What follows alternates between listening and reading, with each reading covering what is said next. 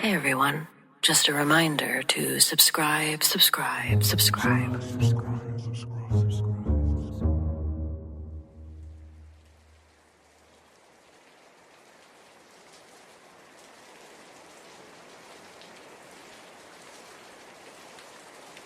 I'm in my late 40s.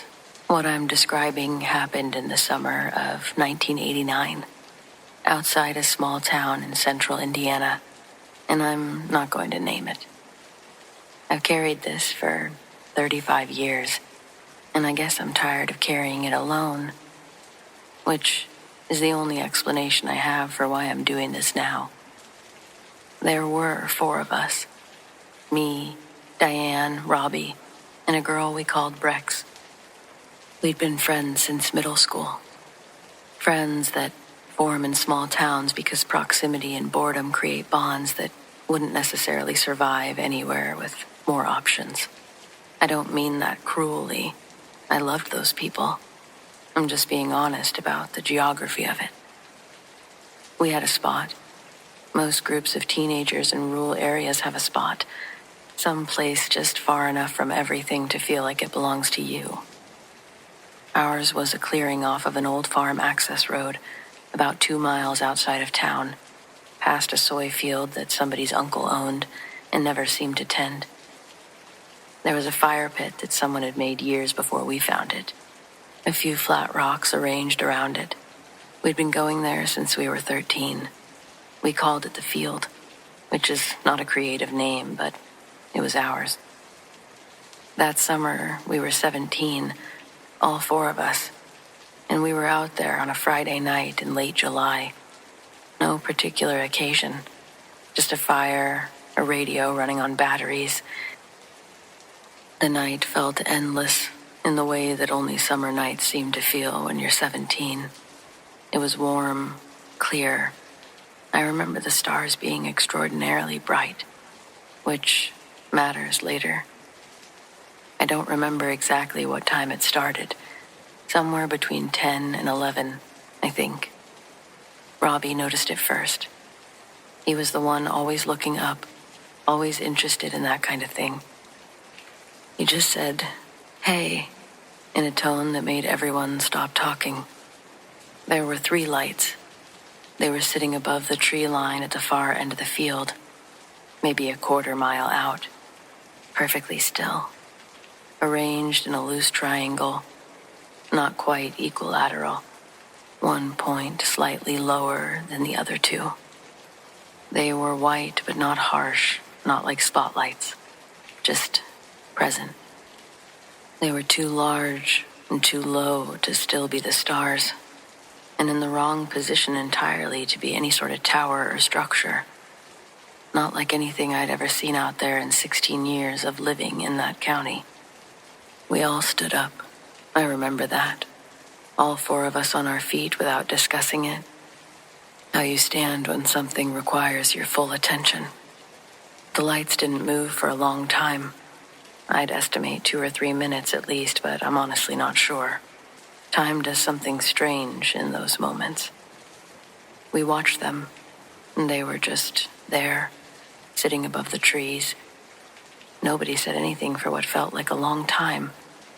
Then Brex said, "It knows we're here." I don't know what made her say it. I've thought about those 4 words more times than I can count. She didn't say, "I think," or "does it seem like." She said it flatly, the way that you'd state something obvious. And the moment that she said it, I felt it too. I think we all did, because Diane made a sound that wasn't quite a word, moved closer to the fire without taking her eyes off the lights. I guess this is the thing that I find the hardest to explain to people who weren't there, because I've tried. But it wasn't just the lights that were strange or anomalous or unidentified. It was the quality of attention coming from them. I know how it sounds. I'm not a person who talks like that normally, but there was directionality to it. A weight. Like standing in front of a window and feeling sunlight on your face. You know where it's coming from, even with your eyes closed. Whatever was out there past those trees was oriented towards us specifically. I felt that as clearly as I've felt anything. The lights moved then, not fast. The slow lateral drift south, parallel to the tree line, unhurried. And as they moved, one of them dimmed slightly, or changed. I've described it different ways over the years, and I'm still not satisfied with any of them. It wasn't a flicker. It was more like a shift in quality, like a change in the nature of the attention. As it did that sort of seamless mechanical blink, I felt the pressure lift, and then they were gone. Not over the horizon, just absent. That's what I saw, anyway. We stood around the fire for a few minutes without talking. Robbie kept looking at the tree line. Diane had her arms wrapped around herself despite the heat. Rex hadn't moved, still facing where the lights had been. It was Brex who broke the silence. She said, "Well, that was weird," in a voice that was almost normal. She picked up her drink and sat back down. And just like that, the temperature of the whole night changed. Not the literal air, just the social atmosphere. Robbie sat down. Diane laughed a little, high and brief. A nervous laugh, not one about anything funny. I stood there for a moment, looking at the tree line, and then I sat down too, because what else do you do when the most confident person in the group has already decided what something was worth? We talked about it for maybe 20 minutes that night. Then the conversation moved, how conversations move when nobody wants to stay somewhere. And by midnight, we were talking about other things entirely. I brought it up a week later, just the four of us, different setting. I said something like, "I keep thinking about what we saw." And Breck said that she didn't know what I meant.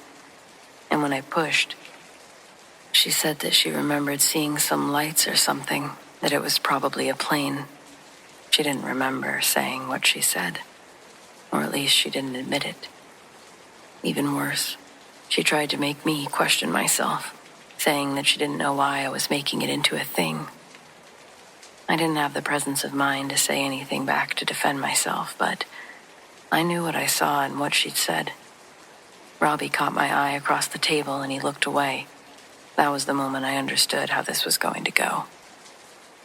Over the next year, I learned that Brex actually had a lot of memories from that night.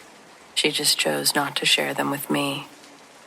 Instead, Brex had confided in Diane. She told her that she remembered. More so, she saw something, she thinks, that we didn't see.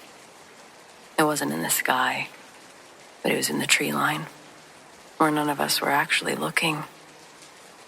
She said she'd had nightmares about them. I asked Diane about them. She never explained exactly what they were, only that she was terrified of them and didn't want to talk about them. Instead, I became the butt of the joke. Rex told the story twice that I know of, once to some kids at school and once to her older brother, as a funny thing, a bit. Remember when Carrie thought she saw a UFO, laughing? And because Brex was Brex, because she was the funniest and the loudest and the one that everyone wanted to agree with, it calcified that way. It became my thing that I'd gotten worked up about, my weird fixation, the running joke that wasn't quite a joke. Robbie moved away for college in the fall of 1990, and we fell out of contact the way that you do. I found him on Facebook about 10 years ago. We exchanged a few messages. I asked him once, as carefully as I could, if he ever thought about that night. He said he remembered it, but that it was a long time ago. He was sure there was an explanation. He wasn't unkind about it. He just wasn't going to go there. Diane, I'm still in contact with. We get coffee maybe twice a year. But in all this time, we've never talked about it again. There's this unspoken understanding between us that the subject is off the table. I think what Brex shared with her probably scared her. I've respected that because she's still in my life, and I value that more than I value being right about something that I can't prove anyway. Brex and I lost contact completely sometime in the mid-90s. I heard through mutual people that she moved to Arizona. I've looked her up occasionally over the years, not to contact her, just to look.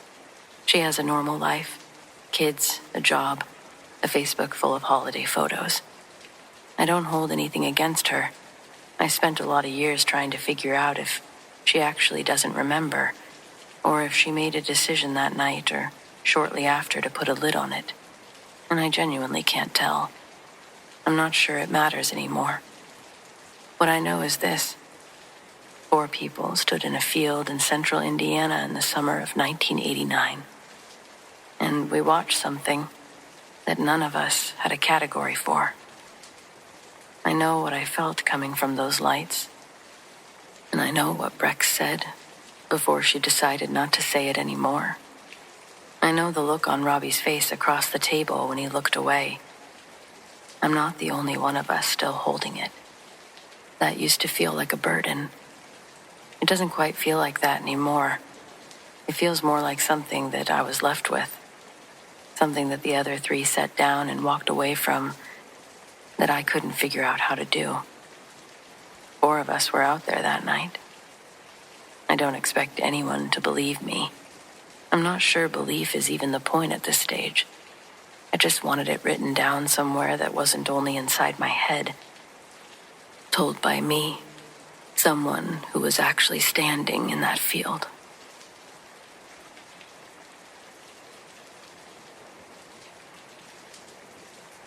I want to preface this by saying I am a completely normal, functional adult woman in my late 40s. I have a job, a mortgage, 2 kids in high school. I'm not someone who spends a lot of time online. I found this community about a week ago while trying to find other people who've had experiences like mine. And I've been reading through posts ever since working up the nerve to write this out. The short version of how this is getting posted: I've been cleaning out my childhood bedroom at my mother's house over the past few weekends. She's downsizing, and in a box of old notebooks, I found my diary from when I was 15. I hadn't thought about what happened that summer in a long time. I don't mean that I'd processed it and moved on. I mean, somewhere along the way, I just stopped thinking about it. Filed it somewhere that I didn't access. Reading my own handwriting, well, it brought it back in a way that I wasn't really prepared for. I've spent the last week trying to figure out what to do with that. I told my husband the broad strokes. He was nice and caring about it, but there's a limit to how much someone who wasn't there can really give you, you know? So here I am, just putting it out there. This happened in the summer of 1993. I was 15. We lived on a small farm property in rural Ohio. Not a working farm by that point, just land. About 11 acres, a barn that we didn't really use anymore, a tree line along the back of the property where my dad had cleared a path years earlier. My bedroom window faced that back field. It was late July, a Tuesday. I can be certain of that thanks to the journal. What the journal doesn't say, and I can remember, is how hot it was. It was a humid Ohio summer night, that's for sure. Even when it's dark, it doesn't cool down. And I had my window open, and a box fan was in it, not doing much. I couldn't sleep. I remember looking at my alarm clock at 11:40 p.m. I remember being annoyed that I was still awake. I had a summer job at a farm stand that started at 7, and I was already calculating how little sleep I was going to get. I decided to go sit outside for a while. We did that sometimes. The porch off the back of the house caught whatever breeze there was. It was usually cooler than my room. I didn't tell anyone. My parents were asleep, and I just went out. I want to describe what I noticed first because it's one of the things that my diary entry confirmed that I'd genuinely forgotten. The quiet. Not just quiet. It was this specific absence of sound that I know now is wrong, especially for a summer night in Ohio. There should have been insects. There were always insects. A constant wall of them. Crickets, cicadas, and things I couldn't name. Every single night all summer long. But not that night. I stepped off the porch and there was nothing. I remember standing very still and listening for them, hearing nothing at all and thinking that that was strange. And then I just didn't follow that thought anywhere. Like the strangeness registered and then dissolved before I could do anything about it. I just kept walking. I walked out into the field. I don't know why. I hadn't planned to. I was just going to sit on the porch, but I walked out past the porch, past the garden beds, along the back of the house, out into the open grass of the field. I remember the grass was wet against my ankles even though it hadn't rained in days. Then, the light. It came from above the tree line, at the far end of the field. I want to be careful about how I describe it because I've read a lot of accounts online this past week where people reach for dramatic language, and I don't want to do that. It wasn't dramatic or extravagant. I guess I keep coming back to that part. It should have been, but it wasn't. It felt natural or normal to be seeing and doing what I was doing despite there being a small part of me that knew it wasn't. It was just light, pale, even, sourceless. Almost like how light is on an overcast day, coming from everywhere and nowhere. It lit the field the way that the field looked at dusk, that flat gray-green, no shadows. I remember noticing there were no shadows and thinking that that was interesting in the same distant way that I'd thought the silence was strange, noting it, not reacting to it. I stood in the field and I looked at that light. And here's what I wrote in my diary, in my own 15-year-old handwriting in purple gel pen. Something was at the tree line, not standing, more like waiting. For me, I don't know. I couldn't look straight at it. Every time I tried, it was just trees. But I knew it was there. I could feel it, like someone looking at me from across the room. I wasn't scared. I don't know why I wasn't scared. I think maybe being scared wasn't an option. I don't remember writing that. I don't have a visual memory of whatever it was at the tree line. Reading that entry, I kept waiting for it to come back, the way that other details came back when I read them, but it didn't. That specific part is just gone. What I do remember, what the diary also confirms, is the feeling that I describe. That being scared wasn't an option. It wasn't that I was too frightened to feel fear. It was more like fear was a channel that had been turned off. I was calm, how you're calm under anesthesia. Not relaxed, just reassured. Just emptied of the capacity for it. I've never felt anything like it before, or since, and I don't have a framework for what else could cause that in a person. I don't know how long I stood there. And that's probably the scariest part, weirdest part. Even now, even trying to be rational about it. My diary entry says that I came inside and looked at the clock and it was 2:55 in the morning. I had looked at my clock at 11:40. I remember walking outside. I remember the silence, the wet grass, the light, and standing in the field. I have maybe 15 minutes of experience to account for 3 hours and 15 minutes of time. The diary entry ends with, I don't know where all of the time went. I feel fine. I'm gonna go to sleep now. 15-year-old me apparently made peace with that faster than 47-year-old me is able to.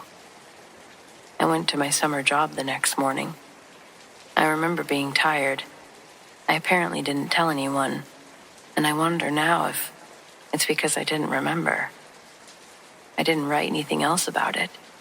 And somewhere in the years between then and now, I just stopped carrying it. I've thought about that a lot this week. How a person sets something like that down and walks away from it. I don't have a good answer. The brain protects you, maybe. Or maybe I just didn't have any language for it. There was no real resolve. I don't remember coming back inside. So, it just had nowhere to live. It had to be let go. While reading that entry cracked it back open in a way I wasn't really expecting. The memories that came back, they came back clearly. Certain things, they feel real and solid. But there's a 3-hour window sitting in the middle of all of it that my memory simply cannot account for. And the clock times are written in my own hand. And those two facts refuse to resolve, no matter how long I sit with them. I'm not saying I was taken somewhere. I'm not really saying anything. I'm just saying I was 15 years old on a farm in Ohio, and I walked outside at 11:40 at night, and I came back in at 2:55, and I can only tell you what happened for about 15 minutes of that time. And I wrote it all down, then forgot about it for 40 years. I don't know what I want from posting this. Maybe just to find out if anyone else out there has had the same experience of a memory coming back like this. Not the encounter itself necessarily, but that specific feeling of rediscovering something you apparently decided not to think about. How do you forget something like that? How do you remember it so completely the moment you're given the prompt? Those questions bother me more than the missing time. Almost.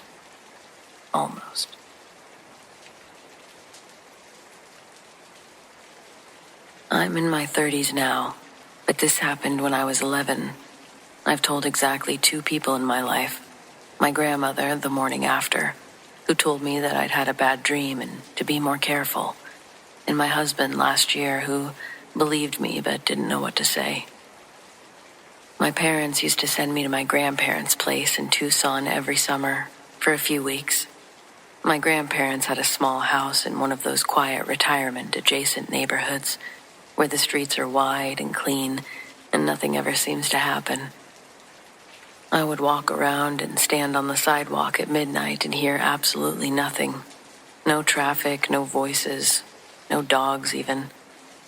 Just dry, cool, hot air and the occasional sprinkler system clicking on. I had my own room there, small, facing the backyard, decorated the way guest rooms at grandparents' houses always are.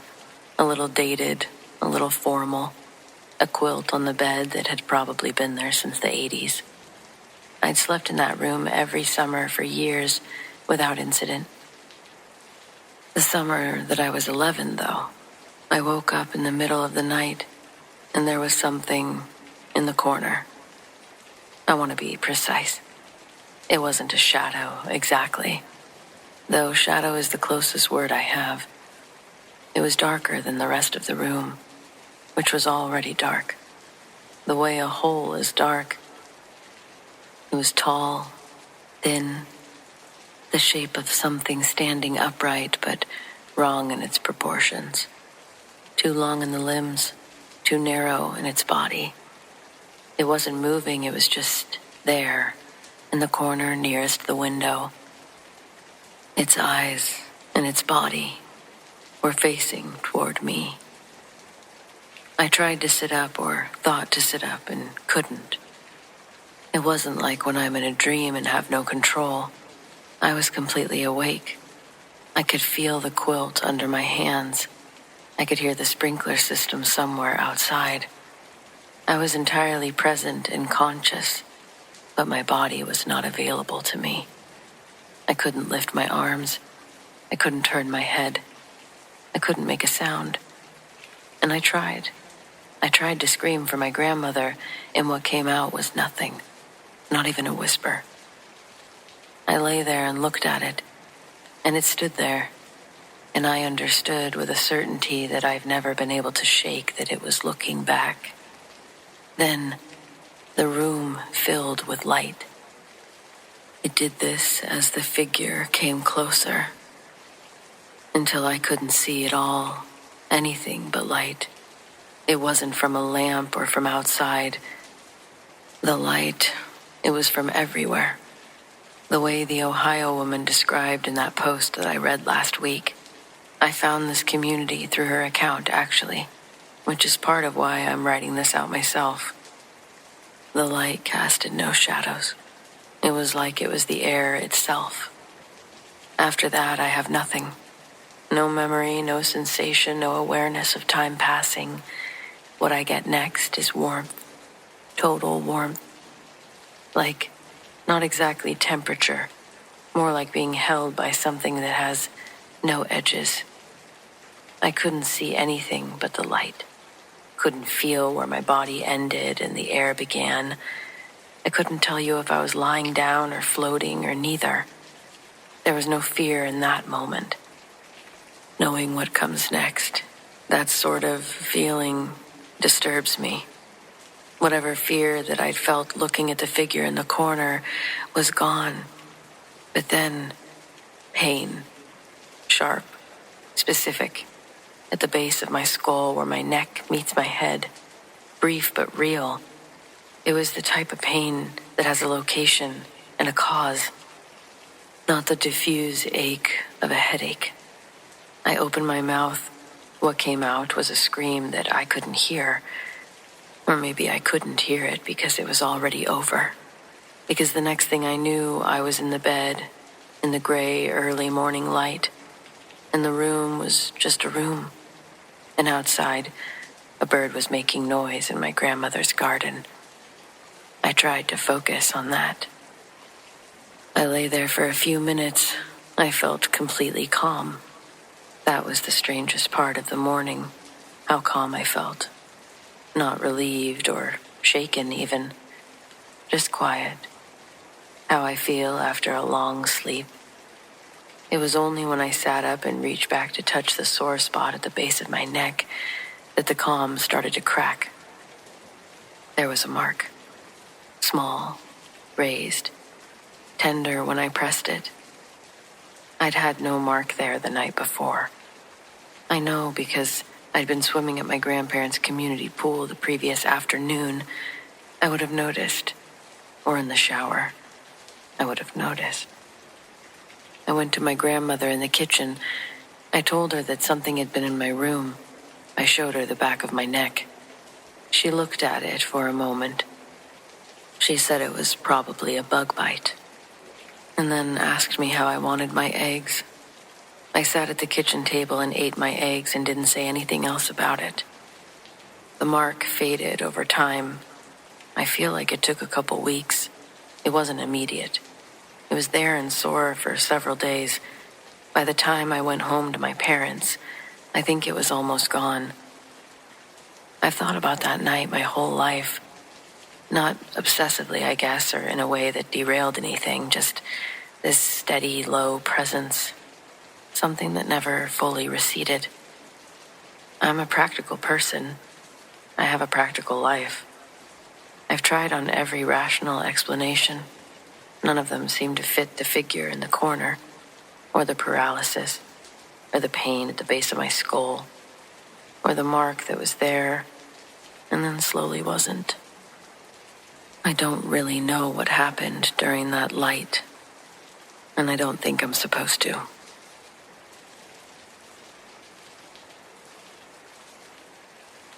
My dad asked me to post this for him. He's 58, been driving long haul since he was 22, and he loves when I read him these stories, but he doesn't have an account of his own, so I'm going to share. He told me this story about 3 years after it happened, and only because I pushed him to do it. He said if people think he's crazy, that's fine. He's used to it. So I'm typing it up in his words the best I can. I saw something on I-40 outside Grants, New Mexico, sometime around 2016, late October, I think.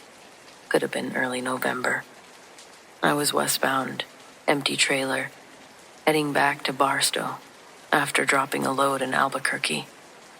It was around 2:15 in the morning. I remember checking the clock because I was trying to figure out if I had enough time to push to Gallup or if I needed to pull off sooner. No other traffic. That stretch is dead at that hour, which I always liked. No cars weaving around you, no four-wheelers doing stupid stuff, just the road. First thing that happened was the dash. Everything flickered, not like a quick blip. It went dark for maybe 2 full seconds, came back, went dark again. The radio cut out mid-song.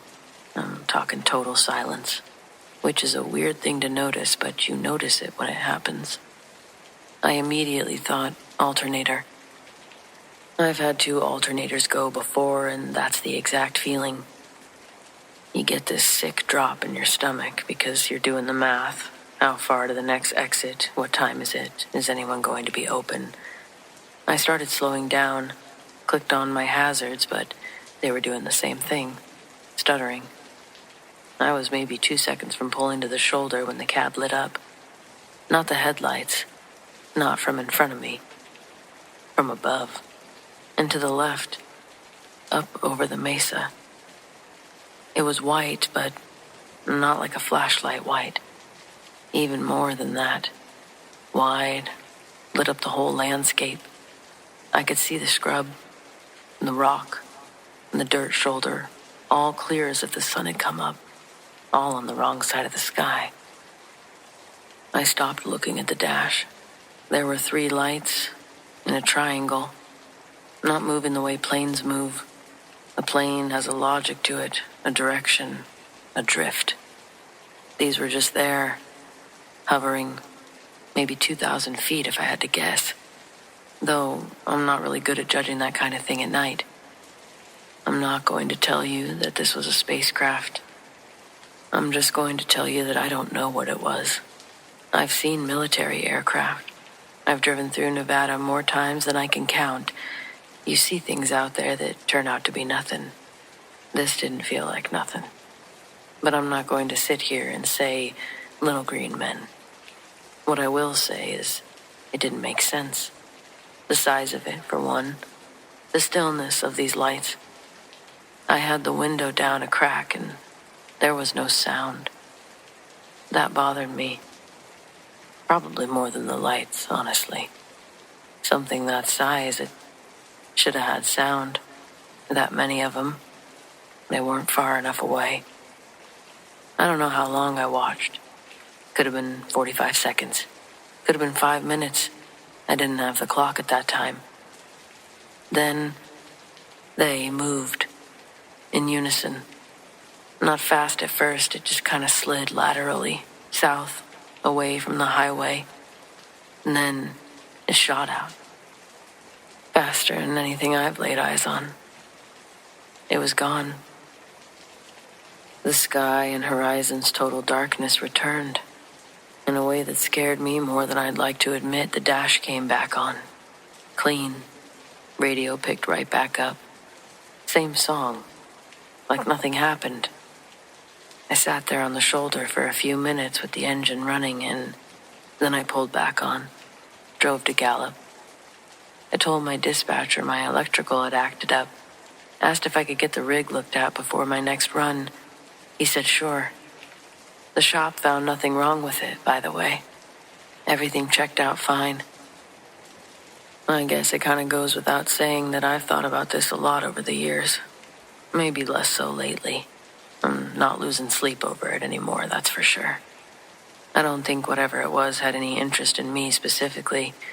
I think I was just there at the wrong time. Or the right time, depending how you look at it. I still don't really like to drive that route, though. I check the sky a little more than I used to, for sure. I'm not exactly sure what I'll find, but one time, there was something.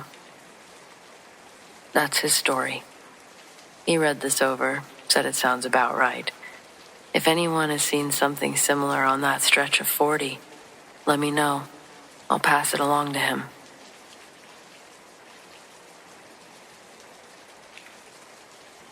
My brother Wyatt was poking around in our backyard, digging holes with his friend Emmett. I was sitting in the kitchen with our mom when they brought this dirty metal box inside and set it down on the counter. It looked like a cylindrical toolbox. The lock that held it closed was still shiny. None of the metal of the box or lock looked corroded in any way.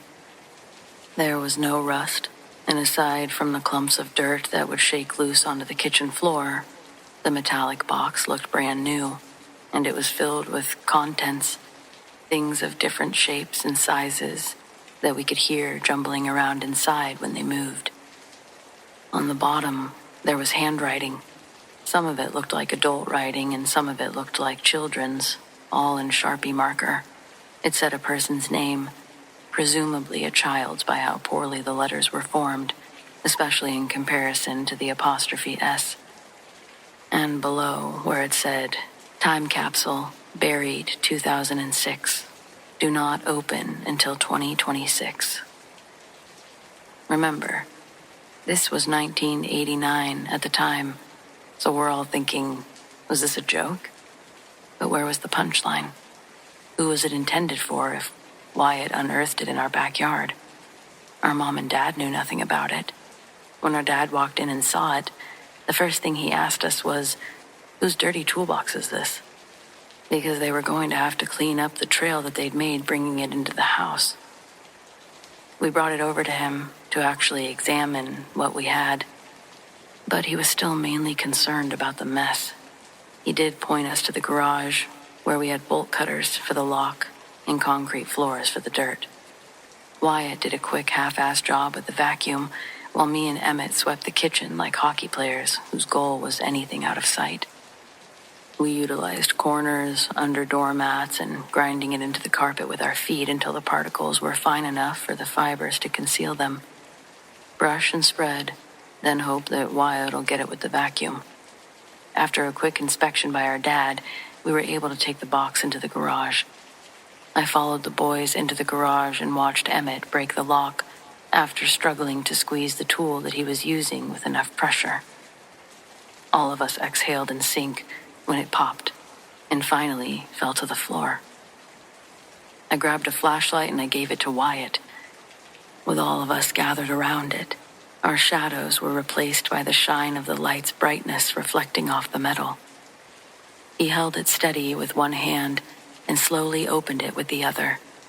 Emmett and I leaned our heads in close, just far enough to avoid the lid from hitting us on the way up.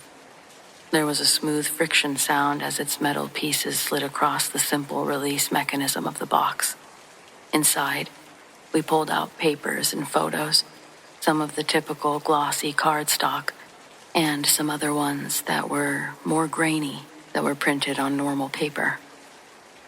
I think the best way to describe the stuff that we found would be to talk about it exactly how we did when we'd first seen it all. For example, in 1989, you had to go out and get pictures developed. That usually involved going to a kiosk in the mall. Having random family pictures printed on normal paper wasn't seen outside of textbooks and posters. And you still had to go somewhere to get it done, and even those options at the time didn't produce the quality of the images on the paper. Under that, we found what looked to be CDs, but none of the discs would play anything that we had. Wyatt was the one who noticed that they said DVD in caps, somewhere on the front of them. We quickly assumed that it was a foreign format that we didn't know. This next detail makes me chuckle thinking about nowadays because as boys we were trying to hear what these unknown bands sounded like. I picked up one of the CD DVDs and memorized everything about it as I tried to make sense of what a DVD was. If it was foreign, why was everything else in English? Then I pondered. What sort of high school's rich enough to record an audio CD of their high school musical remixed? These kids must be the most talented, privileged kids from wherever DVDs are from. Unfortunately, that didn't work on any of the CD players either. We also found close to a dozen different types of playing cards with art styles that resembled a kids show that used to be on Nickelodeon called Adventures of the Little Koala. As Emmett's looking through the stacks of photos, all of them revolving around one family. Candid snapshots that gave little insight into their lives that they lived. 3 of them, man, woman, and a child who looked to be a perfect mix of both parents, though had become distinct in his own way as the child aged in other photos. Then Emmett pointed out something weird. The house looked identical to ours. Its decorations, furniture, and wallpaper were all uniquely theirs, but the foundations and overall layout of the house, where the windows were, their sizes, all exact to ours. This was even more confirmed when we found another picture of the family outside. The house, yard, and cherry tree were undeniably ours. We believed the previous residents were the ones who buried the silver box. Was previous the best way to describe them? That's what I still don't know. After opening it, things started happening around the house. Scary stuff that had never happened before. We'd randomly step into cold spots of the room when stepping only a few feet away, it would be warm again. My dad could never explain that one. I know the most heart-stopping event that happened involved both me and my brother. We shared a room, and one night I got up to use the bathroom that's down the hallway. Our bedroom and the bathroom share a wall. The toilet is up against that wall. I'm sitting there, trying not to doze off as I finish, when something woke me right out of it. I heard Wyatt's muffled voice talking to someone on the other side of the wall. I swear I heard him say my name. Something like, "Chris? What's going on? Chris? Who are you?" I get done. Don't even think I washed my hands and I dashed out that door, but I'm stopped in my tracks when I see a silhouette standing, looking into our bedroom. It looked my size, kid size. For one quick second, I thought it was Wyatt, so I go, "Wyatt?" The silhouette turns and looks at me, and I realize, oh no, that's not my brother. I'm frozen, staring into this human void, and it starts making a hyperventilation noise. Its labored breathing gave me a quick spike of fear. My legs felt like jello, as I thought this thing was getting ready to charge me. But instead, it slowly backed away from the bedroom door, deeper into the darkness of the hallway, until I couldn't see it anymore. Then, my parents' door at the other end opened and slammed, shaking the whole house. Everyone jumps up. I'm still gripping the bathroom doorknob like it's my anchor to reality. My dad was the first one to run out, asking who the hell just slammed their door. When the lights turned on and the threat was gone, I broke down into tears, trying my best to describe what I saw. I don't know if my dad believed me, but he at least trusted me that I didn't slam the door. After hearing my brother's angle of the story, our dad went to bed a little more unsettled and confused than when he'd woken up. We all did. The very next day, Wyatt collected everything that belonged to the silver box, and I went with him to rebury it. That became a much more difficult task than originally anticipated. A few days had passed since it had first entered our house, but when we went into the backyard, the hole was gone. We couldn't find any disturbance that would indicate where it had been. We walked the backyard back and forth for a while looking for anything. A dip in the dirt, loose soil. There was nothing.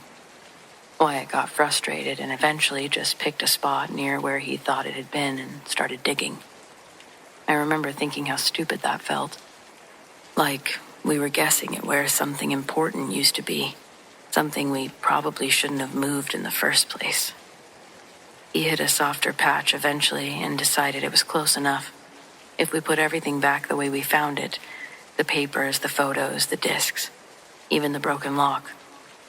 If we didn't really talk about it while we did it, just covered it up, packed the dirt down with our shoes, it'd be all right. I'd say the house felt normal again by that afternoon. And I guess that was almost the strangest part of all of it, that it just stopped. And then we had to go on knowing what we knew. It was just inconvenient. Not even one of those life-changing events that you could wrap your whole identity around. Now what? Where do we go from here? You tell the story until people get bored with it.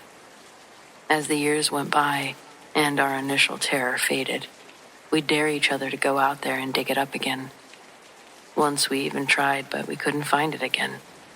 Neither Mom or Dad believed the full extent of the story, so it's only been Wyatt and I that have kept our sanities in check. We both realized, as crazy as it all was, that it happened, and it's safe to say that we both think about it sometimes. Not because it changed anything, but I guess because it didn't. I think about that Lynyrd Skynyrd line, be a simple kind of man, be something you love and understand. Nobody understood. I didn't understand.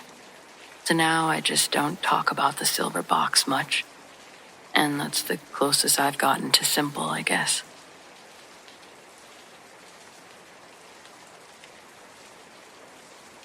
My husband Jim and I were only in Oskaloosa for a single season in 1978.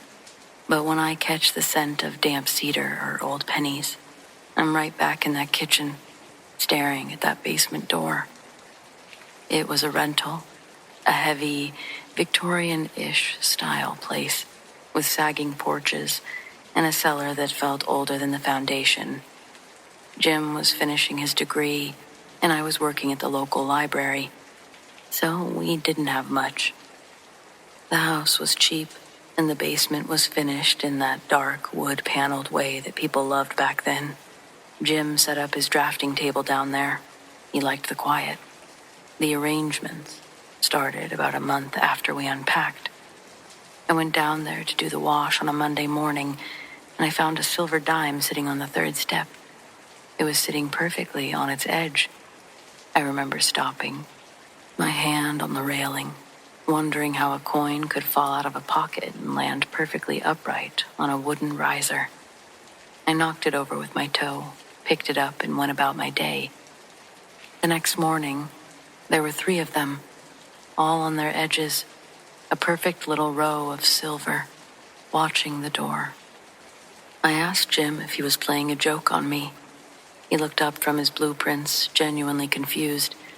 He has always been a practical man, an engineer's mind, and he didn't have a whimsical bone in his body.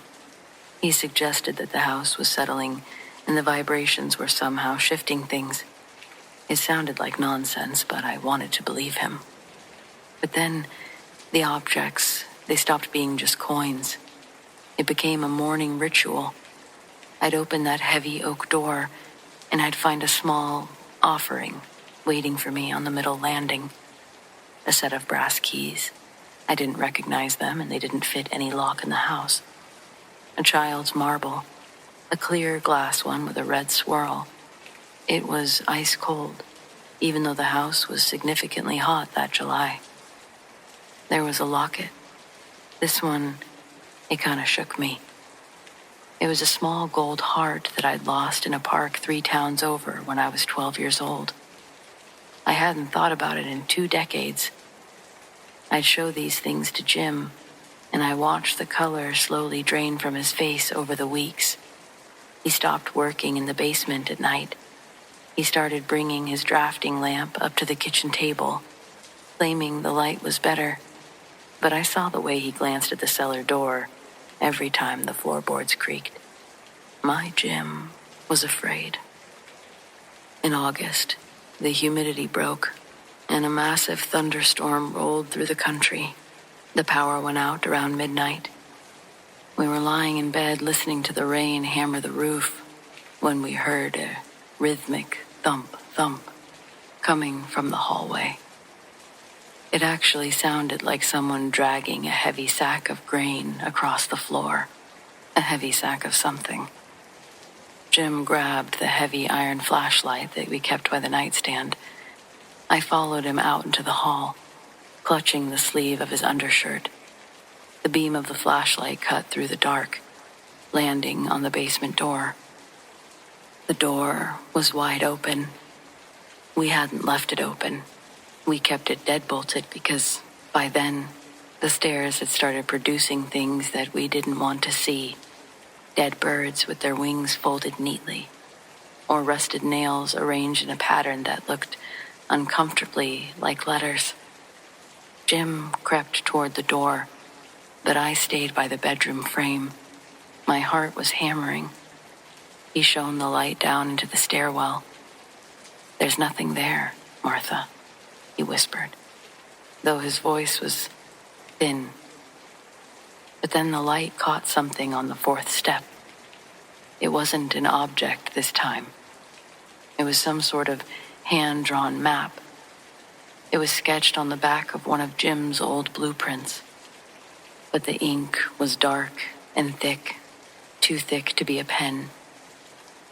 It was a perfect floor plan of our bedroom.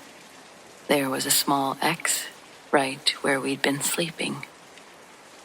You bet that we didn't wait for the sun to come up. We threw what we could in the back of the Chevy and we drove until we hit a diner in Des Moines. I remember sitting in that booth, the sun finally rising, watching Jim stare at his coffee. He reached into his pocket to pay the bill and pulled out a handful of change. He froze. In the palm of his hands, nestled amongst the quarters and nickels, was that red swirled marble from the basement stairs. We never went back for the rest of our furniture. We sent my brother to clear the house out weeks later. When he came back, he looked unsettled. I asked if he found anything weird in the basement. "The basement?" he asked, frowning. The door to that basement was nailed shut from the inside. I had to use a crowbar to get it open just to check the water heater. He handed me a small box of things that he'd found on the kitchen counter. On top of the pile was this small, hand-carved wooden bird. It smelled like damp cedar. I still have that bird. I have tried to throw it away. I know it sounds insane, but I'm talking trash cans, the river, even once in a fire.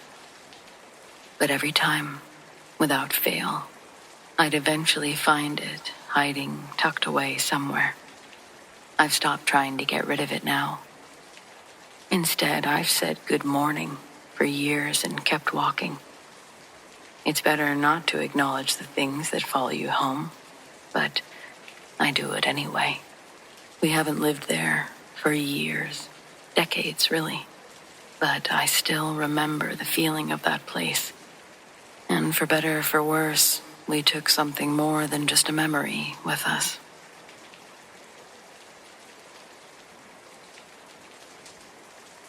I grew up in a house that always felt too big for 3 people. That's not really a complaint, just context. My parents bought it when they were optimistic about a lot of things, including how many kids they'd eventually fill it with.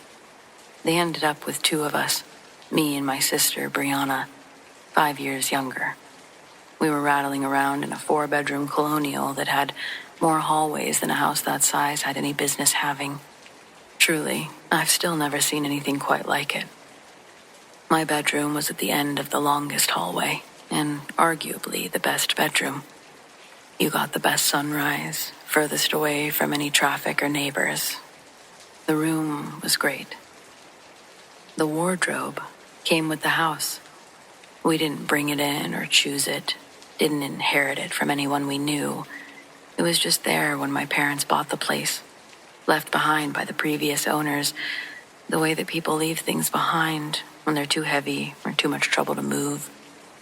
It was dark wood, tall enough that it almost touched the ceiling, with 2 doors that had these long oval mirrors set inside of them. It was old for sure.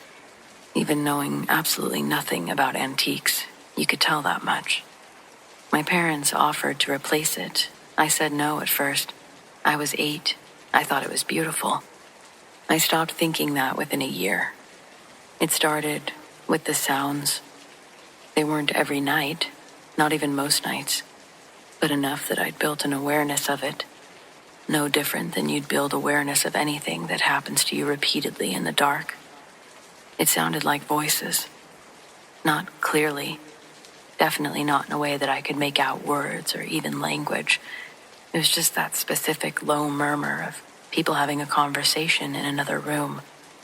Except there was no other room on the other side of the wall, just the exterior of the house, and whatever was outside of it.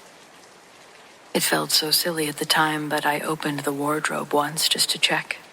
Just threw the doors wide open in the middle of the night because I was 10 and apparently braver than I remembered. The sound stopped the instant the doors were open. I stood there looking at my hanging clothes and the dark space behind them. After a minute, I shut it again and I got back into bed. The sound didn't come back for a few nights. But then, the doors. It wasn't every night, maybe once a month, maybe less. I'd wake up, and those doors would be wide open. Both of them, all the way, like someone had pushed them deliberately wide. Just standing open in the dark, those mirrored panels catching whatever dim light came through the curtains. I'd lay there, and I couldn't fully see into it from my bed, just darkness past where the mirrors ended, and I always had that same feeling, sitting in my chest like something was looking back at me. I never saw anything. Nothing ever came out of it. Nothing ever moved or made a sound once the doors were opened. It just seemed to watch. That's the only word that I've ever been able to use for it. It watched me from the dark until I got up and closed the doors and went back to bed. Eventually, I did ask my parents to get rid of it. I was 12. My dad said it was a beautiful piece of furniture. Was I sure I wanted to get rid of it? My mom said that she would look into it. They never did. I stopped asking after a while, and I just learned to sleep with the lamp on. For some reason, that kept the doors closed. By the time I left for college, I had almost made peace with it. Almost. It had been 8 or 9 months since the doors had opened on their own, and I told myself whatever it was had quieted down. I moved into my dorm in September, and I didn't think about the wardrobe for almost 2 months. Then, Brianna called me. It was a Thursday night in November. It was late. When I picked up, I could tell immediately that she'd been crying. Not actively, just that residue of it still in her voice. She'd moved into my old bedroom after I left. Her choice. She'd always wanted the bigger room. And she was calling to tell me about the wardrobe. She described the voices first. Low, conversational, coming from inside. She'd opened it to check and they'd stopped. I sat on my dorm bed and I listened. I didn't say a single word about the fact that I knew exactly what she was describing, down to the way the sound cut off the moment the doors opened. Then she told me about waking up to the doors being open. She said that it felt like, yes, something was watching her. I asked her if she was okay. She said she thought so. She just wanted to tell someone. I didn't tell her what I knew because she had 4 more years in that room, and terrifying her wasn't going to help either of us. But I did tell her to ask Mom and Dad to get rid of it. I told her to push them on it, that it was her room now, and she had every right to ask. I told her that I'd back her up if she needed me to. She asked. They pushed back the way they always had. Beautiful piece of furniture, too heavy to move, where would it go? But Brianna has always been a bit more stubborn than me. She wore them down piece by piece over 2 years, and at some point in her sophomore year of high school, my dad finally dismantled it and left it at the curb. She called me when it was gone. I could hear the relief in her voice, even through the phone. That was 4 years ago. Nobody has had an experience since. No other mysterious dressers or wardrobes. I'm graduating next month, and about a year after the wardrobe was gone, I finally told Brianna everything. We were home for Christmas break, up late in the kitchen the way that we always end up, and I just told her. The voices, the doors opening, waking up to that feeling of something watching in the dark. She was quiet for a second, and then she said, "You never told me." I said, I know. I said that I didn't want to scare her when there was nothing either of us could do about it. I told her that I imagined sometime in the future we would get to talk about it. She thought about that for a moment, and then she said she understood. And then we sat there at the kitchen table, compared notes for about 2 hours, which nights, which sounds, whether the mirrors ever seemed off, all of it. And somewhere in the middle of it all, we started laughing. Not unlike the way you laugh when something is equal parts funny and deeply unsettling, and you're just glad that it's over. I don't know what was in the wardrobe or where it went when my dad left it at the curb. I can't help but remain curious about who took it that day, and if they've had any sort of experience too, because I doubt they knew what they were getting themselves into.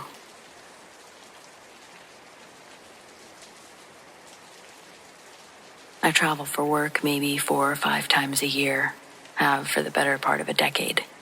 I'm definitely not someone who gets weirded out by hotels or new places. If anything, I've always liked them. The anonymity of it, the white noise of an unfamiliar building, the way that you can order room service and watch whatever you want without anyone having an opinion about it. I sleep fine in hotels, I always have, until the place I call Hellgrove. I'm not going to use the real name of the place for reasons that I'll leave up to you to figure out by the end of this, but I'll call it the Hellgrove. It was a mid-range business hotel in a mid-sized city.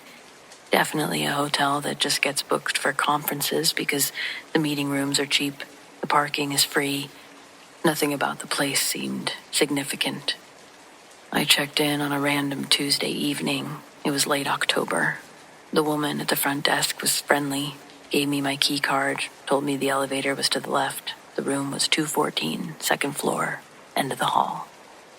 I remember thinking that it was quiet for a hotel, probably because it was a Tuesday, but that specific muffled quiet, like old carpet and thick walls. The first night was rather fine.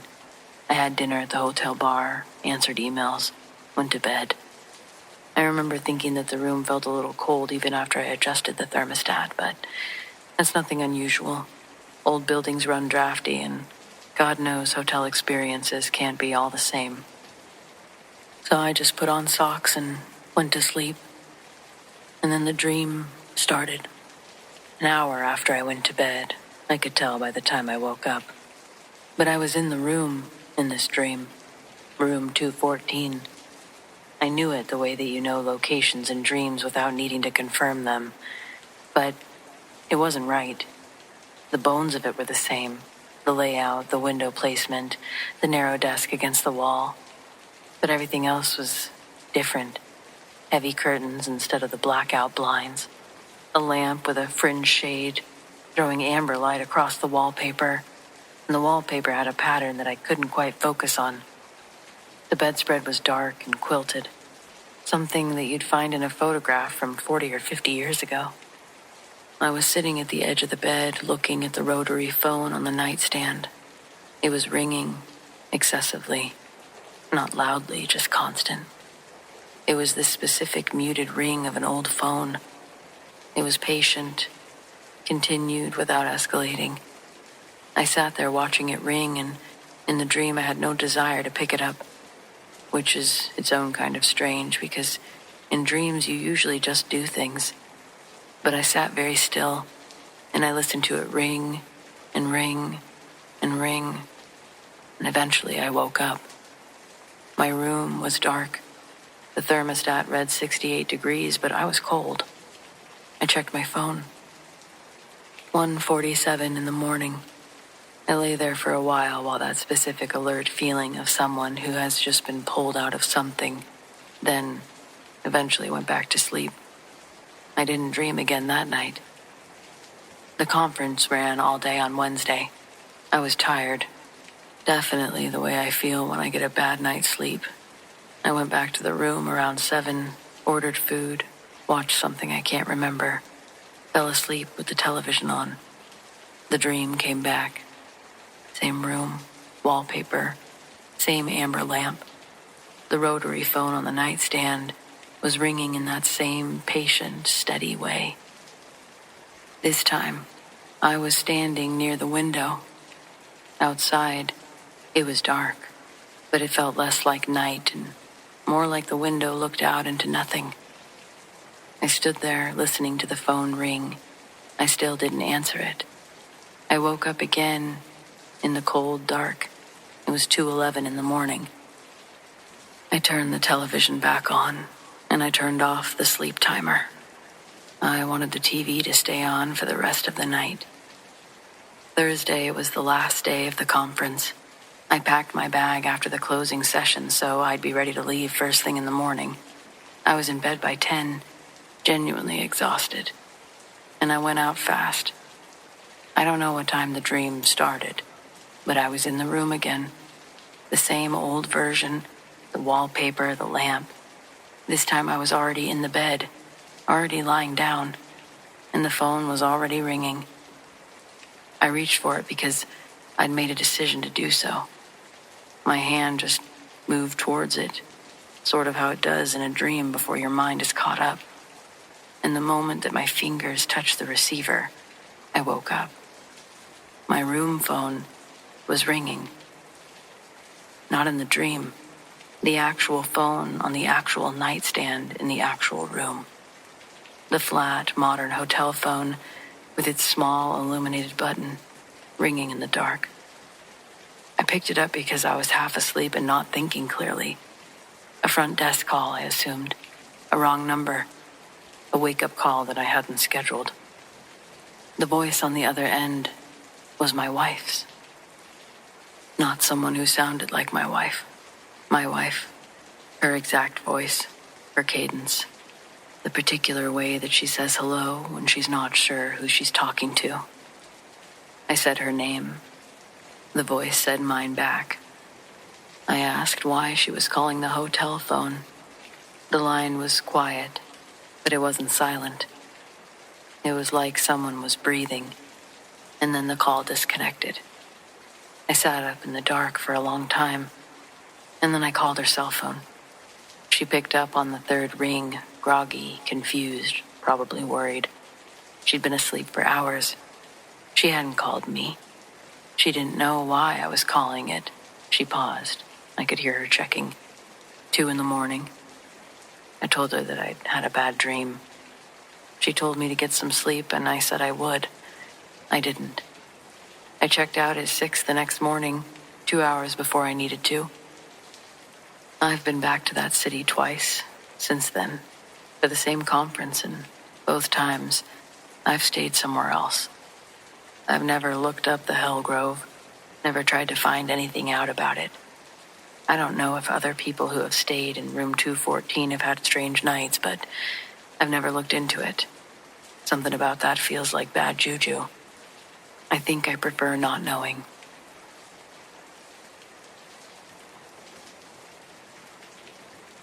My cousin Carson and I have talked about this exactly once since it happened. We were 13 the summer it happened. We're both 34 now. In all those years, we've circled back to it exactly one time, about 3 years after, when we were old enough to think we could drink but not old enough to handle it.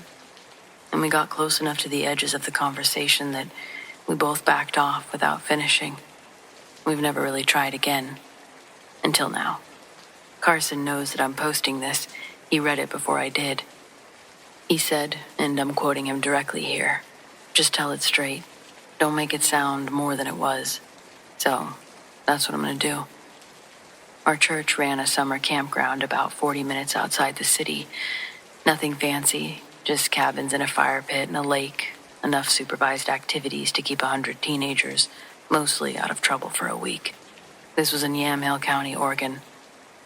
Carson and I had been going there since we were about 10 years old. We knew that campground the way that you know a place that you return to every summer, one that you're familiar with. We knew the trails, the shortcuts, the spots that the counselors never checked. Trail 9 was the longest one.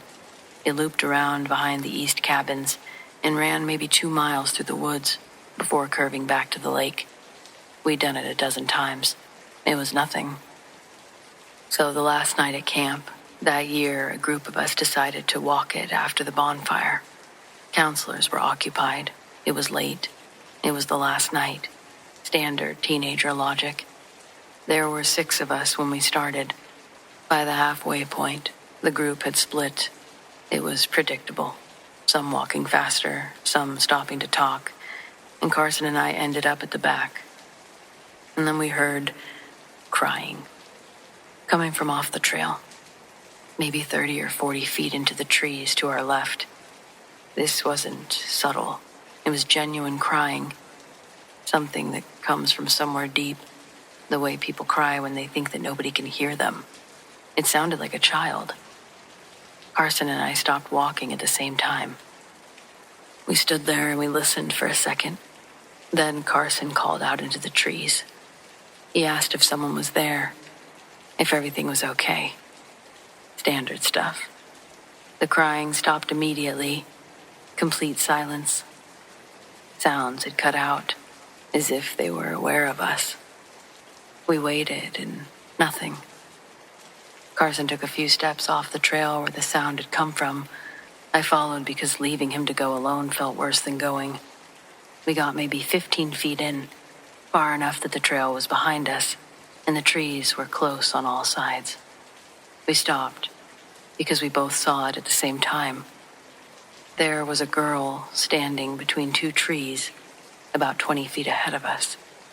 Not part of our group. I'd never seen her before. She was young, maybe 10 or 11, in a white nightgown. She had no business being out in the middle of a trail at night.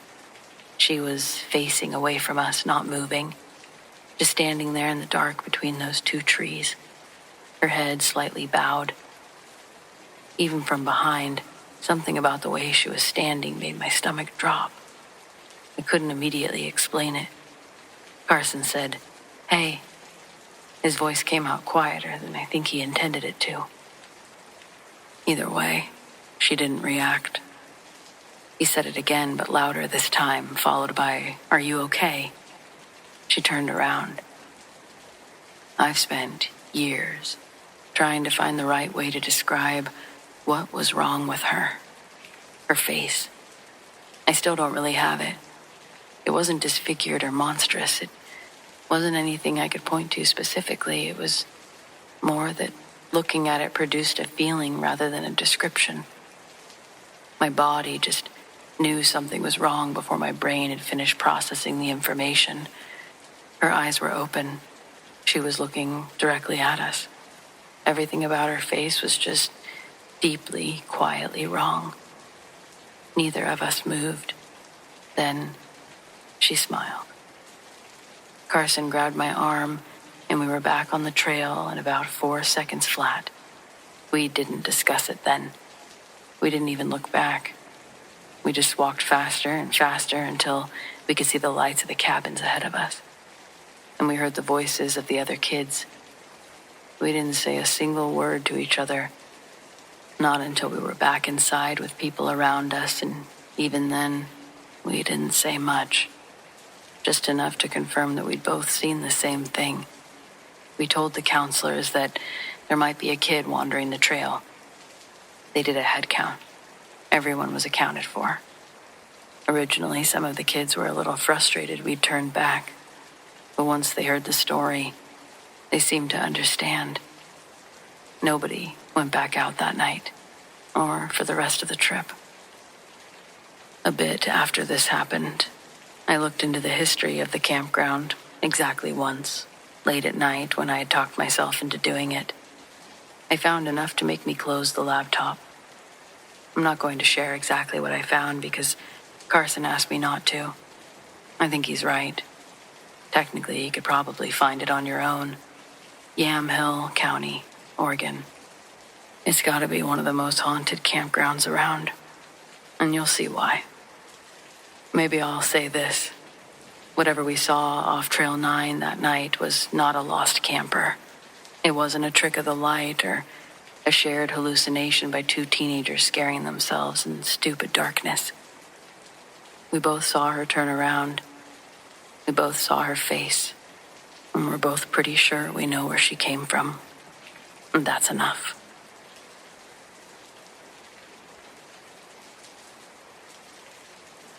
I manage a restaurant in Halifax. One of my cooks takes the bus to work every day. I don't know how I got myself into this situation, but yesterday during his shift, he came up to me in a panic, asking me to drive him to the hospital. "What's wrong?" I asked. The way he came up to me made me think that he'd cut a finger off. Apparently, his mother had just called to tell him his grandmother was dying. It was the real gather around, it's time. So I grabbed my purse, and we sped to get there.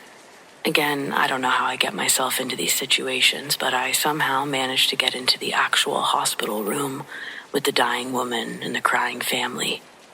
When I was dropping him off in the parking lot, he invited me in, and I felt weird saying no. When we went in, there's barely any standing room. All of the family was gathered as close as they could around the bed. I tried to stay as far back as I could, but as the last few people trickled in after me, I was trapped. It was uncomfortable, and I had to diligently keep on a sad facial expression so as to not look out of place, all while thinking to myself, well, ain't this a wacky predicament you've gotten yourself into? When the chatter in the room goes to a whisper, I can hear the grandmother's voice speak up in a sweet, elderly tone. Her words were spoken with a delicate southern drawl. She had the perfect grandmother voice to read stories. It warmed my heart the moment she began telling everyone, "All right, come on, y'all hush down." When the room went silent, she took a long, deep breath and then said, and I quote, "Now, I want all of you to know how much each of you made my life hell." And those were her last words. Then she died a few seconds later. Her final resting pose looked winced and pained. It was the saddest thing that I'd ever had to see. Each family member in the room shared a tearful yet embarrassed glance around the hospital room like, did she really just go out like that? Well, I had so many questions on our ride home. My coworker's name is Colin, and how he put it was like this. Grandma Lee had always been a handful. He couldn't recall one time in his childhood that she wasn't complaining about something, anything, from the temperature in the house to the way that he'd crunch his cereal as a kid. As Colin reminisced, the stories continued to flow from his mouth, one story after another about unchecked mental illness and the silly situations Grandma Lee got herself into. Unintentional, life-threatening dangers that she'd put Colin in when she babysat. She took him to the zoo, hung him over the guardrails just to get a closer look at the animals. When she pulled him back, Colin could see how upset the other adults looked, and they were all glaring at them. He didn't know why they were asked to leave that day. To him, at that age, Grandma Lee's unstable behavior was normal. There was a point in our road trip, as Colin pulled stories from his memory bank, I could see that he accidentally remembered one he didn't like. He stumbled over his words and then stopped speaking, like his thoughts had just made contact with his words, and he realized he was about to choke up on a story, one that he'd pushed down years ago. I turned to look at him and I saw tears rolling down his cheeks. I asked, "What's wrong?" Just a minute ago he was laughing. I had no clue what had happened. Colin says, "I just remembered something I hadn't thought about since I was a child."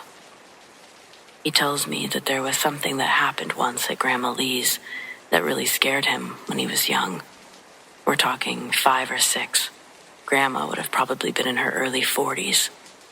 A windstorm had knocked out the power that day, and they had to maneuver around the house by candlelight. The power hadn't come on by the time he went to bed on the living room couch. When he wakes up again, it's still the middle of the night. He doesn't know what time, but it's still fully dark outside, and the house is even darker, all except for a thin blue light that stretched out from under Grandma's bedroom door. With the rest of the house drenched in black, this beautiful glow was the only light source in the house. The light had an almost hypnotizing presence, and without knowing it, Colin got off of his couch bed and wandered over to the bedroom door where the light was coming from. The hinges on his grandma's door were squeaky, so in order to stay quiet, he slowly pushed the door open. Every inch it moved revealed more of the bedroom and let more blue light into the hallway. It was bright enough to hurt his eyes, but the source still eluded him. The light was almost blinding, and Colin had to squint his eyes. Through the shining light, he saw the figure of his grandmother. It looked like she was sitting up in bed, like she was watching TV, but the light was coming from behind and above her, almost silhouetting the front of her that Colin could see. Then, he experienced a heart-dropping realization when he noticed that there were more people in that room, more than just his grandma. There were 4 other figures that were also in the room. They'd pressed themselves into the corners of the bedroom, hoping not to be seen by Colin's squinting scan of the room. But when he saw the first one in the corner nearest the bed, the other 3 stepped out from their hiding spots as well. They were tall. Their heads almost touched the ceiling, and they were all wearing black hooded cloaks, ones that didn't reflect the blue light. One of the entities had their hoods off, and Colin was briefly able to see that its features were not human. It terrified him beyond belief, too afraid to move, too scared to scream. It was also possible that the entities were doing something to control his body, because he remembers desperately trying to move and make any sort of noise, but it was impossible. One of the cloaked figures turned their attention back to Grandma Lee. A white beam of light extended from the sleeve of its cloak, brighter than the indigo blue. She looked asleep, sitting up in bed, and when the white light was focused directly on her, it made her skin look translucent. Colin could see organs and the blood circulating through her veins. When another of the cloaked beings turns its attention toward the bed, Colin can feel whatever was constricting his muscles let go. As soon as the pressure lifted, he ran and locked himself in the bathroom across the hall. He crawled into the bathtub as far away from the door as he could get, but it didn't matter. They knew where he was, and within a few seconds, one of the cloaked figures came for him. As Colin pressed his back against the shower wall, the figure passed right through the wall. It silently floated in from the hallway, like a ghost. But Colin knew these entities weren't spirits, and when it entered the bathroom, his stomach felt like it was going down the peak of a roller coaster. He was strangled by terror. He squeezed his eyes closed and again felt the pressure on his body, freezing his movements. Then he heard the sound of the fan in the bathroom.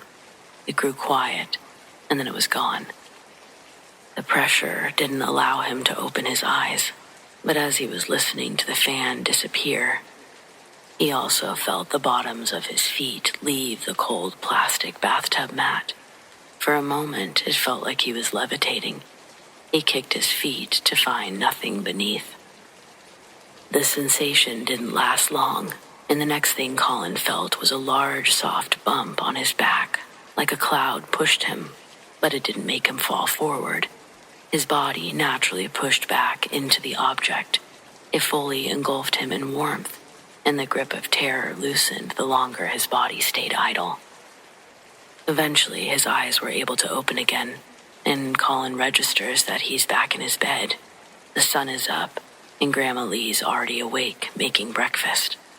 Colin frantically tried to tell her about the night before, but she laughs at his claims, telling him he must have had a bad dream. I asked him if he thought it was a dream. Colin says that that's what he tried to convince himself it was, but when he woke up that morning, there was a small triangular lump on his wrist. It felt like there was something hard under his skin. When he asked his grandma to check it out, she rubbed it, said it felt like scar tissue. It made Colin feel better believing that too. Then it seems his little child brain repressed it good and deep. While in the car, Colin rolled up his sleeve on his right arm to show me that, in fact, there is still a visible lump in the shape of a triangle on his right wrist. It's not big, probably 2 grains of rice long, but it is in the shape of a perfect triangle.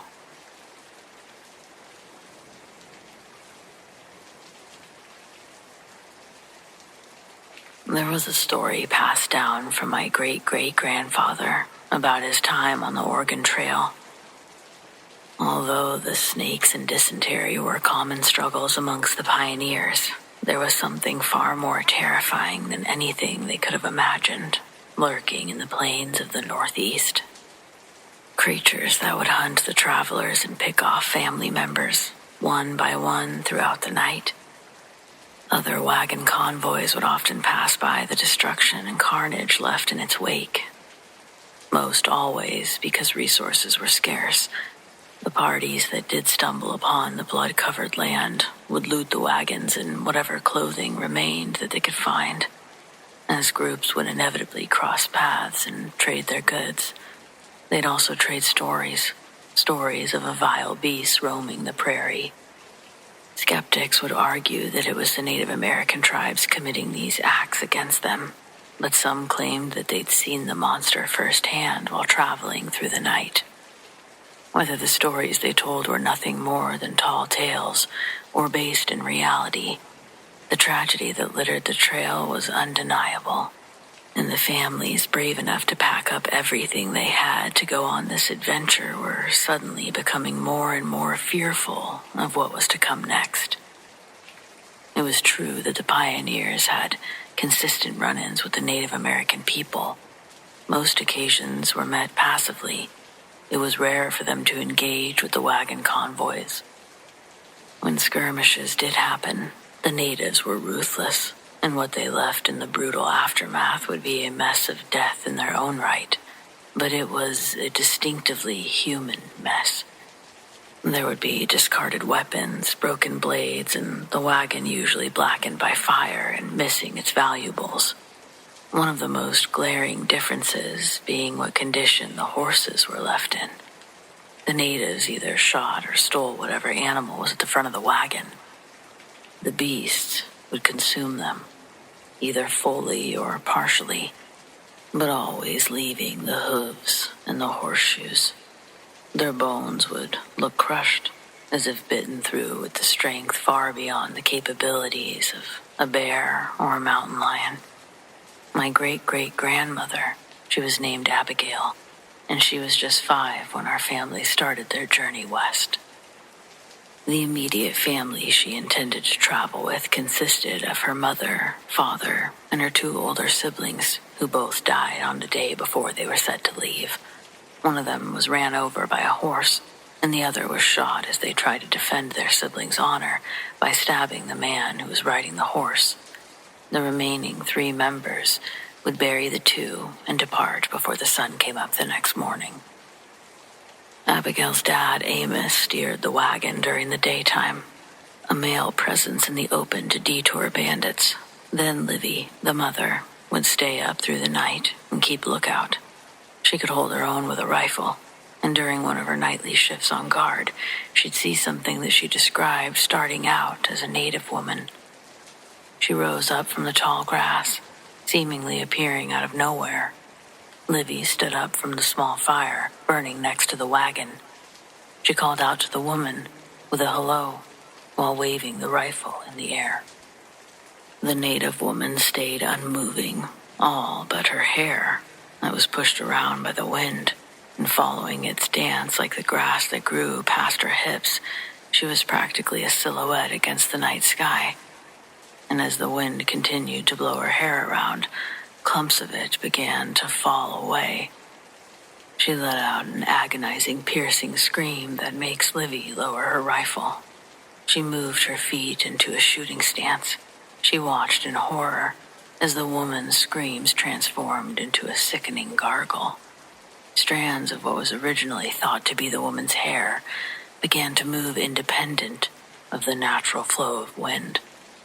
What Livy saw was explained to me as if it had come from the woman's throat, out her mouth, described like roots from a tree growing upside down.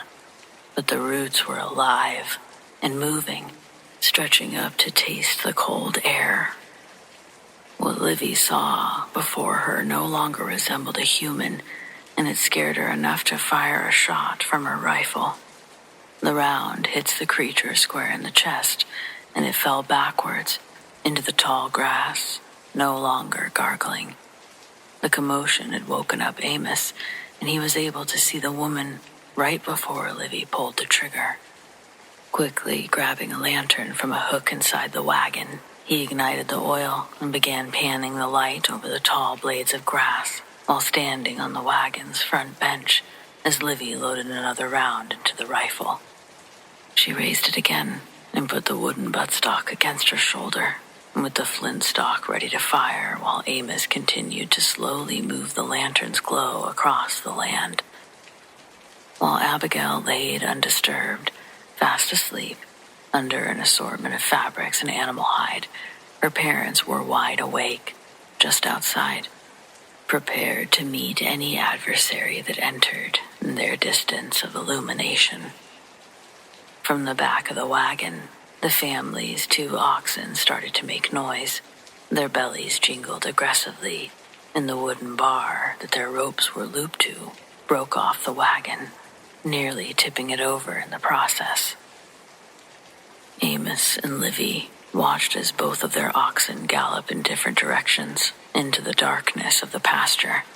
Without words, Livy takes off towards the back of the wagon. Amos, who's still on the wagon, turns and faces the lantern into the covered wagon.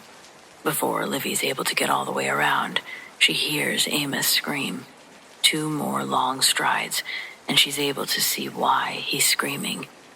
The native girl that Livy had previously shot was standing on the back of the wagon. She was facing the light that Amos was holding, shining at her. And that's when Livy was able to see the girl's features. The skin on the girl was discolored, hung loosely on her bones. Livy determined by her clothing that she was a native girl. Her eyes were open, but they were glazed in a fog. By all accounts, the girl looked deceased. Then, her jaw slowly opened, and her deep gurgling choke began again. Livy aimed the rifle, and as the first tentacle slid from the girl's lips, she fires. It takes off part of the girl's skull, but it doesn't fall or bleed. It was like her body was being used as a shell for something Livy and Amos couldn't see. It let out a hiss that sounds comparable to a fast-moving river. It's a burst of noise, and the creature turns its attention to Livy. Inside the wagon, Amos is terrified and does the dumbest, maybe smartest, quite possibly only thing he can do, which is to throw the oil lantern at the creature. The lantern explodes and fully engulfs the girl's body, sets the wagon top cover on fire. Livy runs to the wagon, desperately tries to untie the cover from the frame, as Amos fights through the fire to get Abigail. The creature jumps from the wagon and runs only a few yards before collapsing. The wagon was saved by Livy's quick actions, all except a cover, which they could purchase at the next junction. As the sun rose that morning, before continuing on, Amos located what was left of the girl's charcoaled remains, and it said that he did find the girl's body. It was completely blackened from the fire, unrecognizable of any features, besides being in the shape of a human. Amos noticed the head and the neck were missing, down to the curve of the body's shoulder blades. It revealed a hollow inside, the rib bones holding its skin like a tent, but no innards. It was believed that something was inside that poor dead native girl, controlling her, either as a shell or a lure. Then it crawled out when it could no longer use the corpse. Neither Amos or Livy spoke as they stood over that corpse. They never told the others in their convoy what happened either. But after that night, they noticed something strange. Stories of people disappearing, wagons left untouched, horses eaten, they stopped, as if whatever had been hunting them had moved on, or maybe just moved somewhere else. The story's been passed down through generations in my family, always ending the same way. What Amos and Livy saw that night wasn't a person, and it wasn't just a creature. It was something else entirely.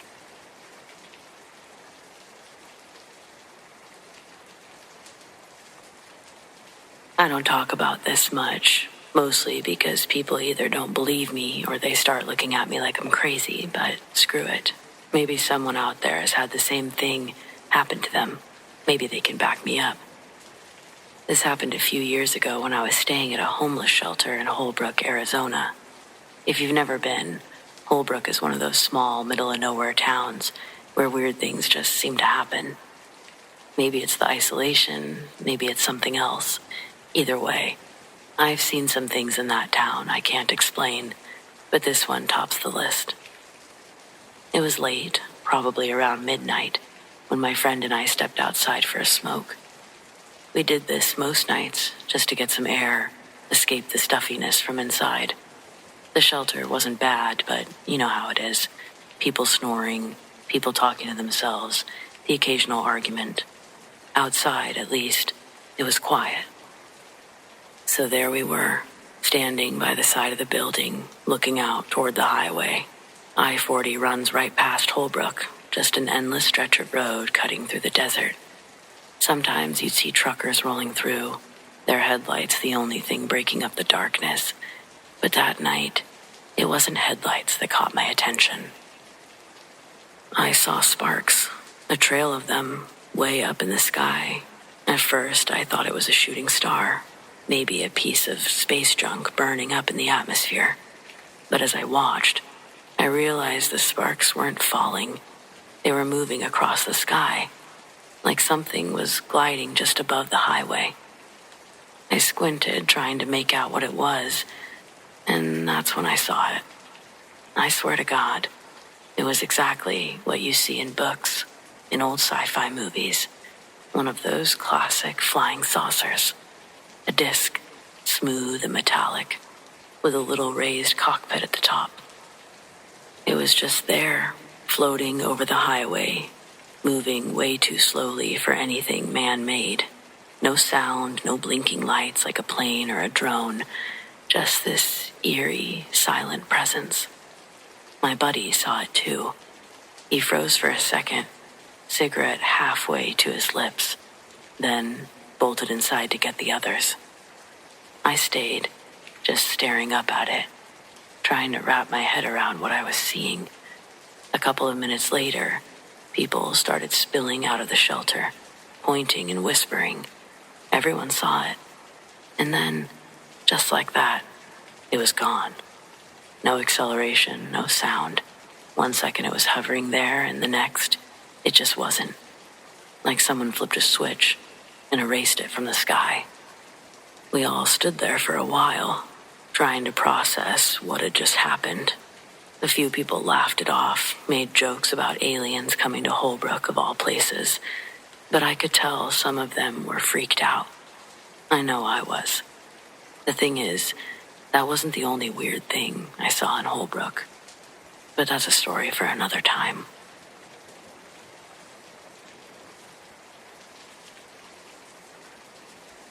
Two winters ago, a huge black triangle craft hovered over the white pine trees along my farmland.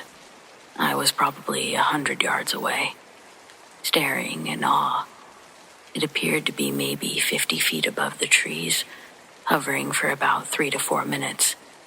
Slowly hovered across the field for a couple of seconds.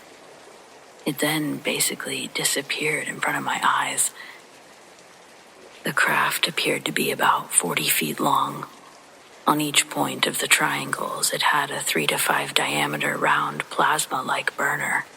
It was evening time, but still light out when I witnessed this. It was probably 10 years ago. A year or two ago, my son and I witnessed a military fighter jet that came in over our farm at an extremely low altitude. We were in the farm shop and the windows started rattling, extremely loud, from the jet. We ran outside to see what was happening, and as we looked up, we noticed a 6 to 8 foot diameter, silver-gray orb buzzing around the sky at incredible speed. The jet was chasing the orb, but wasn't gaining on it. The jet at one point let about 4 or 5 flares out over our field, and then continued the chase.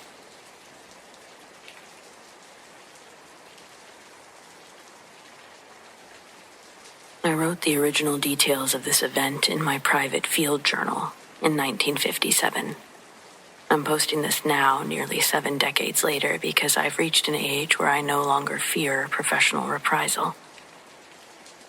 The official report filed with the U.S. Forest Service mentioned a localized lightning strike and chemical burn, a narrative I was heavily encouraged to uphold. Given the recent resurgence of interest in certain cold case phenomena, I believe this record must be shared, regardless of my professional standing. This occurred in the fall of 1957, deep in the Monongahela National Forest in West Virginia, and I was serving as a junior liaison for a private timber operation, responsible for surveying potential new cutting lines near a remote peak. My crew consisted of 2 loggers who we'll call Frank and Billy. We were a 3-day hike from the nearest fire road. Our final night on the ridge was when the phenomena began. Around 1:30 a.m., I was woken up by an intense, silent illumination.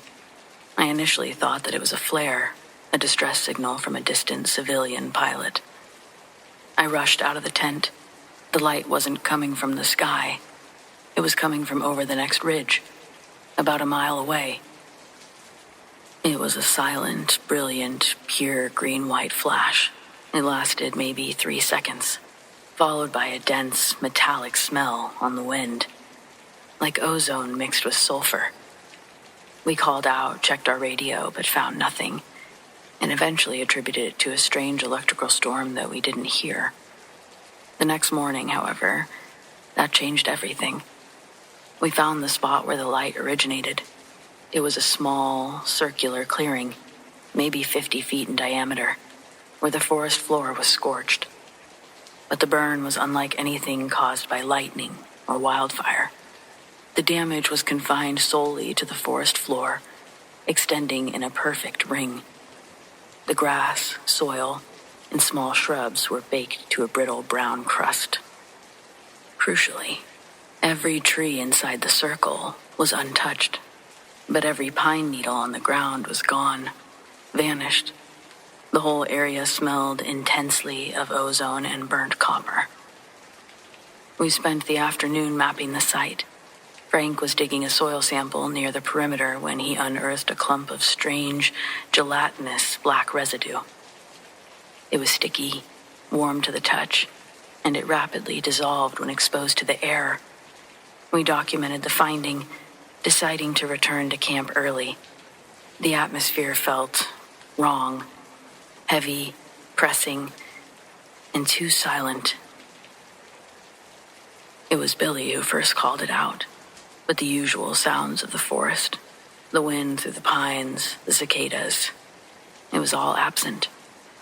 That night was when the entity was seen. We had a small fire going, and around 10 p.m., again, Billy noticed it first. He pointed, his hand shaking so violently that he dropped his coffee cup. "Look up," he whispered, above the notch. Above the highest ridge to the north, silently and perfectly suspended, was a shape. It seemed enormous. I estimate its height was at least 10 feet. It wasn't hovering in the air. It was suspended just above the tallest pine trees, maybe 70 feet up. The creature was roughly humanoid, but impossibly tall and tapered. It was shrouded in what looked like heavy black pleated fabric or a dark vinyl. It had no discernible head or neck, but instead a cowl or a hood that seemed to be formed from stiff, bright, metallic plating. This plating wasn't reflective, though. It was matte, dark, bronze, and shaped like an ace of spades. It was absolutely silent, hovering with unnatural stillness, backlit only by the moon itself. The terror wasn't just visual, it was physical. As I stared up, my hearing suddenly overloaded. I wasn't hearing a voice or a roar. I was hearing a continuous, paralyzing electronic hum. A sound that vibrated not in my ears, but in my bones, my skull. It felt like my teeth were vibrating, that they would fall out any minute. Then, the true horror.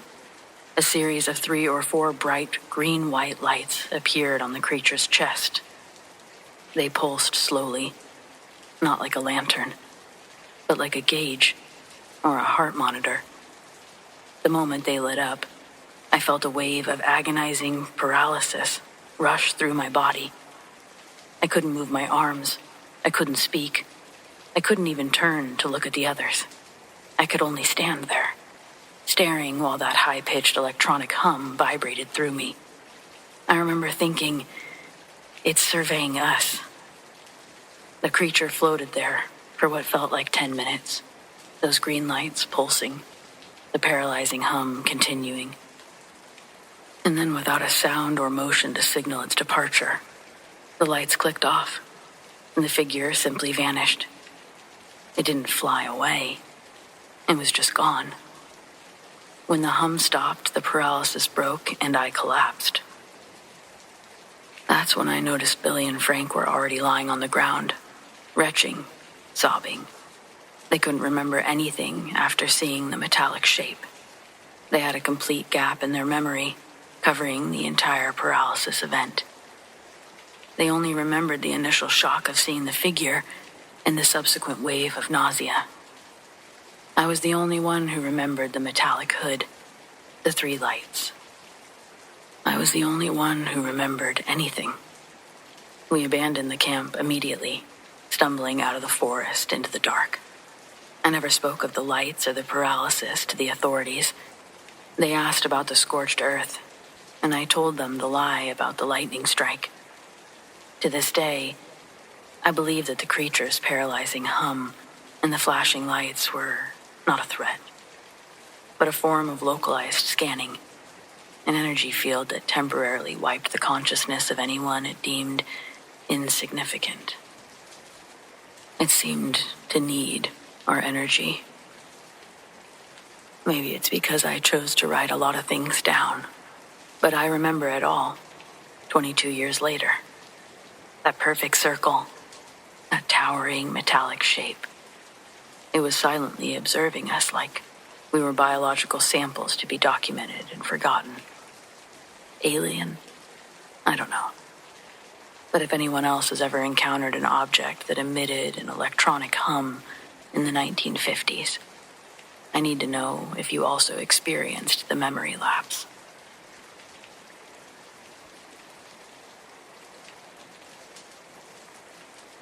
This happened when I was 13, maybe 14. Never really talked about it much, not seriously anyway. Around here, it just turned into one of those weird family stories, ones that people tell when they're drinking too much or try to scare the younger kids. But it wasn't a story. I was there. I saw it. I grew up in Nebraska, not far from Kearney. If you've ever driven through the state, you know that kind of place I mean. Flat, open, long stretches of nothing but sky and crops. Summers were humid, full of bugs. You'd sweat through your clothes before lunch and still get sunburned under a ball cap. Anyway, every summer my cousin Travis and I would spend a couple of weeks at our grandparents' farm. They had a couple 100 acres, mostly corn, and their house was one of those 2-story white ones, with a big porch and peeling paint. No internet, no cable, just radio, books, and our own dumb ideas. That summer was hot, too hot. Even the bugs were quiet by midday. and the corn grew taller than I'd ever seen it. Taller than us, even when we stood on our four-wheeler. Grandpa said the ground was restless. I didn't know what that meant at the time. I thought he was just being weird. But the first night, we noticed the lights. We were out near the back property line, past the grain bins, tossing firecrackers and pretending to be soldiers. And then we saw them. These soft, blue-white glows floating above the corn. Not flashing like fireflies, not even flickering like flames. They moved slow, smooth, like they were weaving between the rows. Travis thought that it was some sort of elevated flashlight, or kids playing with lanterns. I didn't like it. It made the hair on my arm stand up. We ran back to the house, and Grandpa was already on the porch with his boots on, just watching the field. "You boys stay inside tonight," he said, "and close the curtains." We listened. The next day, Travis asked him about the lights, and Grandpa didn't say much, just mumbled something about thin places, how the corn remembers. No clue what that was supposed to mean. That night we stayed up, watching from the second-story window. Around midnight, the lights came back, but there were more this time. 10, maybe 15 of them, moving in patterns, almost like they were dancing.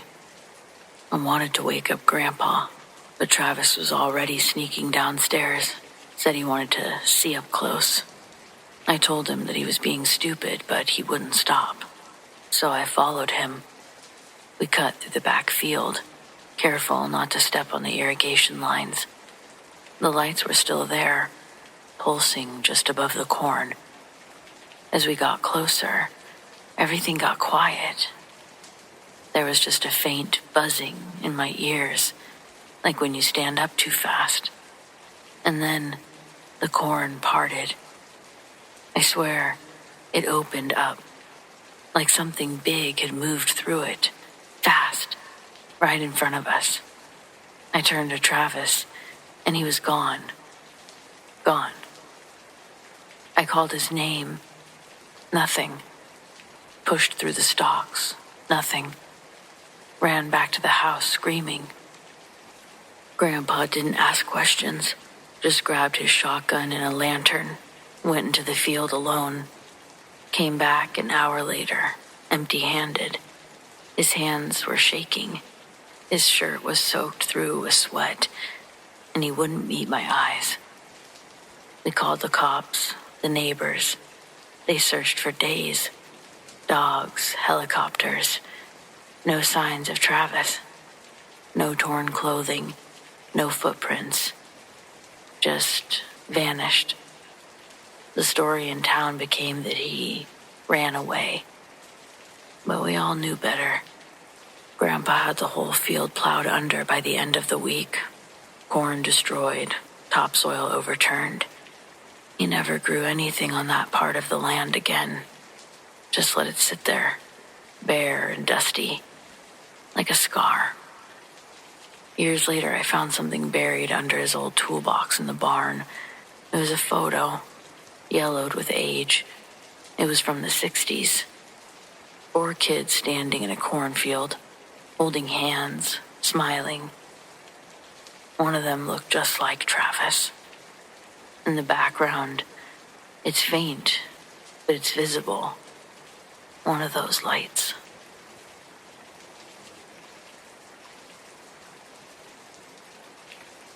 Senior year, 2011. My dad and I are driving home one late night after one of my volleyball tournaments.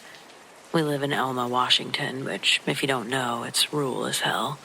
With rural comes a lot of long roads, usually leading to nothing but houses and farmland.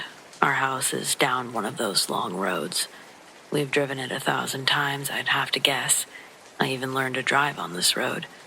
It's not incredibly wide, that's for sure, or well lit, though it's rarely populated. We're never driving that fast because we don't hate our community. Plus, that night it was raining, and that's another reason to drive slower. Anyway, it was dark, raining. We'd been driving for over 2 hours, and I'd been dozing in and out most of that time. But now that we were on our road, I was bright-eyed and bushy-tailed.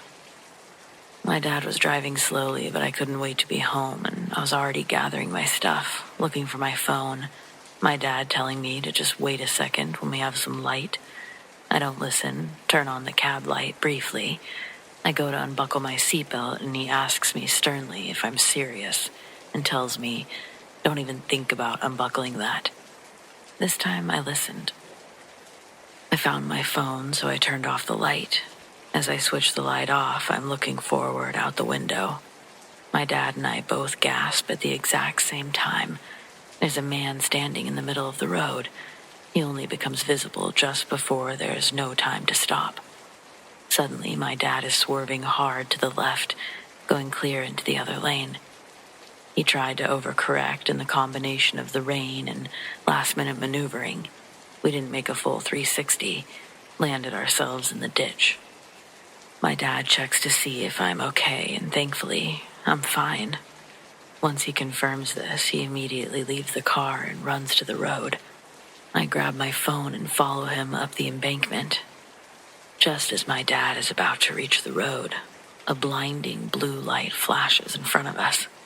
Lights up the whole area like it's daytime, just for a second, before darkness takes over again. My dad had sort of stumbled back, and I was there to help brace his fall. I asked him, even though I knew the answer, was that lightning? He keeps going up towards the road. We search for the man on the road, but it's like he'd vanished into thin air. There's no driveways close enough. We were on the only side of the road that someone could be walking on. The surrounding area, it's nothing but scattered trees and open land. No man anywhere.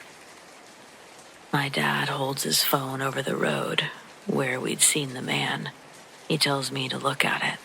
When I do, I can see there's a blackened piece of the road, like someone had burned it, similar to when you light off a firework. It didn't seem incredibly significant, but my dad was sure hyper-focused on it. Then suddenly his phone rings, and it breaks his concentration after giving both of us the jump scare of our lives. Already too many for one night. It's my mom. So my dad quickly explains he needs her to come pull us out of the ditch with the other rig. While waiting for her, my dad says to me, "You know that wasn't lightning, right?" I had a feeling, I told him, especially when no thunder rolled in. I asked what he thought it was. He just told me he didn't really know, but that the mark on the road, the guy, and the light, they all seemed to appear in the exact same spot. Once my mom showed up, we used the headlights of the truck to scan the area, see if we'd missed anything in the vicinity, but there was nothing or no one out there with us. My parents were talking about it when we got home. My dad was still fired up about the whole thing, kept wondering if he should go out there and look for the guy or what. My mom convinced him to stay inside, saying that she's going to report what we saw to the police and let them check it out. When she asked us what he was wearing, what we saw, we both just sort of look at each other. What had they been wearing? I told my dad I couldn't be sure, but it looked like maybe he was wearing all one color. He sort of shook his head, no, but agreed verbally that, yeah, maybe all one color, like gray or some sort of blue. We couldn't seem to agree on the color. In fact, the more we thought about it, the less we could recall. Also, now sitting in the light of the dining room, it's obvious that my dad has some sort of markings or burns on his forearms and face. They look like sunburns, but in a line going horizontally across his upper body. We decided that the only thing that could have caused this was the bright light that flashed for a moment as we made our way up the embankment. My mom starts checking me over, looking for marks. Nothing, but she ordered both of us to take showers. This is probably a good time to mention that my mom is big on X-Files. She loves her aliens and fantasy shows. My dad too, but sci-fi, if you will, it's her favorite. She starts talking about how she saw that flash of light, chalked it up to lightning, till there was no thunder. She says that she knew my dad was about to call her, and that's why she called my dad. She also points out how it's odd that neither of us hit our heads, but we seem to be having memory problems from the last hour. We couldn't deny that what she was saying wasn't entirely insane. It was actually odd how we couldn't really recall any details of the figure in the road, and that we'd even started calling it the figure instead of the man. But I felt like I'd retained enough to grasp onto the fact that who or what we saw was a man. He was at least in the shape of one when we almost collided with him in our car. The whole thing, it still just leaves this unsettling oddity feeling. Like my dad and I try to laugh it off sometimes, yet it always leads back to this place where I know we're both just sitting there, thinking about it, wondering, speculating. Just something we'll never really have an answer for, I suppose.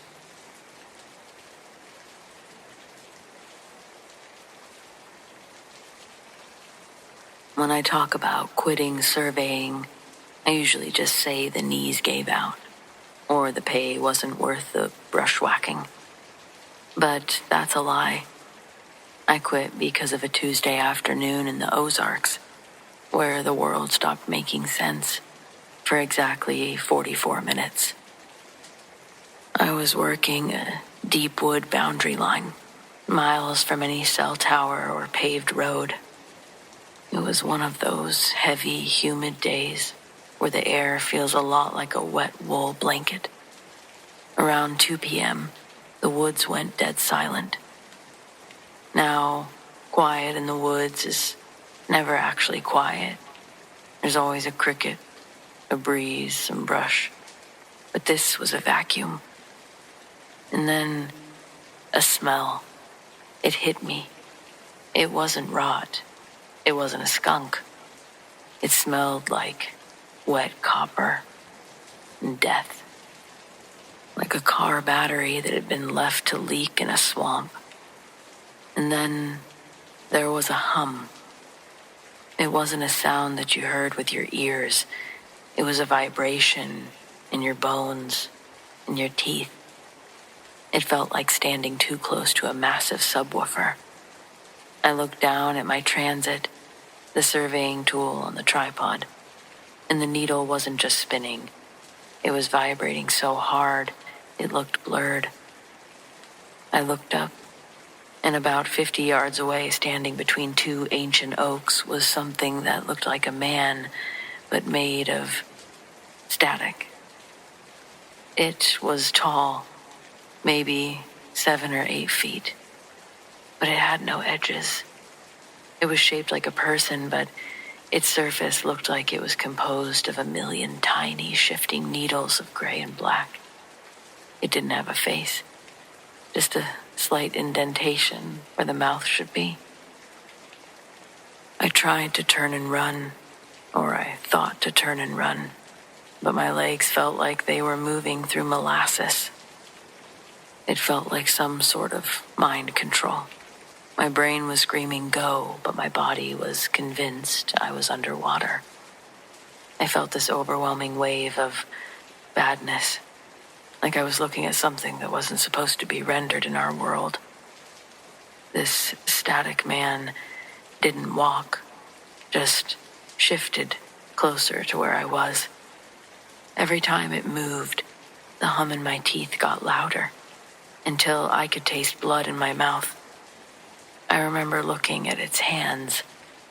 It didn't have fingers, just these long, flickering tendrils that seemed to be sampling the air, pulling the color out of the leaves around it. Everywhere those tendrils touched, the forest turned dull, lifeless, gray. I don't remember the actual escape. The last thing I recall is the creature tilting its head and I felt this sudden sharp pop in my ears, like a plane cabin depressuring. I woke up 3 miles away, sitting in the middle of a creek, clutching my GPS unit so hard my knuckles were white. My GPS said that I'd been moving in a straight line for 40 minutes, but there was no record of my path. Just a single data point where I started, and a single data point where I woke up. When I went back for my expensive gear the next day with a few buddies, I told them I'd seen a cougar and got spooked. We found the tripod. The heavy aluminum legs were melted. Not burned, there was no charring, but the metal had slumped and puddled into the dirt, as if it had been turned into wax. And in the center of the clearing, all the vegetation was dead, just like I'd remembered the leaves being. This wasn't just a brown, it was this stark, chalky white, as if the literal life had been sucked out of the cells. I haven't been back to those woods since. And in fact, I stay out of the woods. I stay in the city now. I like the noise, the sirens, the cars, the shouting. It's all normal. Because every time it gets too quiet, I start thinking about the vibrations in my teeth. And I'm terrified that if I look up, I'll see the world start to flicker again. I mean, it was enough to make me leave my entire career. Because what the fuck was that?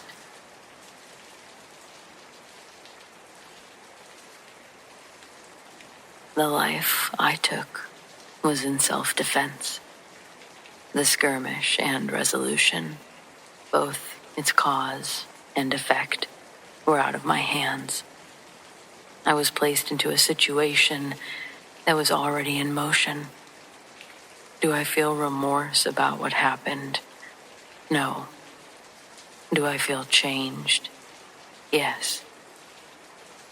I do still catch myself replaying it all again in dreams from time to time. There are nightmares, really. I not only relive every feeling exactly how it was, the nightmares are dictated and exaggerated by my unfiltered imagination, often leading to a very different outcome. In reality, what happened was more difficult to grasp than my nightmares, truly. It changed my life and ended another's. What I told the authorities would change from the original report, and I'd find out my pending court date had never been scheduled. Instead, my apartment would be visited by not the police, but 2 men in black overcoats.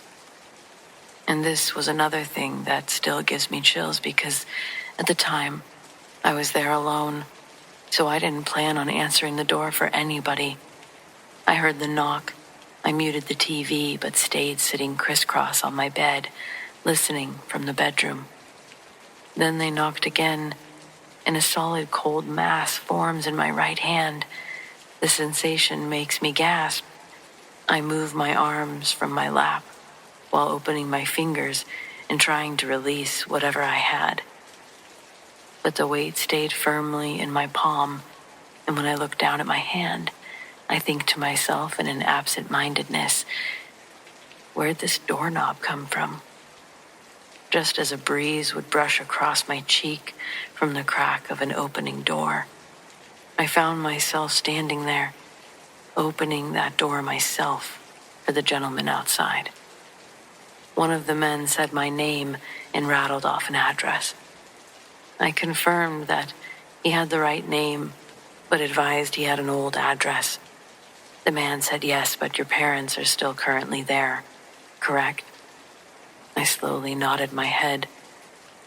He then says, and Dane's in Ohio right now? Dane's my husband, and that night he was in Cleveland. They knew that I was home alone. Then the second man says, it was brought to our attention from the police report we received that you encountered what exactly? Tears actually filled my eyes with relief because I thought they were sent to help me. I told them everything, and they said, "We believe you." Then, a second police report was handed to me, and I was asked to read it again. The paper was an identical copy of the original, except the imputations focused on my attack coming from a crazy man. But he only became a man after he died. The two men at my door knew this, yet they still told me it was in my best interest not to go any further with my story. Instead, they made me sign the new report and suggested I get familiar with the new story. After they got my signature, they turned and walked away. I was terrified for years that those two men had threatened to harm me or my family if I made any further documented accusations. They want to suppress my story, others like mine, by making us afraid to talk about it. But I can no longer be afraid. My name is Allison Fitelli. In spring 2014, my ex-husband and I were in the process of helping build our dream cabin on a small acre of land we purchased. It's a little over 3 hours from our house, give or take, city traffic, before you reach the open highway. Dane, my ex, had nearly severed his thumb cutting wood. There was a lot of blood. It wasn't a clean cut. The blade caught a weird angle and cut in between his index and thumb and stopped mid-wrist. It was bad. The closest hospital was 45 minutes away through mountain roads. I thought I was going to lose him that day. He was going in and out of consciousness from the pain, and all I could do was pray and not kill us as I drove. The doctors there were not only able to save him, but he was able to keep his thumb as well. It was a true miracle. I don't know how those doctors did it. That incident shortened our projected weekend to work on the cabin. Because of the extensive traumatic damage, they wanted Dane to stay as long as possible so they could check on him, make sure he doesn't go back into shock or something. Once he got set up in a room, I decided that it would be the best use of my time to go back to the cabin, clean up the mess, grab the stuff we'd left there. I assumed he'd want to go straight home when it was all over. It was mid-afternoon when I got back up the mountain. The sun was still high in the sky, but the tree canopy provided relief from the heat. When our cabin was visible, I'd seen that our front door was wide open. I wasn't worried about an intruder, as we were in the middle of nowhere. It was more plausible that the door didn't shut or latch completely in the panic of our departure. Even though I believed I was safe, I still grabbed the little pistol that we had in the glove box. It's a small .357 Magnum. Dane had started bringing it with him once his workplace was robbed in 2010. As I stepped out of the Jeep, the mountain was quiet as I began approaching the cabin. I heard a big crash. It came from inside. It sounded like furniture was getting turned over. I ran up to the doorway thinking that I was going to see a bear, but what I laid eyes on was much more frightening. And I'll confidently say that again. What I'd seen was much more frightening than a bear. It more fit the description of a Bigfoot, but one from a completely different evolutionary branch. The only thing human-looking was when it stood up, and even that was disillusioned by its stature. It was crouched on the ground with its face low down. It was smelling and tasting the pool of Dane's blood. I gasped, and it quickly rose from the floor to a height of well over 7 feet. Its face resembled a fruit bat mixed with a gorilla when it stood. Its body also looked gorilla-like, as if it naturally moved on all fours. Its upper body looked longer than its legs, and its fur was so black that it could have almost hidden amongst the shadows. The gun shook in my hand as I raised it. The creature just stared at me with eyes that could only be described as goat eyes. The pupils were horizontal, but the rest of the eye was a bright amber. It wiggled its snout like it was smelling the air and caught my scent. Then it emitted a soft clicking sound, like stepping down creaky stairs. Echolocation, maybe. Because after it clicked, it started walking towards me, almost as if it was blindly following my scent. The closer it got, the more I was able to study its features. I knew I was going to have to put it down when it got close enough that I wouldn't miss. Although its presence was one of impending death, it wasn't acting aggressive. But I knew that it was hungry, and if it got close enough, it would have acted within its nature. It maneuvered around the furniture towards me, took one more sniff, before its head turned straight to me. Its mouth opened like a growling dog, revealing teeth. They were sharp, like knives. Predator teeth. Teeth made for catching and serrating. And that's when I emptied the chamber. The first shot got in the shoulder and pushed it back, but only angered it. The second was in its chest, and that's the one that dropped it. It fell backwards behind the couch. After making sure that I still had at least one bullet left, I pulled the lever back and slowly made my way around the couch. That's when I watched his skin push out the black hair, shedding this coat to reveal some sort of pale skin with large pores, indented like he'd slept on a bed of nails. His face began to reform into a more human-esque structure. I could see and hear the bones crunching, reshaping underneath his skin, until the body on the ground became a person, a dead person, still wearing the 2 holes that I'd put in it. But its monstrous features, they'd softened. And yet again, I have to speed down the mountain for a second time to get reception to call the police. The officers that responded and followed me back to the cabin, they're the only other people who had a chance to see the giant scratches in the wood and all of the black hair that was laying around the body. In the days after, I tried following up with them, but I was told that they'd been transferred to another precinct. A few days after that, I received the visit by the 2 men in overcoats.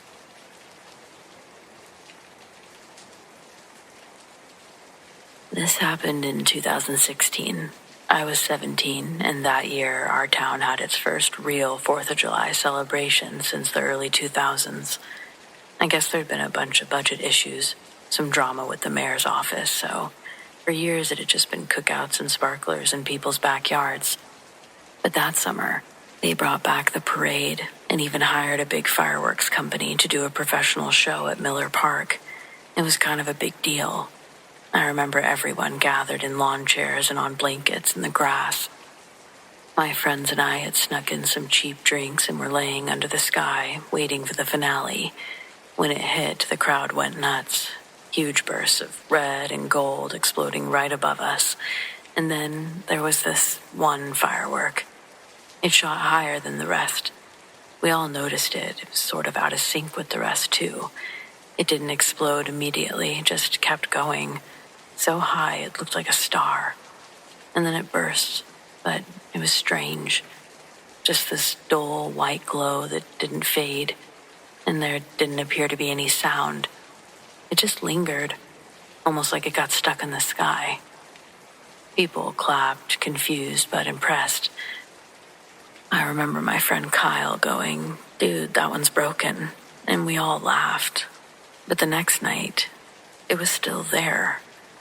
We thought maybe it was Venus or something, like a star. But then it blinked slowly, like a slow pulse.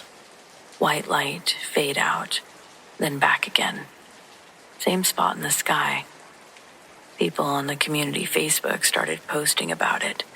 Some said that it was a drone or a satellite. A couple of older folks said it was them, and they got laughed at on the page. My mom thought that it was a trick of the atmosphere. I didn't know what to think.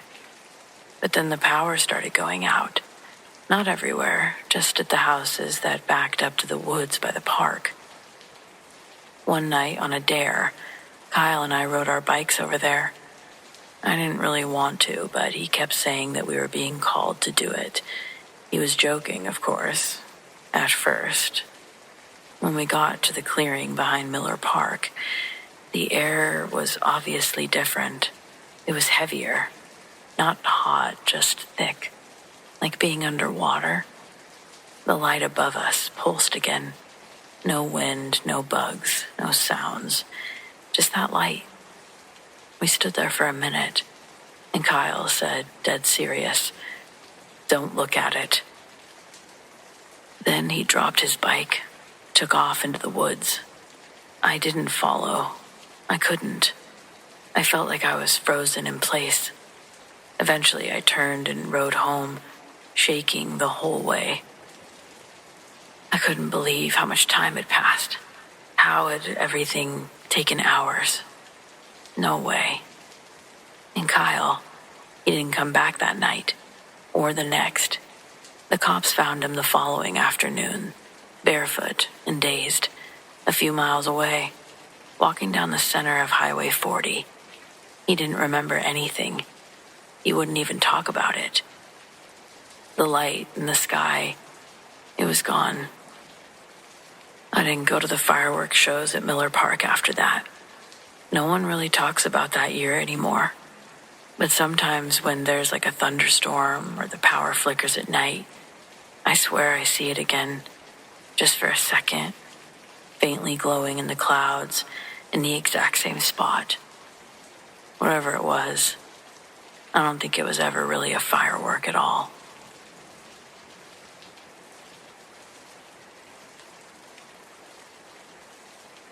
The walk to the blind is always a lesson in controlled fear. It was November in the northern woods. Definitely cold. Physical weight on your chest kind of cold. Pressing the breath right out of you. I was hiking a familiar trail, one that I walked 100 times. But at 4:30 a.m., the woods are a different country. My headlamp cut a narrow, bouncing tunnel through the oak and pine, turning the morning mist into a wall of silver gauze. Every snap of a dry twig under my boot sounded like a gunshot at that time. Every rustle in the brush felt like a pair of eyes watching my back. This was unusual. I reached the blind just as the first hint of gray began to leak into the eastern horizon. It wasn't enough to see by, just enough to make the shadows look deeper.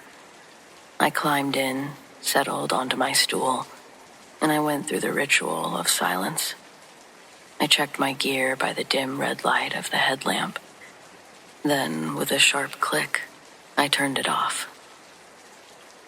The darkness that followed was all-encompassing. It wasn't just the absence of light.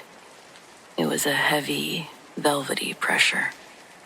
I sat there letting my eyes adjust, breathing through the nose to keep the steam from my breath from clouding my vision. For 15 minutes, the woods were exactly what they were supposed to be. Cold, quiet, and dead. Anything odd I'd felt had disappeared. But then, the blue appeared. It started near a patch of deadfall about 20 yards to my left. A massive tangled heap of downed cedar and rotting pine. It was just bleaching in the sun for years.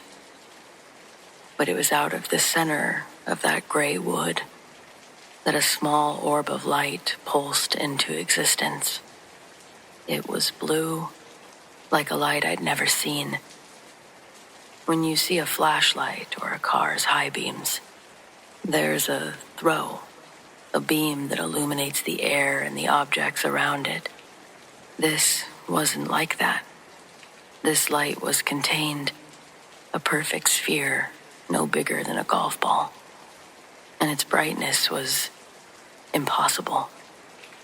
It was a blue so vibrant it felt like it was vibrating on a frequency that my eyes couldn't even register. It didn't cast a glow on the branches that it passed. It seemed to exist in its own pocket of reality. A hole cut out of the night and filled with sapphire neon. It didn't drift like a lantern or float like a swamp gas bubble.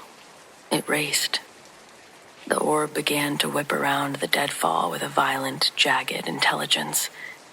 It moved in sharp right-angle turns that defied the laws of inertia, zipping through the chaotic lattice of branches without even touching them.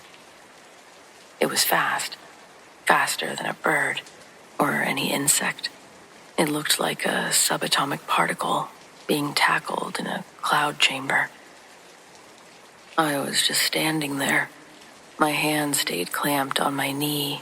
My knuckles were white. I didn't reach for my bow. I really didn't even think about it. Every rational part of my brain was trying to categorize it. A drone?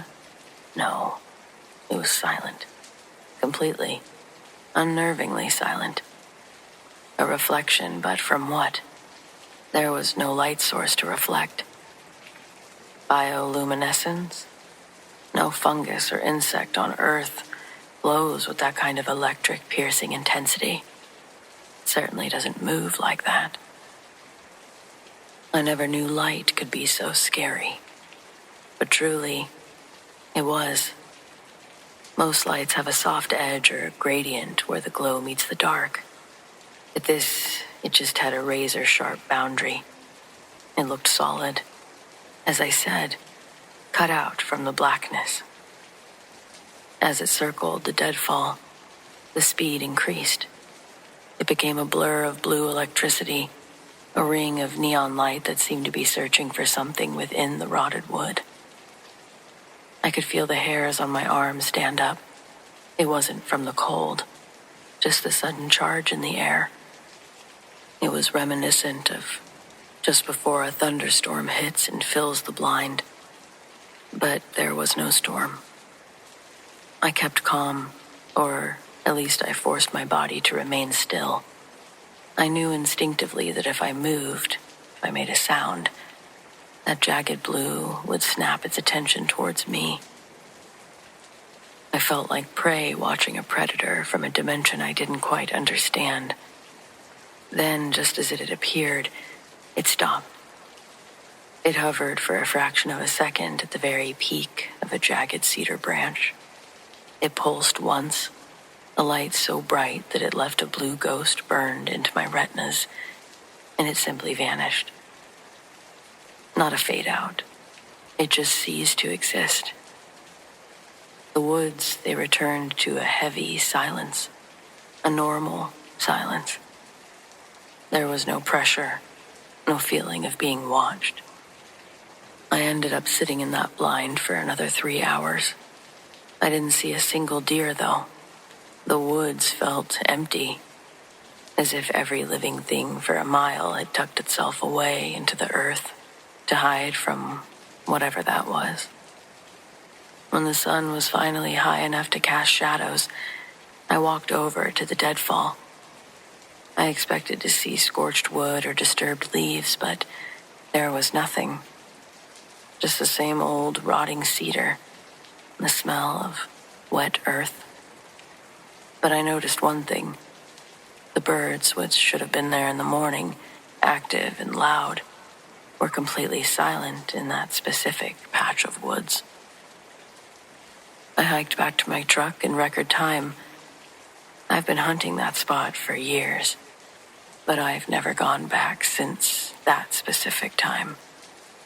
Some people say that it's ball lightning. Others say it's earth lights. But they didn't see the way it moved. They didn't see the way that it seemed to know the area. Whatever the blue spark was, I don't think it was a weather phenomenon. I think it was a visitor. The other creepy thing I've seen wasn't in a yard, and it wasn't near people. It didn't involve voices or tapping. It was just me, the truck, and the highway. This was in West Virginia, middle of the night. I don't remember the exact stretch of road, but if you've driven West Virginia, you know the kind I'm talking about. 2 lanes, no shoulder worth a damn. Trees pressed in close on both sides like they're trying to reclaim the asphalt. It's suffocating. No towns, no exits for miles, just darkness and hills. I was cruising along, wide awake, doing my thing, not tired or zoning out. Radio was low, dash lights dim. It was calm. I was in that weird focused headspace I get into after enough years on the road. It's where driving feels automatic, but you're still alert. And that's when I saw something that I thought was a reflection, but it wasn't. My brain's first move, of course, was to explain it away. Headlights bouncing weird off a sign, light refracting through fog, something normal doing something odd. But this wasn't that. Off to the right of the highway, maybe 50 feet up, was a light. Not a spotlight or a star. And it wasn't a plane. It wasn't high enough to be anything in the sky, really. It was just there. An orb. About the size of a baseball. Maybe a little bigger. It wasn't bright like headlights or harsh like LED. It had this soft glow to it. Almost translucent, like you could see into it instead of just looking at it. White, but not pure white. More like pale yellow, with some depth to it. I noted that it wasn't moving exactly. It was just floating. I slowed down without even realizing I was doing it. My eyes kept darting back to it, checking the mirrors, checking the road, checking the orb again. I expected it to do something. Shoot off, blink out, drop. Anything that would give my brain something to grab onto. Well, it didn't. It stayed exactly where it was, hovering above the trees like it belonged there. I passed it, and that's when it hit me about how wrong it felt.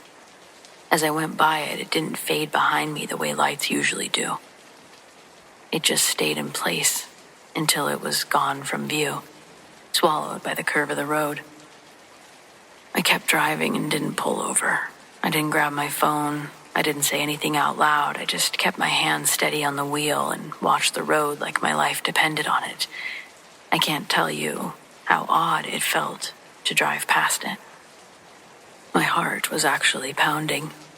I guess not in a panicked way. More like my body knew something my brain didn't have the words for yet. In all my life, and at that point, years of over-the-road driving, I'd never seen anything like that. Not even close. There's really no explanation that fits for me. It wasn't swamp gas, no way. It wasn't ball lightning.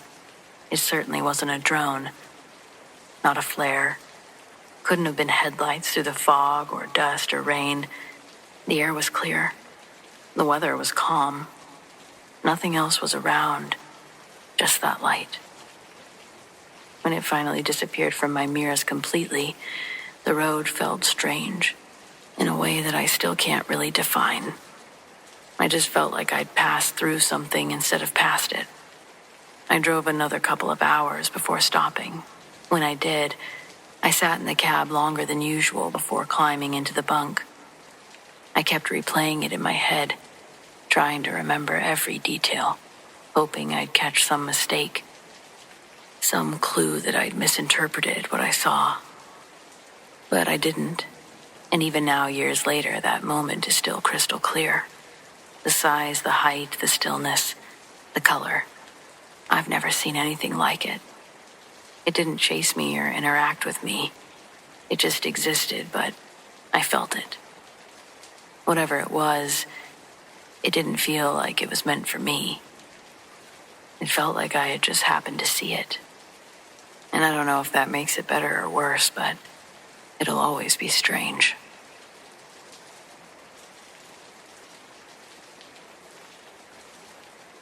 There's a house a few doors down that's been sitting vacant for years. Now its decay has become an eyesore on our street and probably brings the house value of our own neighborhood down. It's one of the first things you see when you pull into our cul-de-sac.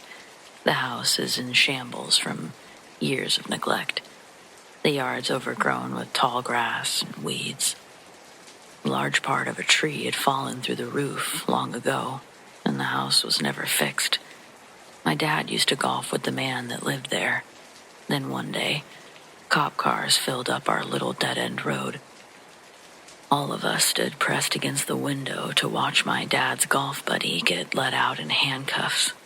We'd later find out that he murdered his wife a few months prior.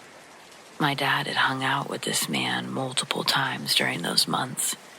His name was Eric. I remember my dad was genuinely shook to the core about this. My dad said that when Eric's wife would get brought into the conversation, he talked proudly about all the plans he and his wife Rachel were attending to the following days.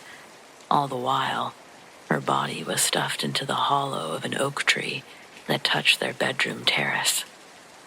Same oak tree that set a branch through the ceiling years later. The HOA board that Rachel used to be a part of helped organize the funeral with the family, and everyone in the neighborhood showed up to pay their respects. The murder felt so out of nowhere.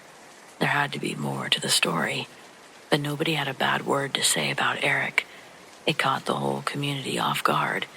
He was a 5-star dentist and a member of the church. Eric and Rachel were both held with high regard in the community. Now, everything had changed. The next HOA meeting would happen on a Sunday afternoon the following month. My dad would talk to a man named David. He'd been a mutual friend with Eric. David and Eric were close friends and worked at the church together. Out of everyone, David took the news the hardest. He was in denial that his friend could commit such atrocities. David would actually visit Eric in prison, if only to get some closure. All David wanted was for his friend to say he didn't do it. He was looking for any sign of hope that his friend wasn't the monster everyone thought he was. But I don't think the story David told my dad gave anyone any sort of peace of mind. David said that when he went into the visitation area, he was on a phone behind glass. The guards led Eric into the room. He'd lost a lot of weight, and the dark rings around his eyes, they led David to believe he wasn't doing too well in his new conditions. When Eric saw David, however, he smiled a big, joyful smile, almost a creepy smile, at David. Given the circumstances, he thought Eric would be acting as somber and exhausted as he looked. But when David picked up his end of the phone, his voice was chipper. Eric told David that he was hopeful about his release. In the same positive tone, Eric fully admits to murdering his wife. David asks, why?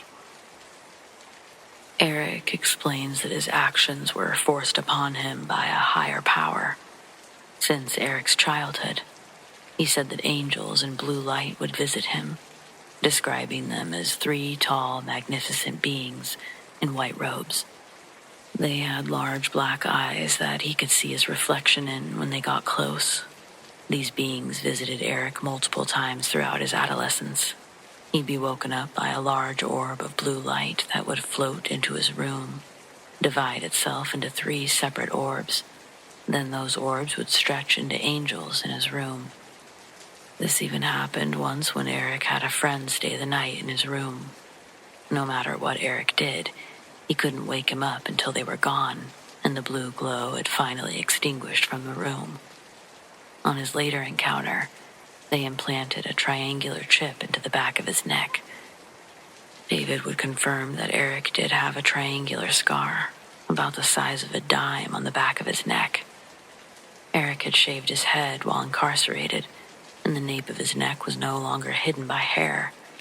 The skin, according to David, it looked raised, like a new tattoo, but with no ink. Could he have done this right before seeing David? No, because David's visit was a surprise to Eric. and he didn't say any of this in his defense. He pleaded guilty. The angels had made a pact with Eric, never to speak of their interactions until he fulfilled his duty to God. During most of these angel visits, they'd enter his room. Their warm light would fill him with a euphoric calm. They'd float to his bed, scan the chip, then leave. But sometimes, these angels would tell Eric that he needed to prove himself to God in order to earn his place with them in the blue light. This test by God was ordered at 4 different times of Eric's life. Sacrifice what you love most to demonstrate your loyalty. When he was 5, he could barely understand what they meant, but to the best of his knowledge, under the presence of their influence, he grabbed his favorite book from the shelf next to his bed, The Tiger Who Came to Tea. His mom would read it to him every night until he'd fall asleep. I remembered that name because I had the same exact book in my bedroom when I heard this story. The angels gave Eric a sign of approval and left after he'd torn the pages of the book and thrown them around his room. The next morning, he watched his mother cry. He couldn't tell her why he'd done it, so he said, "I don't know." He thought their relationship changed a little bit after that. The second was his hamster. The third was his grandmother. In his teenage years, his mother had passed away, and he was finally old enough to escape his father's alcoholism and abuse. His grandmother helped him graduate and apply for all the scholarships to get into college. The night before he left, they showed up. Eric then casually admits to David another murder he committed for these angels. He explains how he smothered her with a pillow, then made it look like she had died in her sleep before he left for college. His final test, number 4, was Rachel. Eric felt no guilt, no shame, or understanding of what he'd done. At the end of their conversation, he even tells David that the angels in blue will soon retrieve him from these walls. David hangs up the phone, and he can't help but cry because he knew that was the last time he was going to hear Eric's voice on the phone.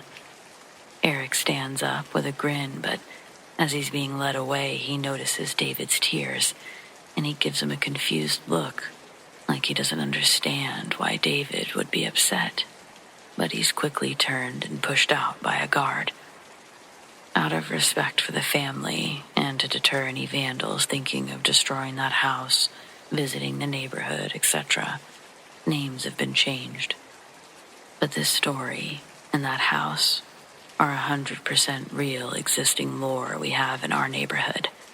A story we'd all much rather forget than embrace, but happened nonetheless. The housing market right now is tough as it is. I'm sure as hell not going to be able to sell this property if people know what happened a few doors down.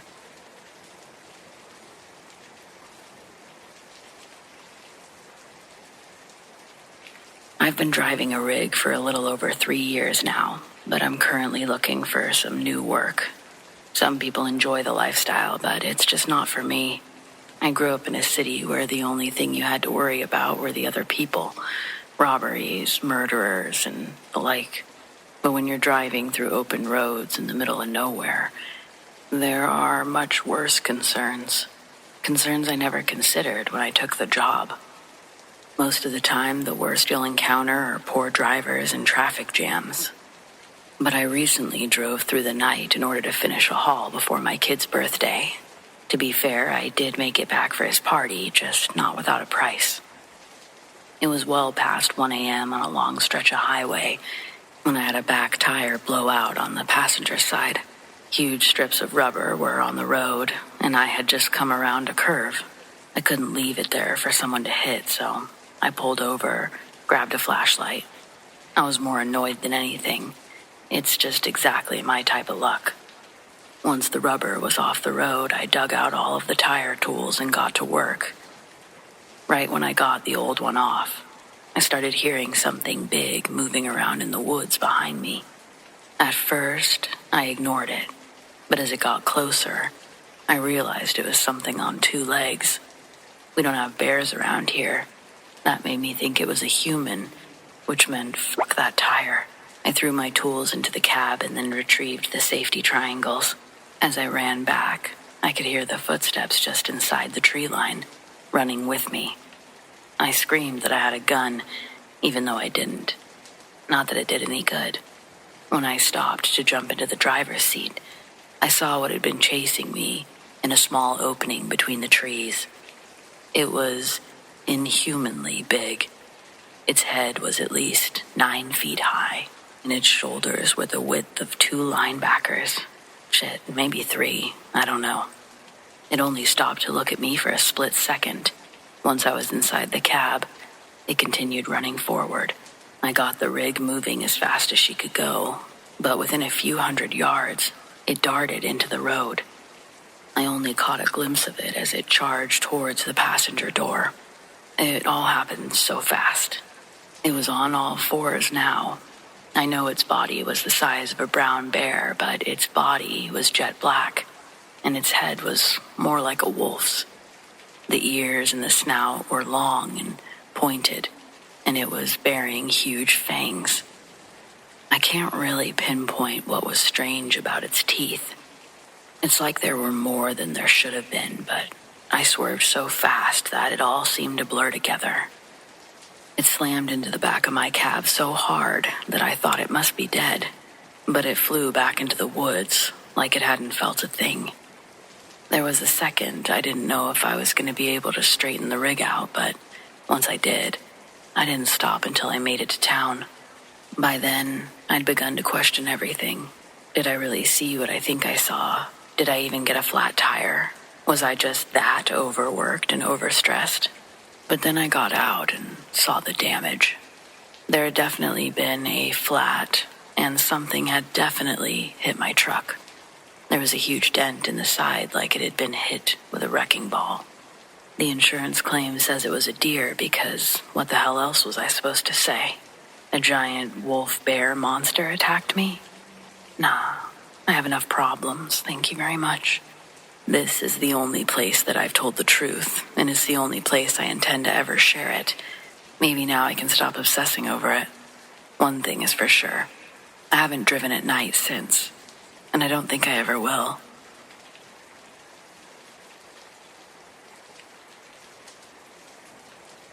A UFO crashed in the Spokane Valley on June 24th, 2024. In the hills near Deer Lake, 2 military jets were flying close behind. They zoomed by maybe 10, 20 seconds later. I couldn't tell if they were the ones who downed the craft. All of it happened so fast. My husband Dobbs was driving us out to visit his uncle over in Clayton. Then, a silver object in the shape of a sideways teardrop appeared to burst out of a flash of light. It moved in the direction that the big end was on. At the thin, pointed end, it was swinging in a figure-8 pattern. Then we saw it fall behind a hill. We knew there was only ground past that hill. Then the jets flew by. Ignoring my wishes not to go look for the crash, Dobbs hit his blinker and changed course, and gives me the task of calling his uncle to tell him we'll be late, then to call the newspaper. By the time we got anywhere close to where it landed, big army trucks blocked the roads leading there. For our safety, I'll use the name B when I refer to our daughter-in-law. B works for a local paper in or around the Spokane Valley. She told me that multiple people called in from Ponderay to report the crash. Most of their stories were the same, and none of them ended with any more information. The big trucks surrounded that town, blocking off the roads to and from for over an hour. Then, someone in the Sand Creek area called in. They claimed to have been on Mountain Road. That call would be the closest to the actual crash site. The man called in to talk about what they'd seen. He was suspicious the local police were involved, and he wanted to get on record what he saw. When the UFO crashed in the valley below the road, the man pulled over his work truck and looked off the edge of the road. to see the silver drop at rest in the long grass. It was almost immediately next that a round of pops echo off the mountains, and the area below is covered with smoke bombs that fully engulf the craft and surrounding area. A black helicopter then came from the north and dropped a humongous opaque net over the craft. For a quick moment, the man could see everything as the air from the net pushed the fog around when it landed. He told B that just before everything was covered again by the gray cloud of smoke, he saw a tall, bell-shaped creature form out of thin air in front of the soldiers that were approaching the crash site on foot. Though the man tried to drive away, law enforcement caught up with him. He was detained, and all of his belongings were confiscated. His camera, journal, even his phone were taken. After the reports started coming into the office, so did 4 men from the government.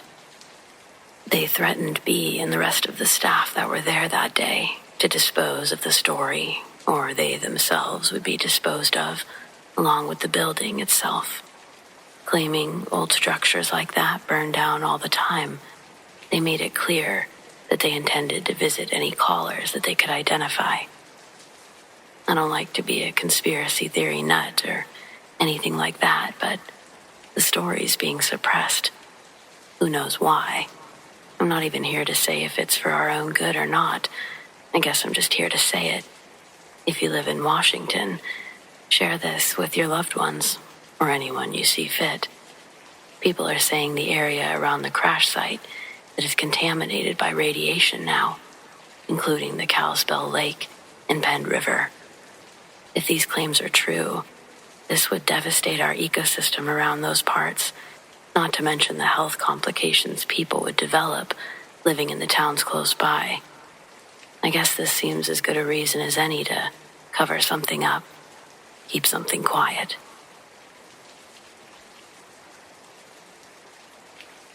In '98, I was 10 and living with my family in Illinois. Dad moved us there after Mom died, and he remained a few years later. At the time this story took place, it was just the 3 of us and my baby sister. We had a nice house in a nice neighborhood.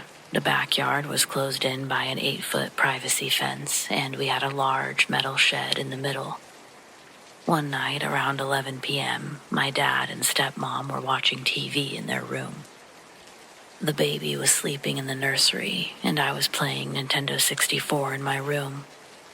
The master bedroom had sliding doors to a balcony which overlooked the backyard, and from bed, Dad could see out of them perfectly.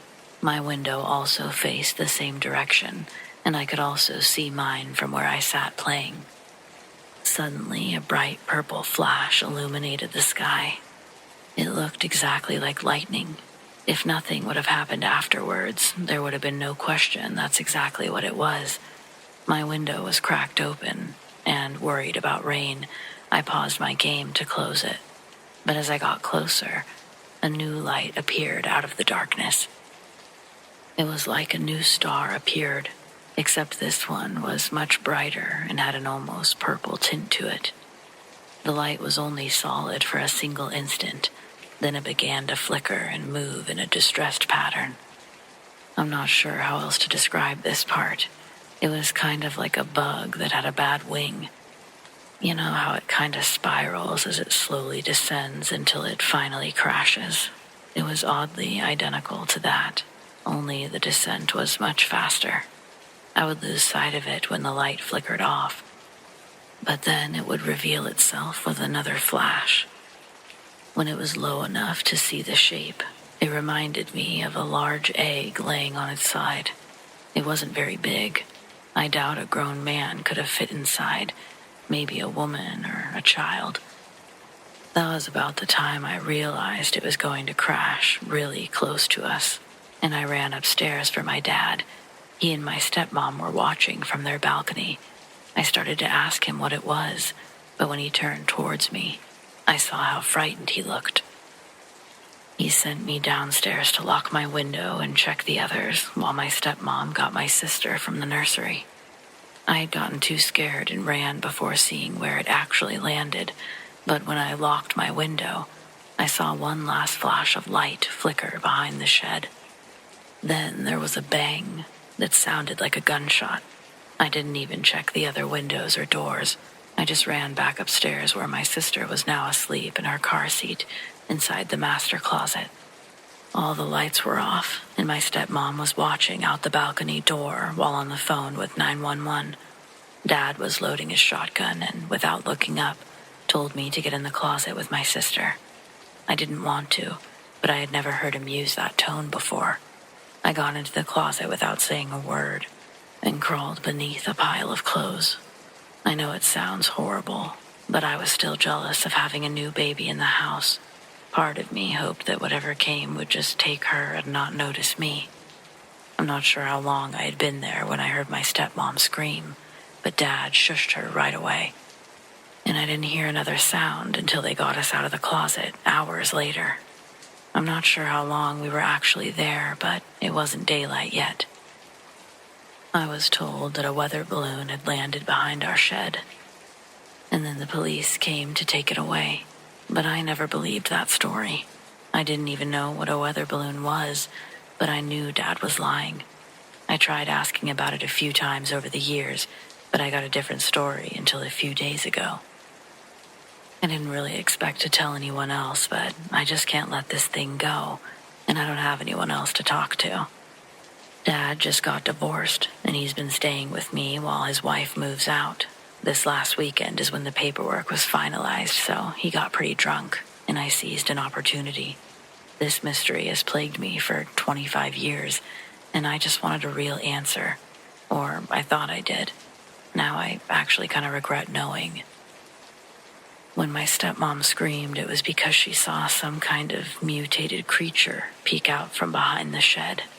It had a weirdly shaped head, large hands, but tiny arms.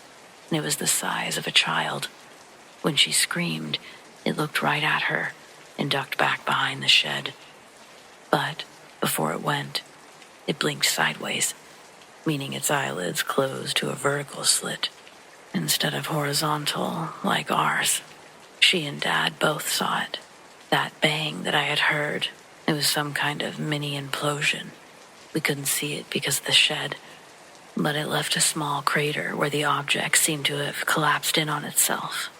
Nothing was left except for a small hole and a few scorch marks. But one of the things that frightened Dad the most was how quick the government covered it up. Real police were only there for a few minutes, and they refused to go into the backyard. They said that their orders were to only secure the location. Then, a bunch of feds showed up and sent the officers away.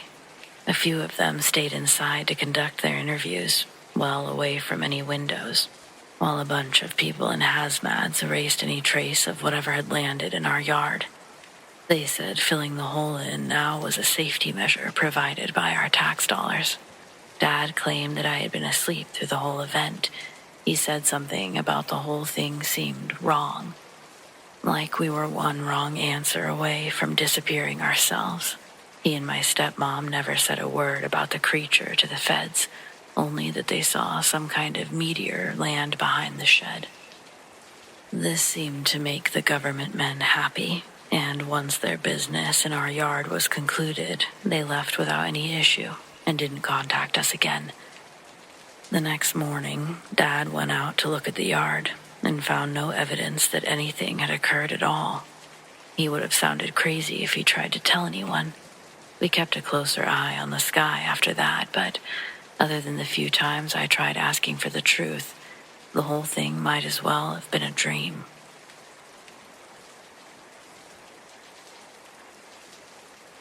I grew up in sort of a rural area in Michigan.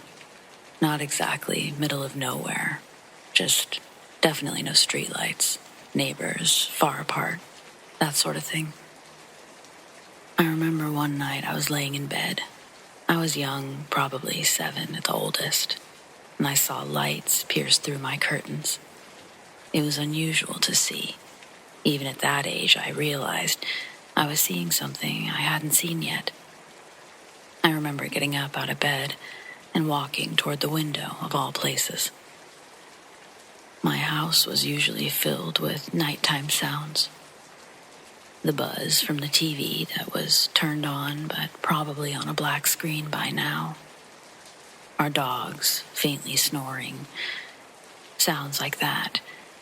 Before the light, you could hear those sounds. And then somehow, the light brought with it a blanket of silence. So yes, I was curious. What was this light? Before reaching the window, it was my mother's voice I could hear. She was saying my name. No, she was screaming it from behind. Suddenly, she's swooping me up, away from the window, away from the light. She ran me through the house, and I could see this bright light shining through every single window, brightest in the living room, as we had a large front window, which sat behind the couch. Our dogs were following in tow. My mother hadn't stopped running me through the house long enough to see anything except for the light.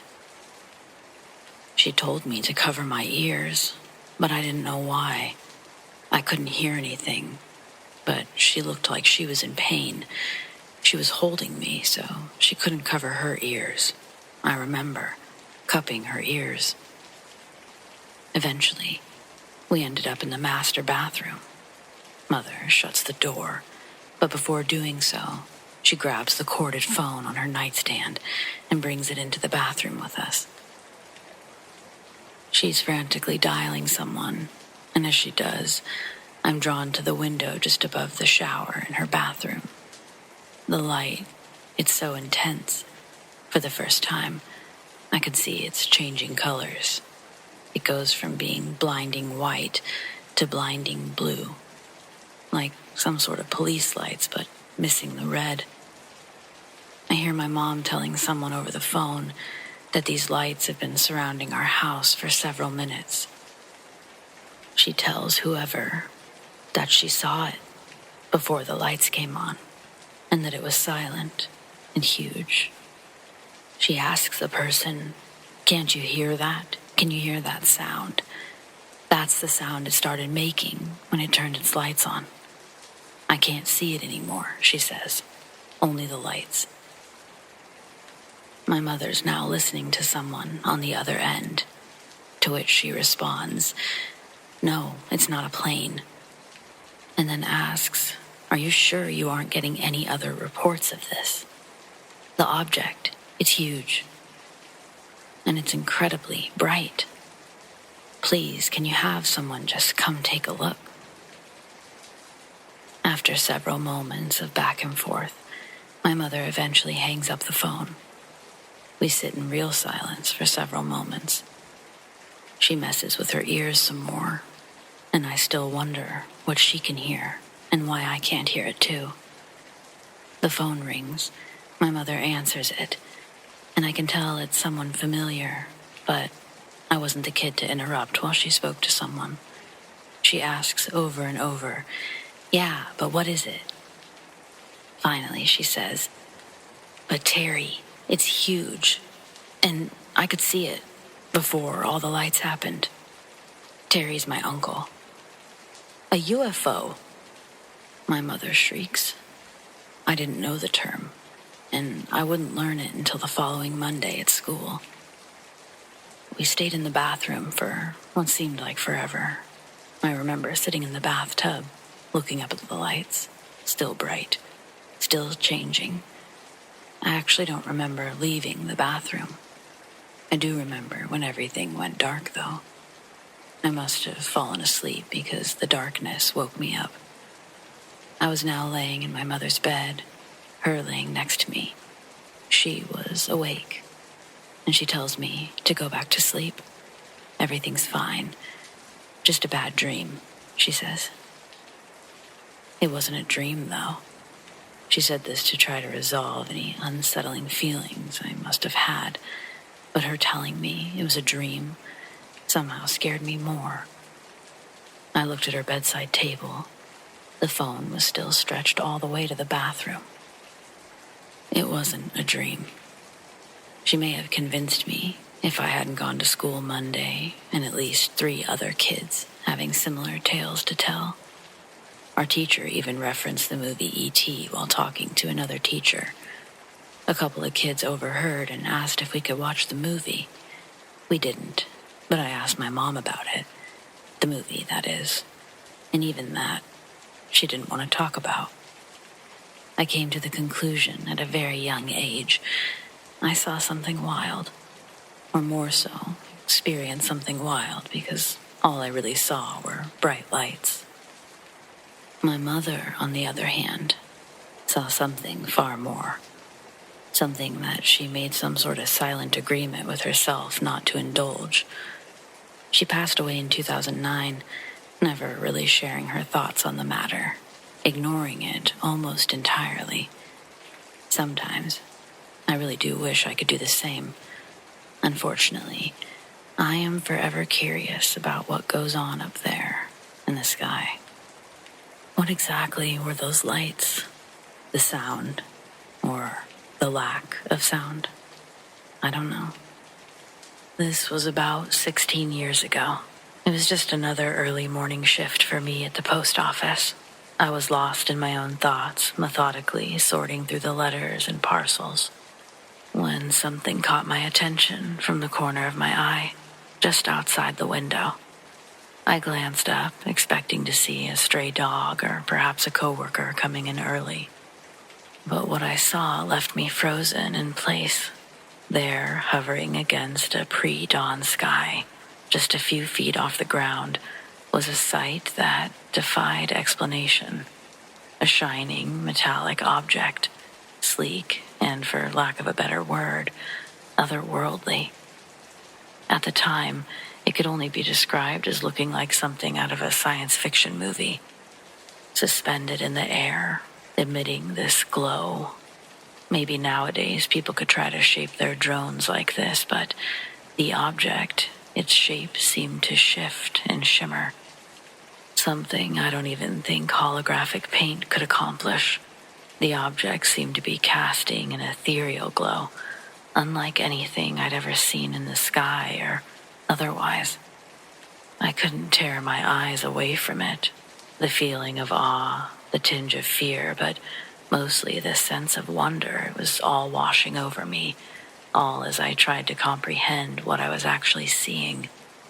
I was so distracted by its iridescent glow, its sleek and oval shape. How long had I been standing there, transfixed by this seemingly impossible thing? It felt really hard to tell. Time seemed to stand still as I watched the object hang in the air, its presence slightly unsettling yet amazing. I searched frantically for any sort of wires or string, something to indicate that this was fabricated by a human as a joke, a prop, but I came up short and instead found myself just mesmerized by the thing. But as I continued to stare, a deep sense of unease crept over me. I shouldn't be here, repeated in my mind, but it didn't even seem to be my own thought. The sheer impossibility of what was happening, what I was witnessing. It gnawed at my mind as a chill ran down my spine.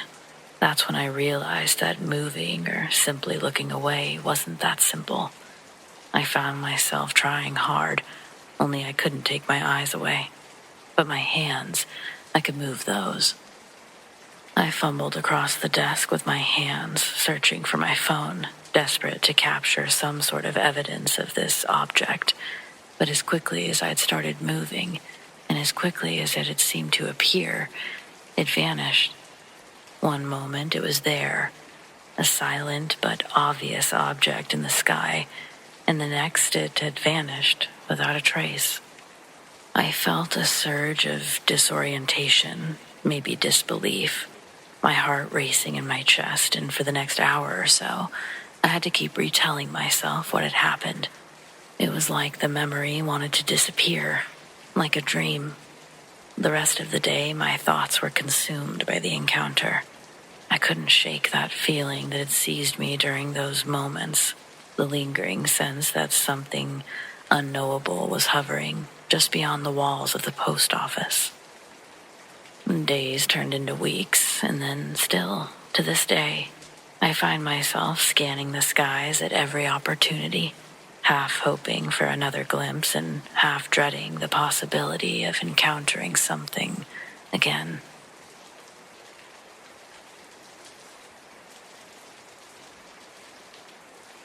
It happened almost 10 years ago, right before I got pregnant with my first child. My husband and I were driving to my sister's house to have some drinks and stay over. It was dark outside when we left our place, and the drive is about 15 miles. The first stretch of highway passes right by Lake Michigan, and there wasn't a cloud in the sky. As soon as we pulled onto the highway, we both noticed an odd-looking star over the lake. It was the brightest light we'd ever seen. It would have been extremely hard for others to miss, but I'm not sure if anyone else was on the road. My attention was solely focused on the giant, blinding star. We thought it was amazing, but then it started moving. It went up, down, left, right. It seemed to be following us into town. My husband and I were transfixed. After we made it into town, we watched in disbelief as it rose even higher, shooting across the sky and out of sight. I was sad that it left and desperately hoping to catch another glimpse. It was such an indescribable feeling to see a giant light do all these impossible maneuvers, just dart across the sky and leave us in awe. The excitement and impossibility of it all made me feel like a kid again, full of wonder and joy. I couldn't stop thinking about what we'd seen, and that's not even the best part. What happened next changed who I am as a person and the way I perceive things. We were only a few blocks away from my sister's house when my husband stopped at a stop sign and looked to his left. At that moment, I was looking ahead. I saw the craft 2 blocks ahead at streetlight level. It glided across the street effortlessly, without sound. This time, it had no lights. It just looked like a blimp without windows, strings, or anything else you might expect to see on a blimp. It was a dark, matte gray color and covered in very fine lines, indentations, seams. I don't know. It was a little larger than 2 car lengths, fast and silent. A moment later, it passed in front of our car, and I screamed. But it was gone before my husband could turn his head. I made him drive around and search for it for a long time so that I could try to get a picture, but we didn't see it again. We both spent most of the drive watching this bright light dance in the sky, perform all of these outstanding and impossible aerial maneuvers, just to have it disappear and reappear with no lights or noise. That makes me think it knew we were watching. I know in my soul that what I saw was something far beyond our understanding, and for a while after that, my sister and I would stargaze, but we never saw anything like what my husband and I saw that first night. Over the years, the excitement went away, more and more as life got busy. But last week, I was driving home when, out of nowhere, an unusually bright light appeared in the sky. It was almost like the other one I saw, but I hadn't quite made the connection yet. At first, I thought it must be a plane, but then I noticed the lights weren't flashing, and I couldn't hear anything. Then, it suddenly started to descend, as if it were falling, but it stopped just above the tree line. I pulled over to a gas station so I could watch it, but nothing happened for 15 minutes, so I decided to go home. It was almost a straight shot home. I just needed to take one left turn off the highway. I was about to take that turn when I looked to my right. I saw the bright light again. Instead of continuing home, I changed course to drive straight towards that light and FaceTimed my husband. It was a one-way road that you've got to drive all the way through to get out, so I couldn't change direction once I started following the light, and I was freaking out. It was now right in front of me. I drove too far in, and the trees covered my view. But when I fell back, it was gone. I've also recently watched the 5E documentary before my most recent sighting, and it made me wonder if the reason I saw the light again after so many years was because it had been on my mind, like when I first saw it. The documentary speculates that they can be summoned with our thoughts and consciousness. Before I'd even heard of that theory, I felt like the reason I saw the craft was due to my elevated awareness from watching the light over the lake. The only thing going through my mind were huge amounts of wonder and excitement.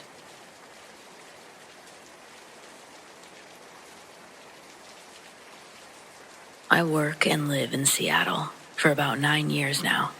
Admittedly, city life can be exhausting, but I'm still a fan of the area. It's easy to get away from the city without going far from it. Usually I try to go hiking and camping several times a month in the summer, and sometimes I bring a few friends along. But this particular weekend, I was out on Bainbridge Island alone, which, for those of you who don't know, is a small island west of Seattle. You can hop on a ferry from the busy city and enter nature's paradise in all of 35 minutes.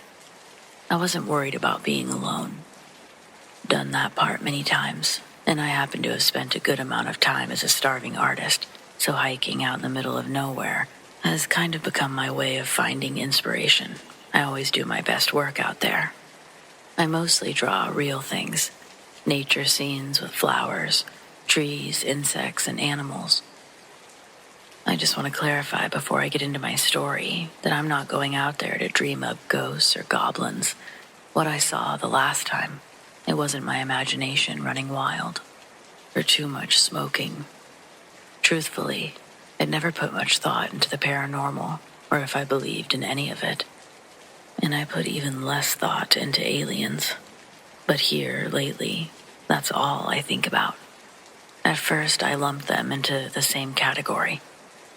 Like, if I believed in aliens, I had to believe in all the other stuff too. But that's just not true. There's nothing supernatural at all about the concept that there might be other forms of life out there. The universe is literally endless. The number of solar systems in existence is higher than we can reasonably fathom. It seems impossible that we could believe we're alone in such a vast space. Well, I don't really think we are. Not anymore, anyway. It had been a long day, and I'd just settled into my sleeping bag. I wanted to draw a little before going to bed, but a few minutes later, I saw a strange light from the corner of my eye. When I glanced upwards, something that looked like a huge, pale green star was moving across the sky at a high rate of speed. But it had to be something man-made, because the light was blinking. No, pulsating. It passed directly over me and continued until it was almost out of sight. But at the last second, the object stopped and the light became solid. For a moment, I was afraid that something had noticed me and it was going to come back. But then I watched in utter amazement as an identical green light sprang to life. Where there had been only darkness, there were two of them. The lights sat next to each other for a few minutes before they both began blinking and continued on their way together. I just don't know what could have moved through the sky like that. It was so smooth, so fast, and the way that second one popped up out of nowhere. I can't look up at the sky anymore without wondering if there's more of them up there. I've spent a lot of time reading about other people's experiences with UFOs. And at first, it seemed like no one else in Seattle or Washington were talking about these glowing green orbs. But then I dug deeper. And people have been reporting on orbs for a long time. Maybe they aren't always green, but one that caught my attention was someone in Seattle. They reported seeing something on June 24th, the evening I was out there, and it kind of gave me chills. Quote, pair of iridescent ovals with tendrils and halos travel rapidly at high altitude on southern course across Seattle. Unquote. So I just started searching Bainbridge Island orbs and Seattle orbs, and I got over 286 hits. Things like, quote, 2 glowing reddish, almost see-through orbs flying over the island last night. They stopped in synchronicity mid-flight. Then they continued with immeasurable speed, end quote. Quote, 2 high-flying bright orbs flew over us tonight. Anyone else see those? End quote. And then I found something I'd missed in my initial search for green. Quote, very pretty, bright, lime green, spherical objects moving very fast, in tandem. Sea Bridge Ferry Terminal, halfway across Puget Sound. Look to my right, facing south, to determine ferry's location en route. I observed 2 lights in the night sky, 50 degrees above horizon. 2 lights in formation, stationary. They mirrored the movements of one another, slowly bobbing back and forth, up and down. Became still for only seconds. Then, one sphere shot off onto the direction of the island, while the other remained still for a few seconds before proceeding to do the same. Both spheres appeared and disappeared within seconds. End quote. Could be related, could be absolutely unrelated. Either way, I haven't been able to stop researching, basically. But I don't love everything I read. Meaning, I don't know how I feel about the different alien races, like the Greys, the tall whites, or any of those. But I don't think the concept of other species is all that far-fetched of an idea, and that's kind of unsettling. Even if what I saw wasn't a UFO, I still think there's a good chance that some people have had genuine encounters. I wouldn't be surprised if the world's governments really were covering up their existence. If these races already have the technology to freely travel through space and study other planets, just think about what their weapons can do. They probably have resources we haven't even dreamed of yet. Really gives you something to think about, doesn't it? The weatherman warned of an approaching storm on the evening news, but the rain had already made its way to where I lived. It was Thanksgiving night. My brother and his friends were at the school, playing 4-on-4 football on the practice field behind the gym. Our mother made my brother take me with them, so he begrudgingly made me the ref. I sat on the sidelines and watched them toss the ball around for a little over an hour. As the field grew darker and the football became more difficult to see, my brother's team wanted to finish their last drive before calling it a game. It was 3rd down for them, trailing by a field goal. My brother insisted they finish. So the 8 boys line back up, and the cold pigskin briefly brushes against the frozen grass before being fired backwards into my brother's hands. He steps back and launches the first pass, sailing over his receiver's head.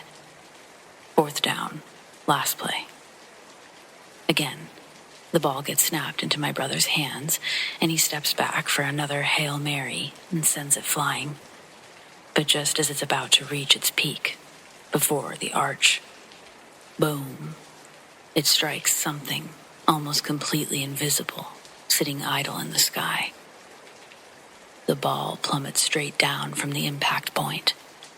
All of us just stood there staring at this object, barely visible and completely silent, aside from the metallic thunk from the football.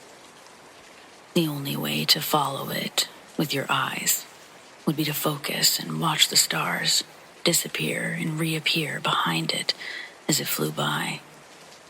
I saw my brother pick up the ball and drop it.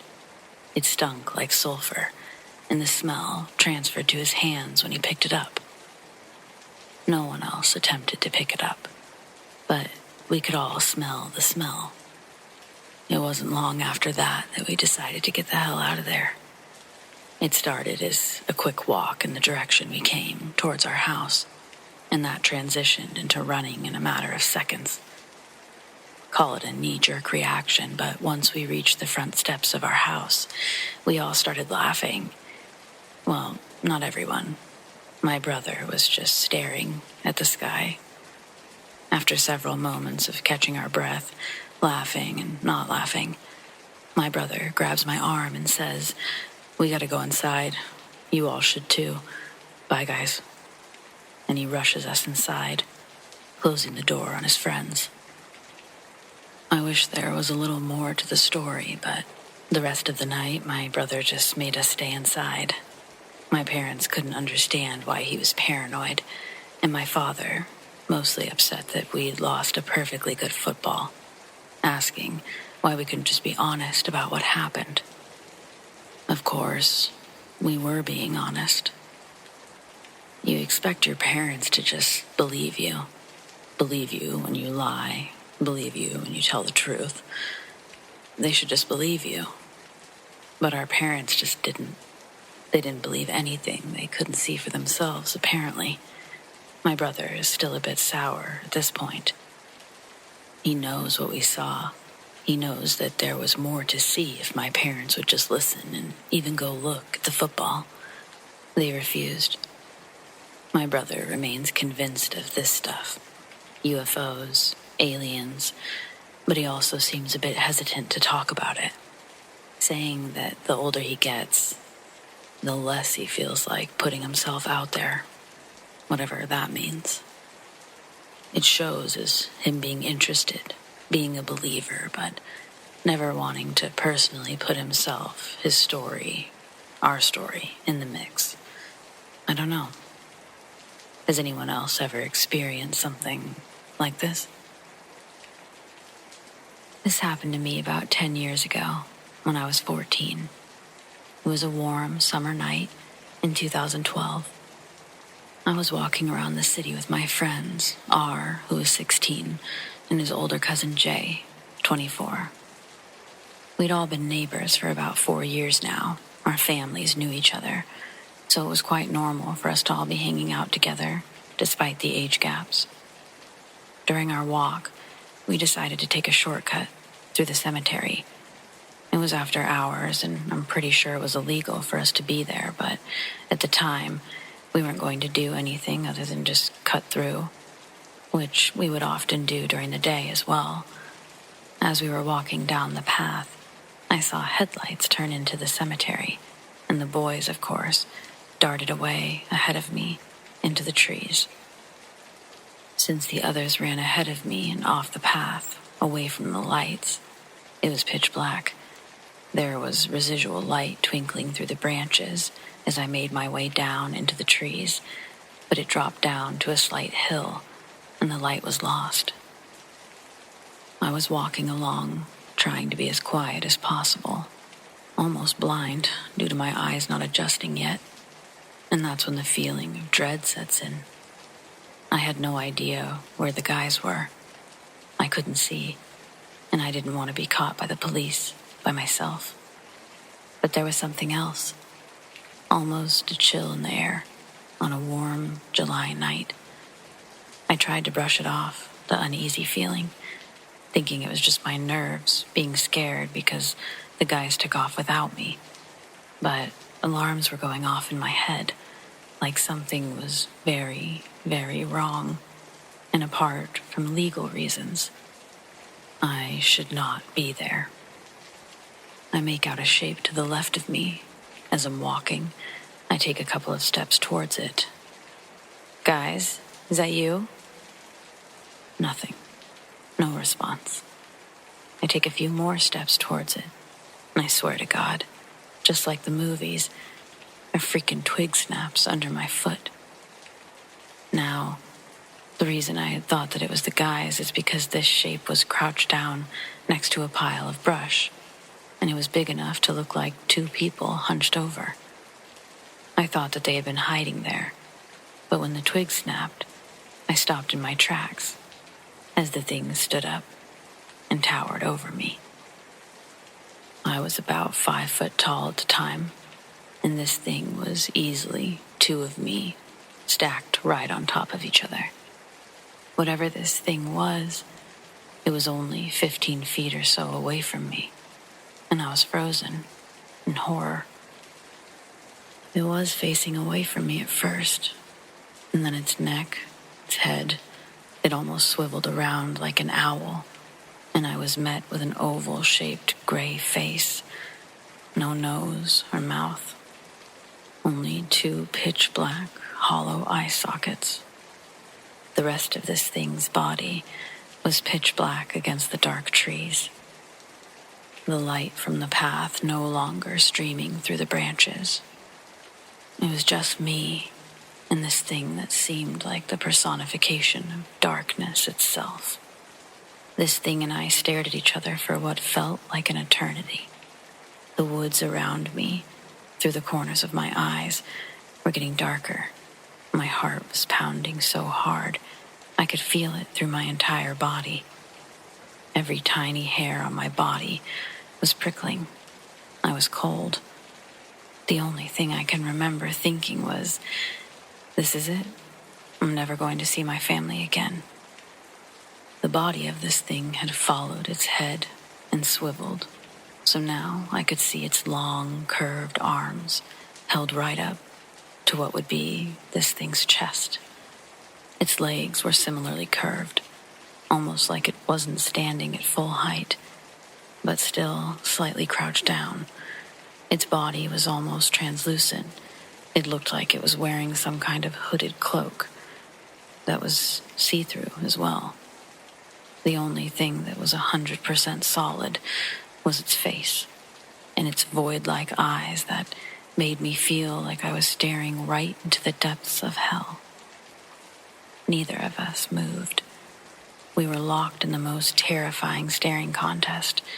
It felt like an eternity until a strange feeling came over me. I felt like I could move again, and I had the energy to run a 5K marathon without breaking a sweat. Then I heard a very calm but stern voice say, "Go. Now. Run." It's kind of hard to explain where the voice was coming from exactly. It was sort of in my head, but all around at the same time. I'm getting chills as I write this. I know the voice did not come from whatever this thing was in front of me, because when I heard the voice speak, it looked as if this horrid creature recoiled at the sound of it, like it took a step or two backwards and kind of ducked its head down. I saw this as my chance, and I turned away from this thing, and I started bolting down further into the tree line, and no longer caring about being quiet and crashing around through the bush like an animal being chased by a predator. I could almost feel this thing right on my tail, but after running about 200 feet-ish, I run directly into the guys, literally crashing into them.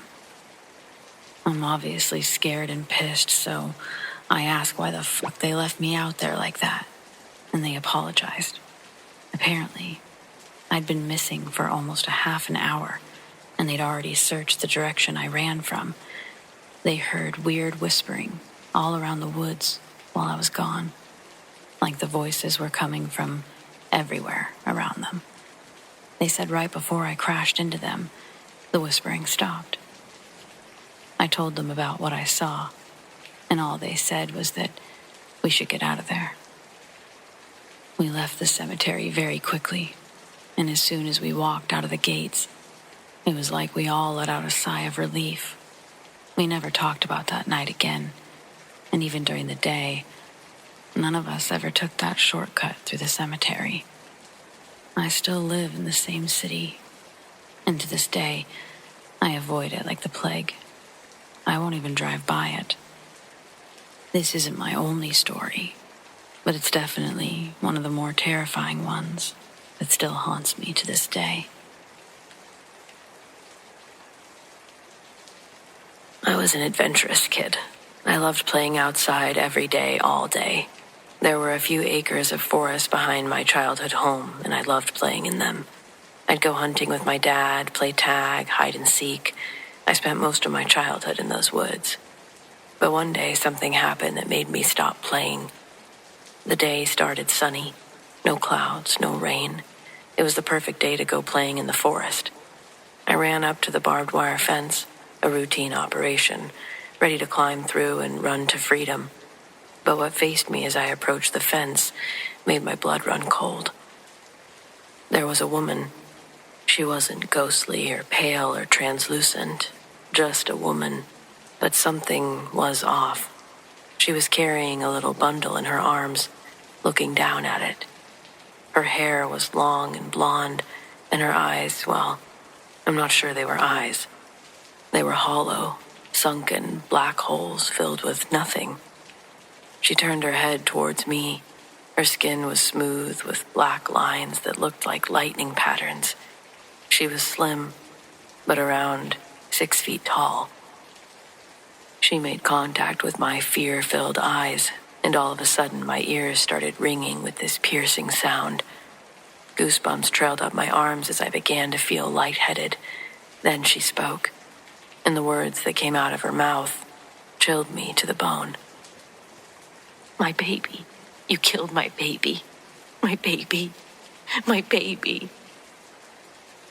I stumbled backwards.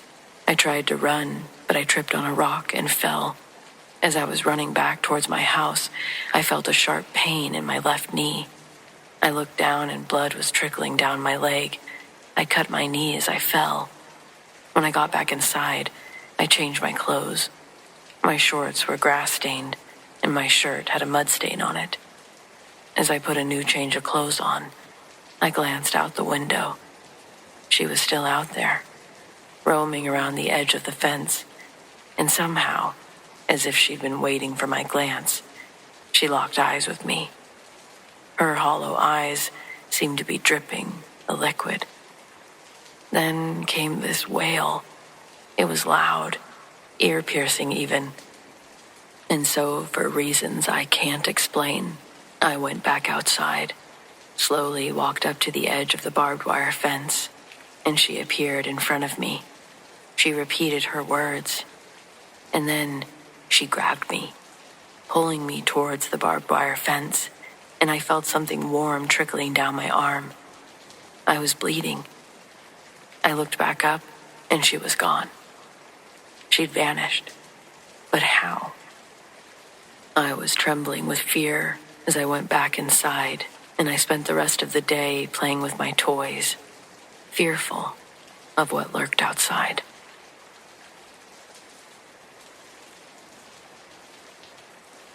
I grew up on the edge of a dying town in Iowa. Our house backed up to endless cornfields that changed hands every few years. Sometimes they were planted, sometimes left dry and brittle for seasons at a time. Either way, they were always a little creepy. This happened when I was about 13. It was the 4th of July, and my cousins were in town from Des Moines. The adults were drinking on the porch, and we were left to entertain ourselves. Someone came up with the brilliant idea to sneak into the cornfield behind our house and light off a few fireworks. Nothing crazy, just bottle rockets and sparklers that we'd grabbed from a cardboard stand off the highway. It was a clear night, humid and hot, with the stillness that makes every little sound seem louder than it should be. We lit a couple of the rockets and watched them arc through the air over the rows of corn. The sparks crackled, faded, and we were left in the dark again. I was about to light off another when my cousin Jeremy grabbed my arm. "Did you see that?" he whispered. I hadn't, but the other two nodded. At first I thought they were just messing with me, but then I saw it too. Lights, small, faint, between the rows of corn, like flickering lanterns, moving slowly, not swaying like flashlights would, hovering. I thought maybe it was neighbors or someone on the other side of the field, but the longer we watched, the less sense it made. There was no sound like footsteps of someone carrying these lights. They didn't seem to follow any sort of path. They weaved between the rows like they were floating. And then Jeremy shouted. One of the lights was moving towards him fast. He dropped his sparkler and ran. We all followed, tearing through the rows until we hit my backyard. The porch lights never looked so good. My dad saw us running and yelled something, but we ignored him and bolted inside. locking the door behind us. Later, I tried to explain. I told him about the lights, how they moved, how they didn't seem normal. He just looked tired, told me it was some sort of gas, local kids with headlamps. Don't go into the fields at night, he said. And that was that. But I asked my grandma about it the next day, half expecting her to scold me, but still curious. Instead, she got real quiet. She said, "They do show up every few years. I see them. Just let them be." That was it. We didn't go back into the field. Not that summer and never. But every year since then, when the 4th of July shows up, I can't stop thinking about it.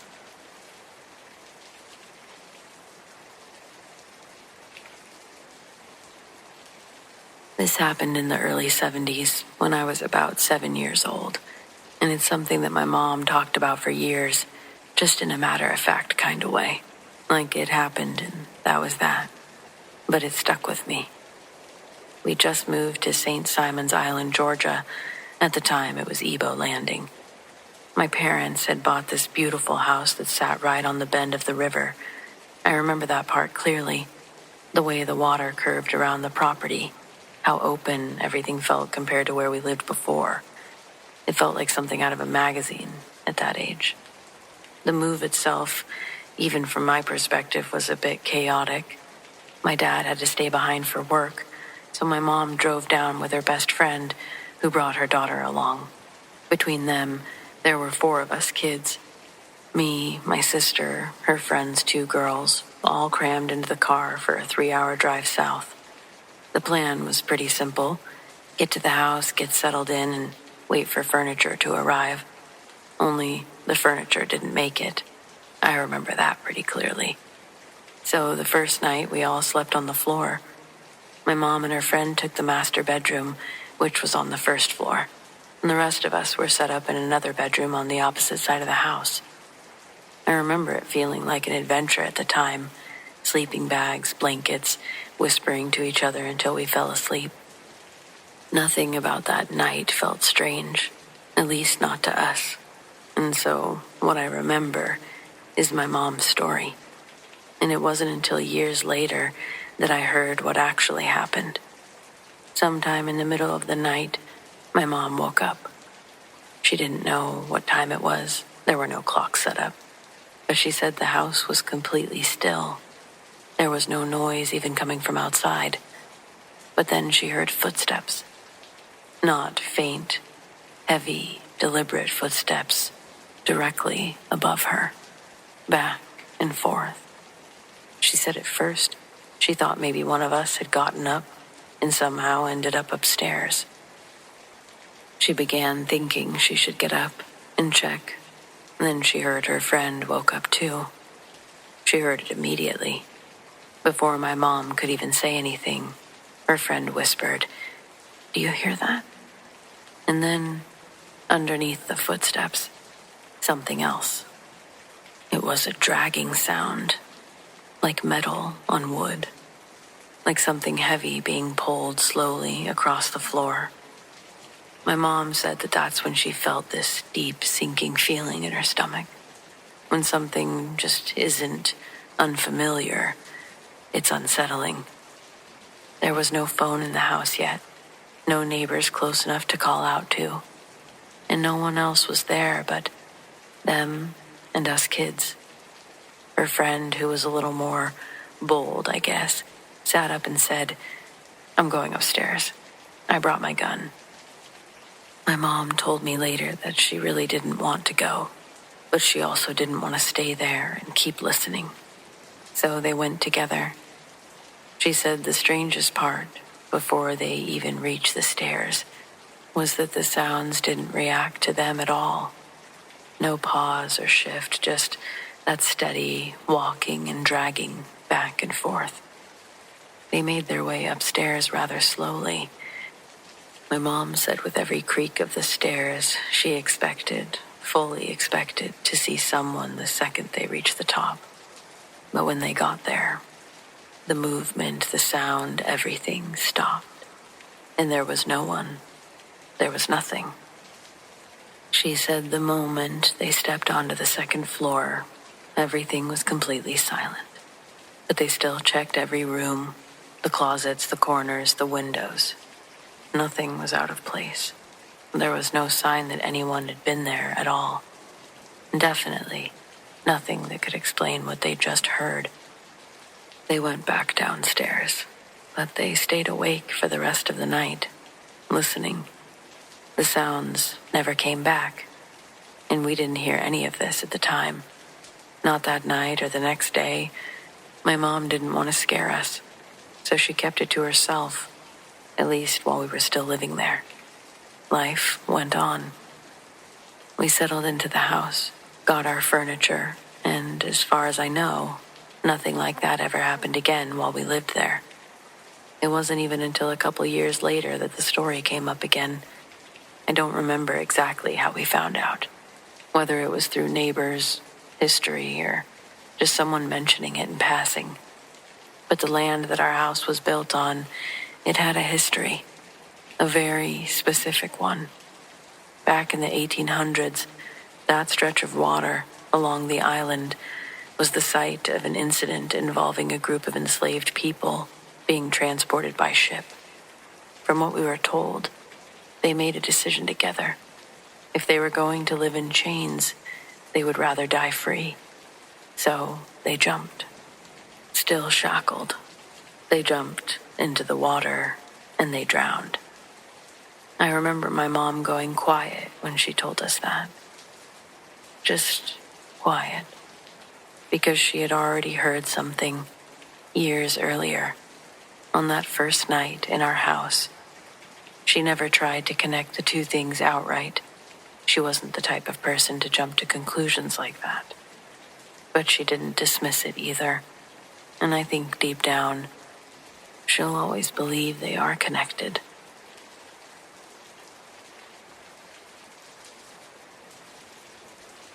I was around 13 years old when this happened. My family rented a cabin at a state park in Mississippi for a long weekend. It was actually a really cool place. A big lake, lots of trees. You could fish during the day or take a little boat out. During the daytime, it felt pretty normal and peaceful even. But the cabin itself had this older feel to it. Not falling apart or anything, just quiet in a way that made every sound stand out. The living room had 2 couches. I was sleeping on the one closest to a door that led into a separate bedroom area. My uncle was on the other couch across the room. Everyone else was in the bedrooms. We all fell asleep fine. Around 3 a.m, I woke up for no reason. I didn't hear a loud noise or anything, not at first. I just opened my eyes like something had nudged me awake. It took a second for my eyes to adjust. The only light in the room was faint moonlight coming through the window. And that's when I heard something. The doorknob to the room next to me, it was moving, rattling, but there was no wind or movement other than the doorknob. It was turning back and forth, slowly, like someone was testing it from the other side. Then it would rattle, like someone was shaking it. And again, back and forth, slowly. I don't know that I was even scared yet. Surely it was just somebody on the other side of the door. But why at 3 a.m.? And what were they doing? Then the doorknob turned all the way, and the door opened. I waited for someone to come out, but instead, it looked as if something clear, like a shadow, went in. A moment later, the door closed. My uncle sat straight up on the other side of the couch at the same time. He said, "Joey, did you see that?" His voice sounded tight, not joking. And I had seen something, but I couldn't answer. I was probably too scared to talk. I know my heart was pounding so hard that I could hear it. I briefly wondered if I was going to be sick. In either way, I didn't say anything. My uncle got up. He told me to come over by him. I didn't argue. I moved fast, desperate to be next to someone.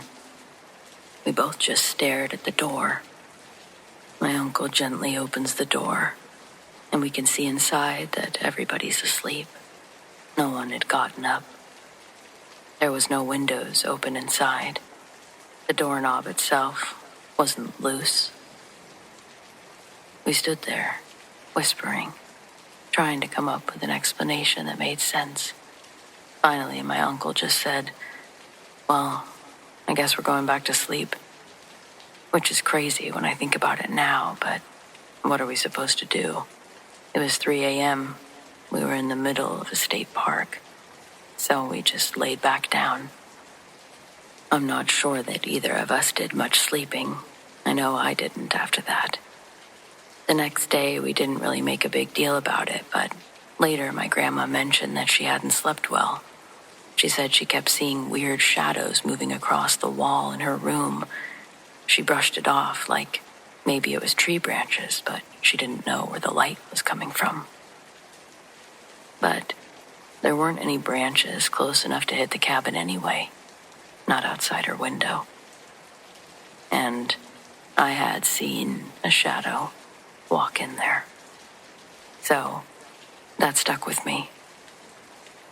Later that afternoon, I opened one of the dresser drawers in the bedroom to grab something. On the underside of the drawer, which I saw while tying my shoes, on the wood, people had handwritten messages, names, dates that they'd stayed, random little notes from past visitors.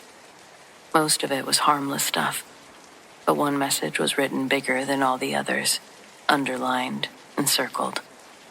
In bold letters, "This place is haunted." It could have been a prank, but I felt like someone else had experienced something and needed to leave proof that they weren't crazy. It sure made me feel better. We finished the trip like normal. Fishing, eating, hanging out. No more doors opening and closing on their own. My uncle and I will bring it up sometimes. Just like, remember that cabin? And he always says the same thing. I know what I saw. And so do I.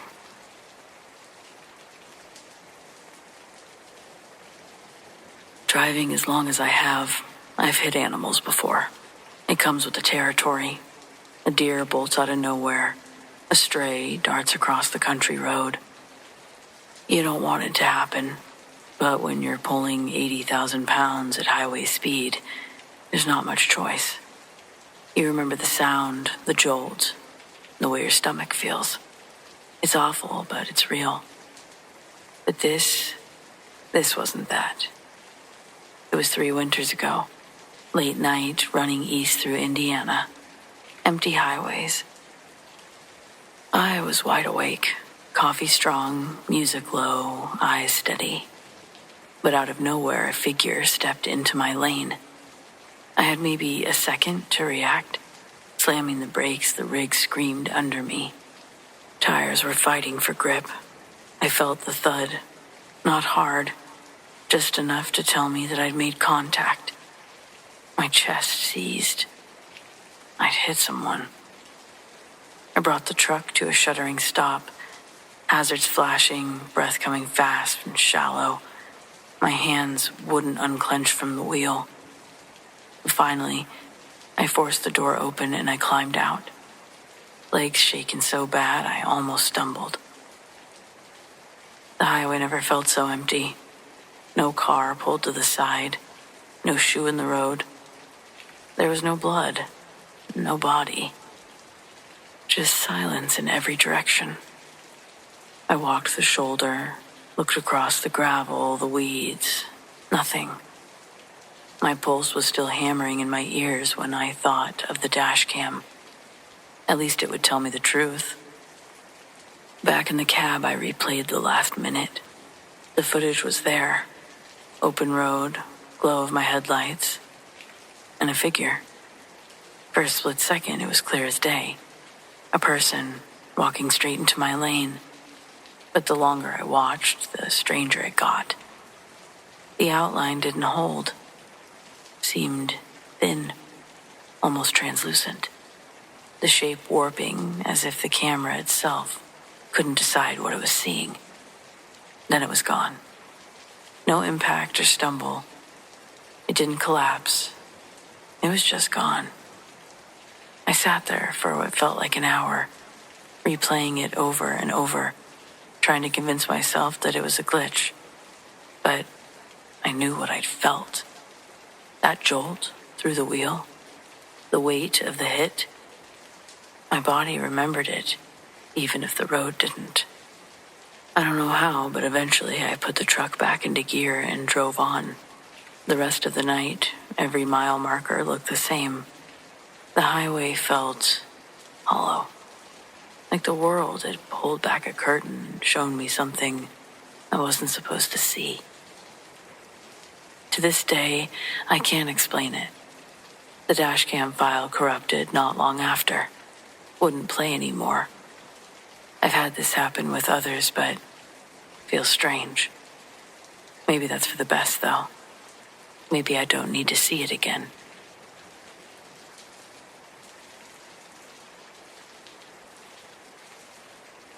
So this was an ongoing thing.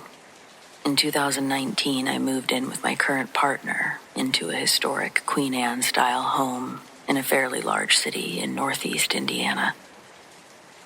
I think the house was built in 1901, and the entire house had a very old world turn-of-the-century theme going on, right down to the light fixtures and the furnishings.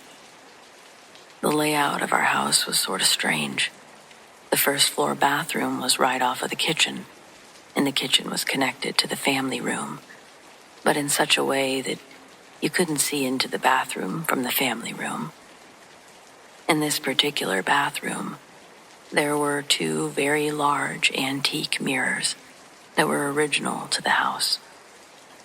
I refused to go to the bathroom at night because I always just got a creepy vibe from those mirrors, to the extent that I would avoid looking into the bathroom when I was forced to go into the kitchen at night. There are many, many nights when I would sit on the couch in the family room watching TV, and I'd notice out of the corner of my eye a small child peeking around the corner of the doorway, looking at me. But it would always vanish whenever I looked directly at it. I never got bad vibes per se, but it was creepy for sure. And I felt as though I was always being watched, to the extent that I would intentionally close the bathroom door in the early evening so I didn't have to interact with the bathroom at all. Something like that truly only becomes a habit if it frightens you to your core. We moved a couple of years ago, but we sold the house to an acquaintance who ended up keeping the mirrors. I really should ask her if they've had anything happen, or if she gets the same vibe from the bathroom. I can't bring myself to, though.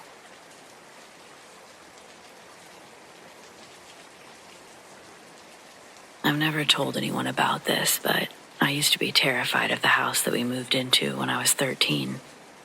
I'm an only child. My parents' bedroom was on the first floor, while mine was on the opposite end of the second floor. I chose it for that very reason, and regretted it by the third night. I was just going to bed when I heard footsteps coming up the stairs and down the hall. I assumed it was one of my parents and wondered what they could want so late. But the footsteps stopped just before my door. I waited for at least a couple of minutes, but they never moved or called out. So I opened the door to see what the deal was, and nobody was there. The next morning, I asked my parents which of them was creeping outside my door, but they denied ever getting out of bed. I thought my dad was messing with me, though I didn't care enough to press the issue. Spoiler alert, he wasn't.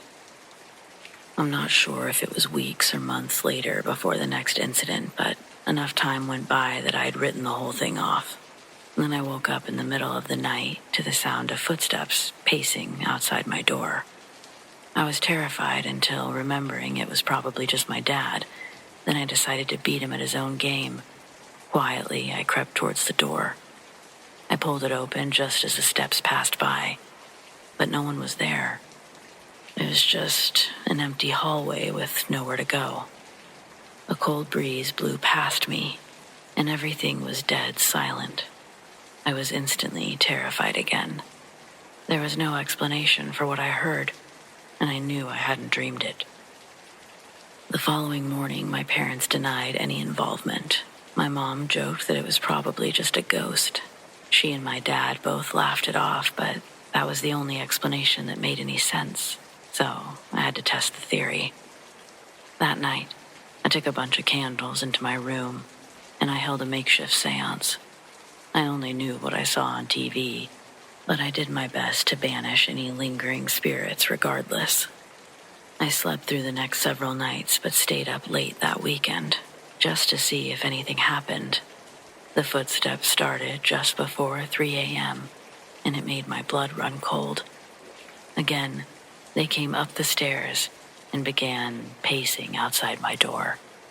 It continued for several minutes while I sat listening, frozen in terror. Finally, I worked up the courage to call out a tentative, "Hello?" Only once it was past my lips did I realize how awful it would be to hear a response. But thankfully, none were forthcoming. I tried to make myself get out of bed and open the door like the other nights, but I just couldn't. This time, my parents didn't find my story so endearing. They didn't want to hear about my mysterious footsteps anymore. And that was my last attempt for over a year. And again, at least a week passed before the next occurrence, maybe more. The footsteps were louder than usual and woke me just as before. I laid awake waiting for them to stop. But then there was a light tapping on my door, and a new level of fear coursed through me. It felt like it lasted an eternity, and even when it stopped, I couldn't fall back asleep. I'm pretty sure that's when my nightmares started as well. Sometimes I wasn't sure if something was a dream or reality, so I started leaving myself proof in various ways. Not too long after my 14th birthday, I woke to more tapping. But while I hid under my covers, the noises only got worse until the unthinkable happened. My doorknob began to turn. I could hear the metal and the slow creaking of the door opening. I couldn't not look at that point. I had to know what was coming through the door, for better or for worse. By then, I was sleeping with a flashlight under my pillow, an actual flashlight, no cell phones in those days, I'm afraid. And I sat up with it in one fast, embarrassingly spasmic motion. The door was halfway open, but no one was there. No one was ever there. I got up to close my door and put my vanity stool against it, so I would know that it hadn't been a dream. I dealt with similar incidents every few weeks for the entire time that I lived in that house. The worst incident happened when I was 16, and I woke to someone sitting on the foot of my bed. I lashed out with my feet and felt them connect with somebody's body. But once I sat up, the room was empty. After that, I started sneaking downstairs to sleep on the couch full time. If my parents woke up first, I'd pretend it was an accident. Or if I'd wake up first, I'd sneak back into my room. I tried bringing it up a couple more times over the years, but once they threatened to put me in therapy, I never mentioned it again. Life got much better after I went to college. My parents moved to a brand new house while I was away, and I never saw our old place again. But a few years ago, I worked up the nerve to ask my mom about the old house, and she very casually explained that a man had killed his wife in a jealous rage before ending his own life. All on the second floor, of course, and they just never felt comfortable going up there. I was speechless. I'm still kind of speechless. I mean, who does that? When I got upset, I was told that we simply couldn't afford to move at the time, and they felt like telling me the truth would only make my ghost dreams worse. Not gonna lie, I'm still a little bitter about it.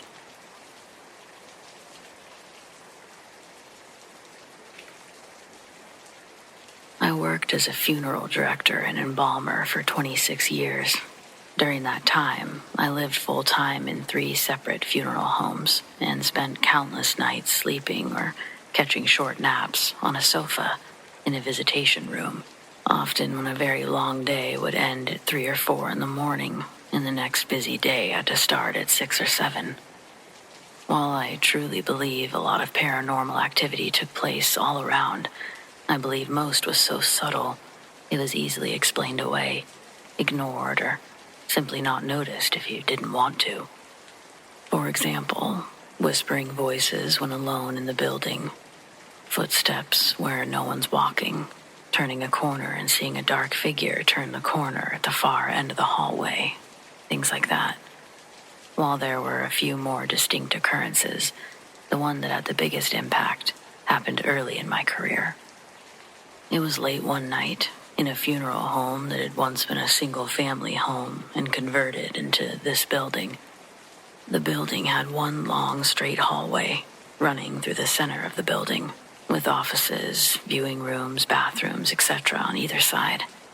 Both the front and rear doors were made of glass, and looking in either one was like looking in a mirror, especially at night. We had had a visitation, viewing or wake, depending on where you're from. It lasted from 10:30 to 11 p.m. In the funeral business, you never know what could happen during the night, and since I was the lowest-ranking person on staff, it was my job to stay and make sure the entire building was emptied, cleaned, and prepared for whatever may be needed the following day. As I was vacuuming the main hallway, I looked up, and just as clearly as I could see my own reflection, I saw a little girl, maybe 6 or 7 years old, walk across the hall behind me from our casket selection room into our business office.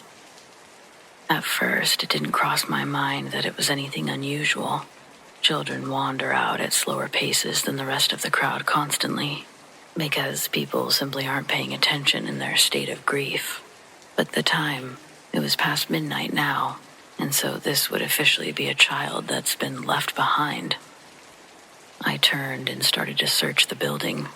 I started with where I'd seen her go. I realized after a while, I really was alone. I spent a good 10 minutes searching a small business office with only 2 locked exits, a locked window, and no little girl to be found. While I never let these things keep me from doing my job, I will admit that when vacuuming that hallway, I never looked up.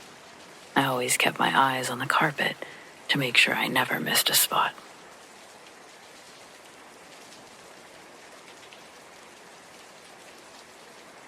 Every April, my family spends a week at our lake house in Louisiana. This year, we took my cousin because his parents were fighting again. My uncle is a real prick, so he stays with us a lot. Benji is 12 and on the way to being just like his father, so, needless to say, I wasn't happy to be stuck with him for an entire week. At least when he stayed with us at home, I could go out with friends. I know when you think lake house, you imagine swimming and jet skis, but it's not that kind of place. At least not this lake. It's all swampland and alligators, and that's how we could afford the property in the first place. If anything, it's more of a lake shack. There were too many snakes and bugs for my taste, so I usually watch TV and play Xbox. Benji, however, is an avid little fisherman, and his favorite kind is noodling. If you're not familiar with the term, it's also called hand fishing. It's illegal in over half the state, so allow me to explain. Noodling is when you go into muddy water and stick your arm into a giant catfish hole. If you're lucky, the fish will latch on and you can pull it out. Sounds fun, right? There's a few problems. It can be fairly dangerous for a number of reasons. Chief among those reasons, lots of things live in holes, snakes and snapping turtles among them. The first rule is to never stick your hand in a hole that's not 100% submerged. You also want to wear a protective glove, if not a full sleeve. or you can get cut up pretty badly. Our first day on the lake, Benji wanted to go noodling, but my parents warned him about the gators and reminded him that noodling season wouldn't even start until next month. For the next 2 days, Benji fished from the pier, and we all did our own thing. On the third day, my parents drove into town, and I was placed on babysitting duty. Benji immediately went back to the pier, and I went to my Xbox. All should have been well, but an hour later, I heard his screams. They were the kind of screams that let you know something awful was happening. Filled with pain and terror, I thought someone was attacking him, so I grabbed my dad's rifle on the way out, but it was so much worse than I thought. As I would later learn, Benji saw my parents leaving as a chance to go noodling. He didn't have his glove, and he had never done it without his dad being there to watch over him. After a couple of empty holes, he tried one that had some kind of sharp debris sticking through the wall. It cut into his forearm and down the length of his hand before he could get free. To hide what he had done, he tried to wash the blood off in the lake, hoping to wrap his arm in a t-shirt and bandage the wound before anyone noticed.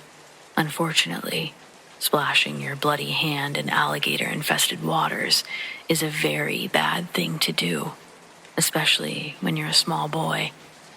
He never even noticed the gator as it approached, only after it lunged. It latched onto his hand and began dragging him down. That's when the screaming started. The water he was standing in was just over ankle deep, but the gator was trying to get him in a death roll. I was halfway there when the gator flipped him over. Benji's head went beneath the water, and I thought he was dead.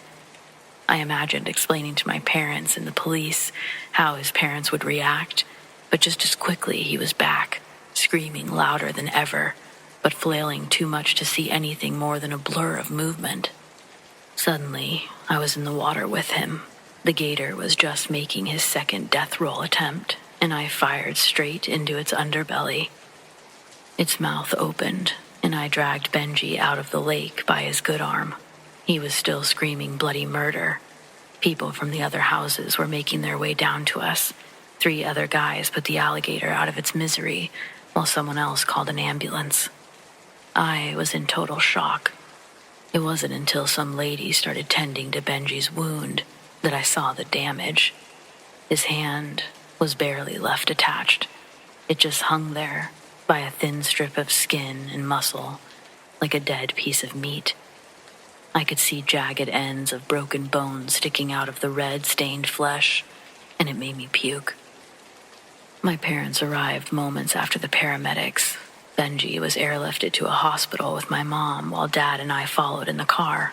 It took us 2 hours to get there. By then, the doctors had determined that there was no chance of saving his hand and had begun surgery.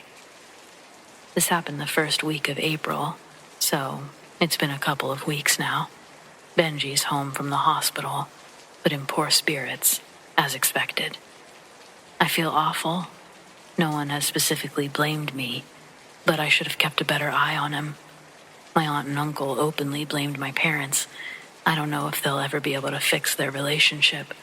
Even though they won't say it, I know they blame me too.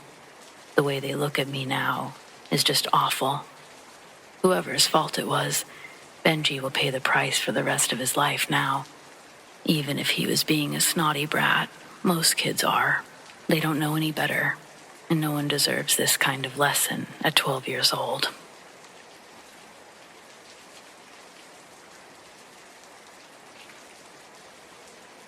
I was 9 or 10 years old, staying at my dad's house on one of our fortnightly weekends. It was the late 70s, early 80s. My brother was 2 years younger than me, and because of things that had happened in that house when we were smaller, things I half remembered and half had described to me by my mom, neither of us would sleep in the second bedroom. Dad took the sofa without complaint, and we took his bed. That particular Saturday night, there was nothing heavy in the air, no dread or unease. We were lying in Dad's bed around 11, talking about Blackpool. Dad had promised to take us the next visit, the pleasure beach, the rides, the seafront, and we were wound up with anticipation, talking over each other about what we'd do first. I was lying flat on my back, head on the pillow, facing up. My brother was sitting up at the foot of the bed. The headboard behind me was pressed tight against the wall, close enough that you could just barely reach through the gap and touch the plaster if you stretched your arm through, but nothing wider than a hand could fit in that space. Without any warning, my head was wrenched backward by my hair. Not a snag, not a drift of movement, a pull, sharp and deliberate, the kind that hurts at the roots. My brother watched my head snap back from across the bed. We both started to scream at the same moment. Our screaming woke everyone. It wasn't the kind that could be manufactured. It was real, pure fear. I've spent more than 40 years turning it over. I was still lying on my back, not moving. The wall was flush behind the headboard. My brother saw it happen. That last part is the one that I keep returning to, because it takes the events out of my hands entirely. Whatever explanation might apply to me alone dissolves the moment that you account for him sitting there watching my head get pulled back by nothing. We never slept in Dad's bed again. It wasn't the only thing that happened in that house. Sometime later, Dad had gone to the pub. Just 100 meters down the road, my brother and I were upstairs in the second bedroom, which we'd eventually agreed to try again after some convincing. The house was empty. We knew every sound that it made by then, the front door especially. We heard footsteps on the stairs, measured, unhurried, climbing. The sound of someone coming up after a night out, which is exactly what we assumed it was, even though we didn't hear the door. We lay there listening, waiting for Dad's voice, waiting for the landing light to come on. The footsteps reached the top stair. Then we heard the front door open. The footsteps stopped. We screamed for our dad to come up immediately. He did, and found nothing on the landing, nothing in the hall, no explanation that held up. He suggested it was noise from next door, but we knew the difference. That house still unsettles me to this day. I don't go upstairs in the dark when I'm there. I haven't been alone in it for decades, and I intend to keep it that way.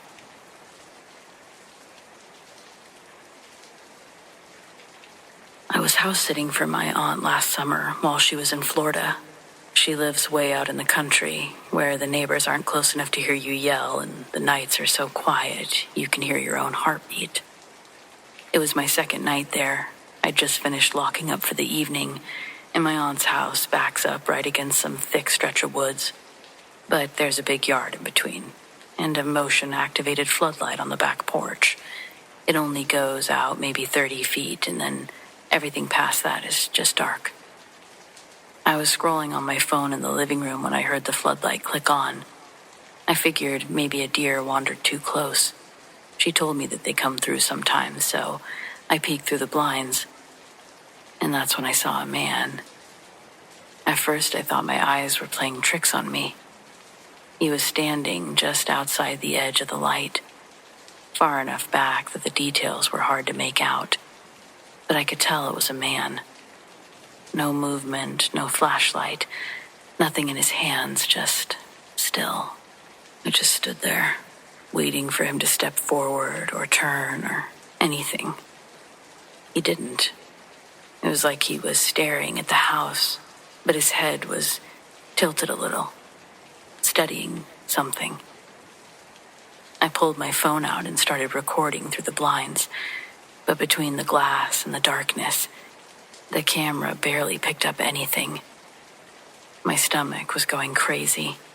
I didn't want to take my eyes off of him to call 911, and then he took one slow step forward. I backed away from the window and ducked behind the couch so he couldn't see me if he got closer. My heart was pounding, stomach turning. Everything was so loud in my head, it felt like it was filling the room. I finally grabbed my phone and called the sheriff's office, whispering to the dispatcher what I was seeing. She told me to stay on the line, lock all the doors. When I peeked again, he was gone. The dispatcher said a deputy was on the way, but it would be about 20 minutes. That was maybe the longest 20 minutes of my life. I couldn't stop thinking about all the ways into the house, the sliding door in the kitchen, the side garage door that my aunt always left unlocked, even the windows upstairs. When the deputy finally arrived, I met him at the door. He walked the property with a flashlight, and I stayed on the porch, too scared to leave the light. He didn't find anyone, but there were footprints, big ones, leading from the tree line up toward the porch, and then back again. Here's the part I don't understand. The prints weren't from boots or sneakers. They were bare feet. The deputy didn't have much to say about that, except that people do weird things sometimes. He told me to keep the doors locked and call right away if I saw anything again. I sat up in the living room that night with all the lights on. Sleeping was not an option. I was facing the backyard, waiting for that floodlight to click on again. It never did. The rest of the week was uneventful, but I couldn't shake that feeling. I kept imagining him standing there, just out of the light, like he knew exactly where the shadows would hide him. My aunt doesn't have cameras, and I never got any clear footage from my phone. There's nothing I can show anyone to prove that it happened, but I know what I saw. And I know that I wasn't just looking at some random guy who was lost in the woods. He really felt like he was there for the house, or for me. I can't explain it, but I don't wish to experience it again.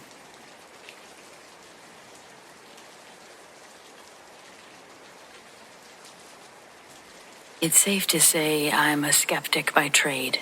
I'm in grad school at UNC Wilmington, which basically means my life is a cycle of peer-reviewed journals and caffeine-induced insomnia. But 3 nights ago, around 11 p.m., I hit a wall. It wasn't unfamiliar territory, but this kind of writer's block felt more like a physical weight on my skull. My apartment felt too small, the air was too stagnant, I needed to move. I hopped in my truck and I headed for the end of the road. That's what we call the spot where US 421 just quits. It doesn't taper off or transition into a dirt path, it just dead ends into a lonely parking lot and a boat launch on Cape Fear River. The drive out there is a gauntlet of shadows. Once you pass the last of the streetlights, the coastal scrub and the twisted oaks, they start to crowd the asphalt. By the time I pulled into the parking lot, I was miles from the nearest porch light. My headlights swept across the empty pavement. I was the only vehicle there. I checked my mirrors, habit, I guess, and I saw nothing but the void of the Atlantic behind me. I was absolutely 100% alone. I killed the engine, and the silence that rushed in was heavy. Best I can describe is it wasn't the peaceful kind of silence you get from the woods. It was this expectant silence, like that of a tomb. I got out and started walking toward Battery Buchanan. For those who don't know the history, it's a massive earthen artillery battery, part of the old Confederate Fort Fisher complex. Thousands of men bled into the sand during the Civil War. It's a place of heavy history, but it's usually just quiet. I was rounding the base of the battery, heading toward a small stretch of sandy beach on the riverbank. The lights from the Sunny Point cargo docks across the water were shimmering on the surface of Cape Fear, sickly yellow and industrial orange, cutting through the dark. I was maybe 25 yards from the shoreline when the world just glitched.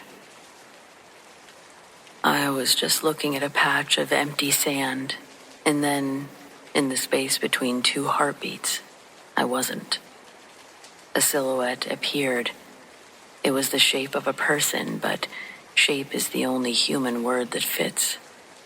It was a hole in the world. It was a flat, matte black that seemed to absorb all of the light from the docks across the river. There were no features, no fabric ripples or hair, just a two-dimensional void standing on the three-dimensional sand. Now, look, I've lived in the wilderness my whole life. I've been stalked by mountain lions in high country. I've even felt that primal prey instinct before. But this was different. This was like a strange, cold, vibrating dread that started in my bones, and it turned every hair on my arms into needles. I froze. I couldn't even command my lungs to take a breath. For 10 seconds, we just existed together. I watched the lights of the cargo docks across the river, or rather, I watched where they should have been. This thing was solid enough to block out the horizon, a black tear in the night. And then, just as it had arrived, it was gone. I didn't actually blink or look away. I don't even think I flinched. It didn't fade. The hole just simply closed. The dock lights snapped back into view, reflecting off the water where the figure had been standing a millisecond before. My fight or flight response skipped fight and went straight to afterburner. I didn't check for footprints or stay to investigate. I noped out of there so fast I nearly left my transmission on the asphalt. Here's the thing that's always bothered me. Fort Fisher isn't really known for this. You hear ghost stories about the battlefields in Virginia or Gettysburg, but the Cape Fear riverbank is usually just a spot for fishermen, tourists. I've had one other weird experience in my life, but I could always logic my way out of it if I tried hard enough. There is no logic for this one. No shadow plays or trick of the lights. You don't just unexist while someone is staring directly at you. Or do you? What I hoped to be a cure for my writer's block really just instilled a new fear in me. A fear of the end of the road, and whatever it is that's out there.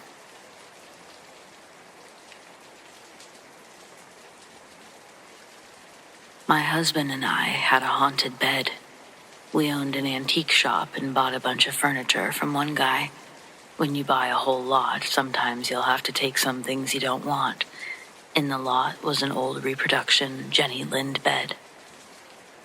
This bed wasn't old enough to put in the shop, so we stored it in the back for quite a while. Meanwhile, we were building a house, and when it was finished, we decided to make use of the bed until we found an older one. Right away, during the night, I would wake up and feel the bed vibrating silently. It had the old metal box springs. So I thought at first that I must have made the bed do that by turning over. But as time went on, I would lie perfectly still, and the bed would keep vibrating. Just the slightest shaking, nothing crazy or violent. Most times I would wake up my husband, and it would stop shaking immediately, which was really frustrating for me, since I was the only one experiencing it. It kept doing it off and on for weeks. I know it sounds scary, but somehow it wasn't. It was more like dumbfounding. Like, is this really happening? It can't be. But it was. And then there came a point, in addition to the shaking, something new was added. Down at the foot of the bed on my husband's side, there began a clanging sound, as if someone was hitting the metal springs with another metal object. Not violently at first, more of a clang, clang, clang, then silence. I tried to wake up my husband, but it would always stop, which was really weird. In my mind, I'm trying to figure out what could possibly be causing this. I'd heard about ghosts, of course, but that thought was the furthest out for a rational explanation. We lived at the base of a mountain with millions of acres of Forest Service land behind us, and on a dead-end road. There was pure silence every night. No traffic, no nearby trains. And earthquakes, they don't happen every night on cue and only shake one item. What the hell was going on? The clanging began to get louder as time went on, and finally, hallelujah, one night, it didn't stop when I woke up my husband. It continued, and he looked at me like, what the hell? One day I ran into a woman who said that she was a psychic. I told her about the bed. I had almost zero faith in psychics at the point, but whatever. I asked her if she wanted to come over and check it out. With another friend, who also purported to be psychic, these two women came into the bedroom and stood there for a few minutes. One of them finally spoke and told me there was an old woman in the room who believed that the bed was hers, and she was trying to scare us out of it. Right away I thought, yeah, right, but I was polite about it. They burned sage and told the old woman to go away, go to the light, blah, blah. I was not impressed, to say the least, but I figured I had nothing to lose. Funny thing, it stopped immediately. Then, about 2 weeks later, it did it one night, and my thoughts of the bogus reading were confirmed. But after that one night, it never happened again. I thought back about what she had said about the woman wanting us out of it. The bed was from the 30s or 40s, and she said the woman was old. It would stop shaking, clanging, as soon as a man, my hubby, was awake. If you go back to that era, women had very few rights, and men had the power. Women could easily have been afraid to tell their husbands, and would do anything not to upset them. So it began to make sense that the sounds would stop. If this is right, I think she became desperate to get us out of her bed when she started the clanging noises. She no longer cared if the man would be angry or not. Of course, this is all speculation on my part, but since there's already no explanation of why a bed would do that, the story doesn't matter. So, did a ghost do it? Something was responsible for it, and it wasn't either of us. Any suggestions are welcome. I truly cannot understand why this happened. We're not crazy people. I'm not lying. Nothing to gain by making myself sound like a fool. We built the house ourselves out of 2 old hewn log buildings, and both of us knew every square inch of that house and knew that it had nothing to do with the house settling or moving. Besides, houses don't settle like that. So that's my story about my haunted bed, and I'd love to know what and why it happened.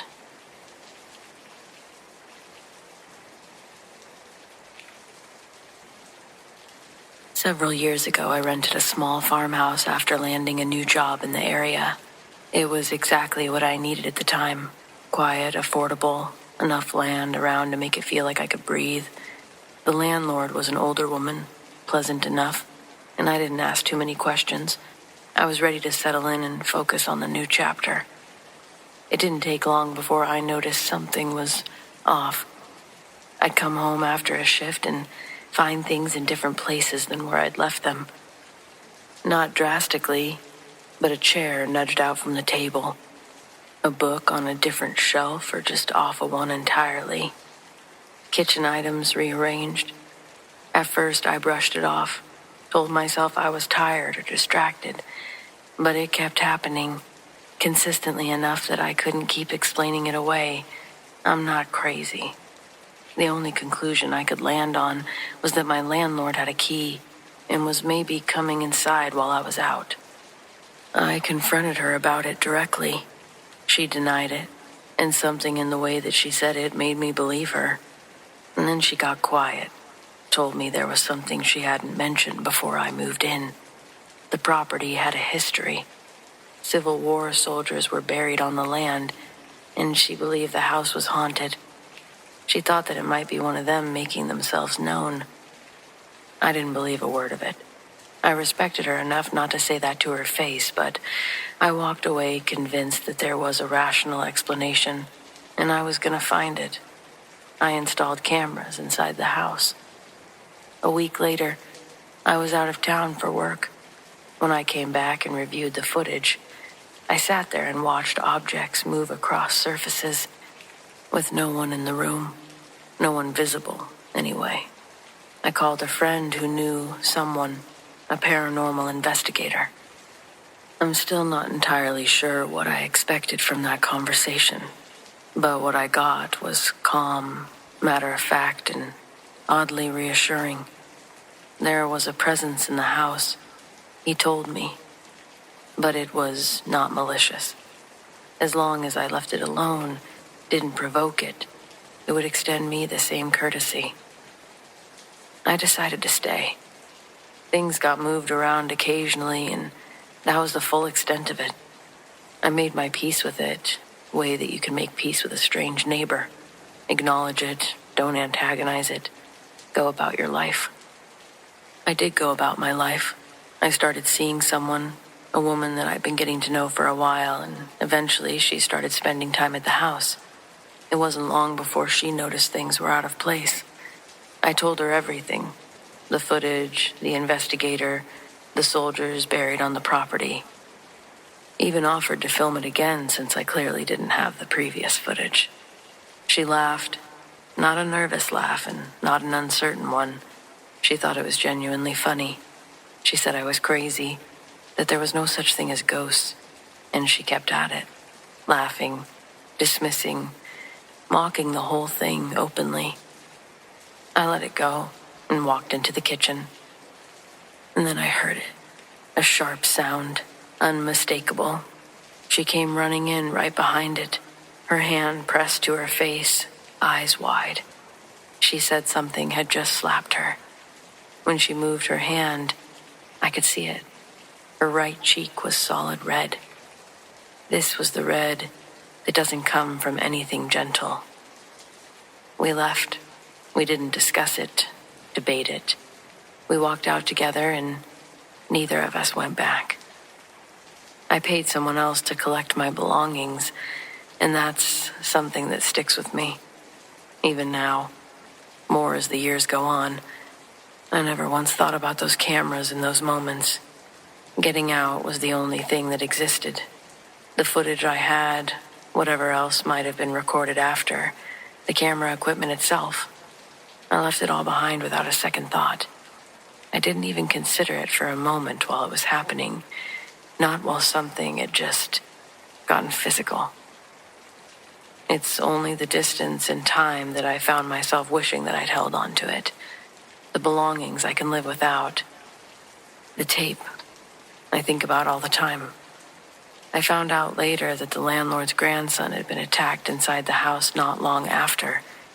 She had the place torn down, eventually sold the property. Whatever was in that house made its patience very clear from the beginning. It moved things. It never threatened. It even warned anyone paying attention about what it was capable of.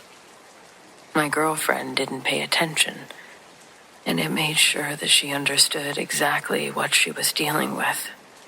And that's terrifying.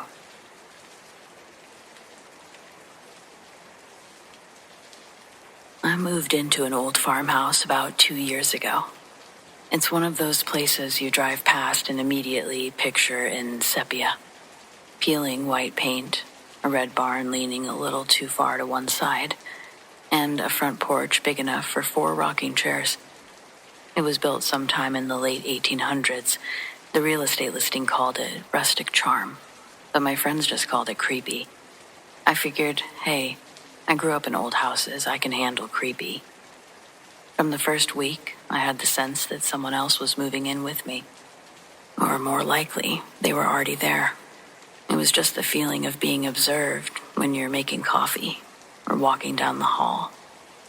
I did chalk it up to being alone in a big place for the first time and leaning into the creepy. Still, every so often I'd catch a flicker of movement in my peripheral vision. Didn't feel like just shadows. A dark skirt swishing around a doorway. A pale sleeve disappearing into another room. Always quick enough that I couldn't get a good look, but enough that I couldn't help but notice. The kitchen was the worst for that. I'd be rinsing a mug, and I would feel like someone had just walked through the back doorway.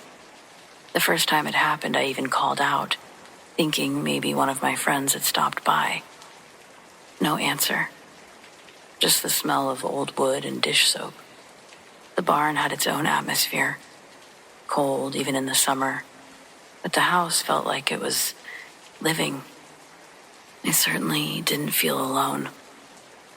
After a few months, the glimpses started to feel less like nerves and more like a routine. I'd see a hem of a dress vanish around a corner when I walked into the bedroom, or a hand on the banister when I'd come down the stairs. It was always in that muted farmhouse palette. Grays, whites, browns. Always too quick to confront. But then, I actually saw her. It had been raining all day. The whole place smelled like damp hay.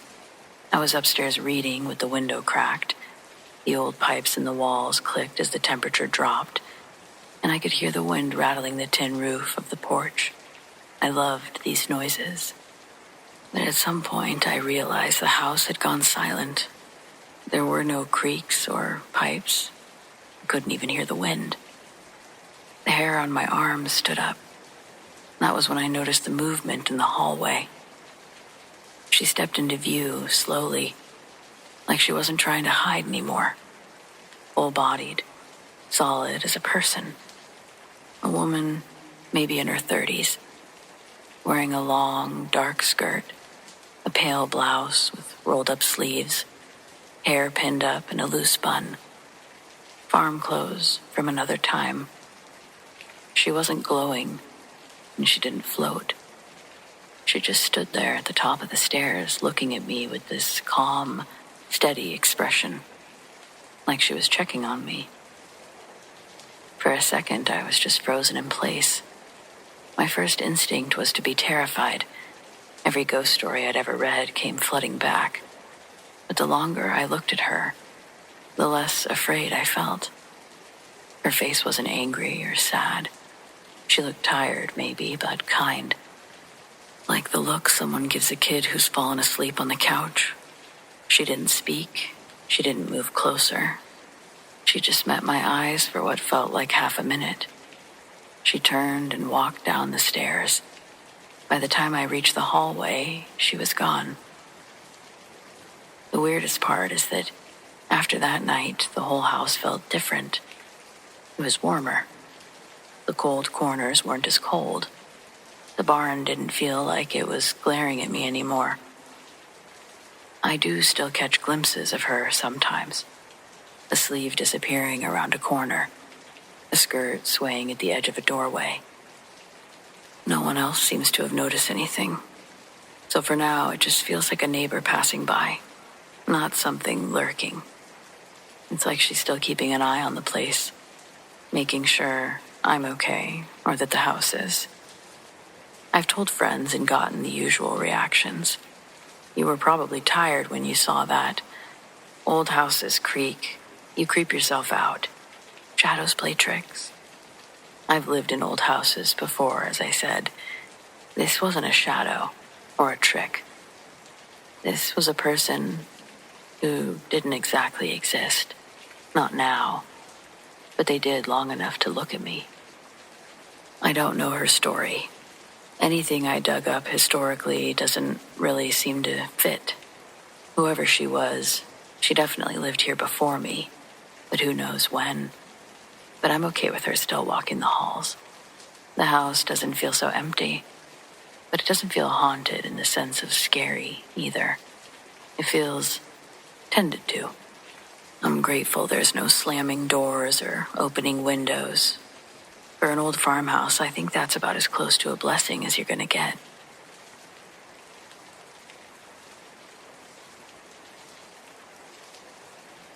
I was hauling steel out of Amarillo around midnight, cutting south on 287.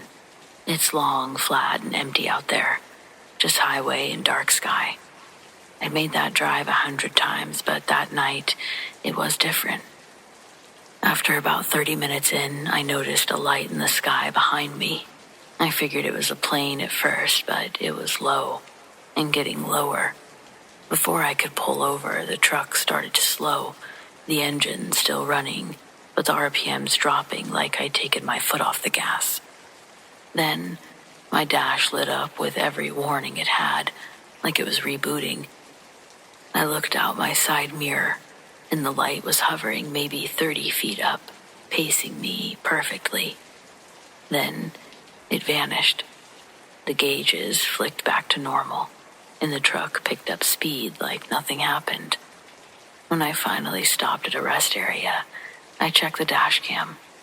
It had frozen, just static, for exactly 7 minutes.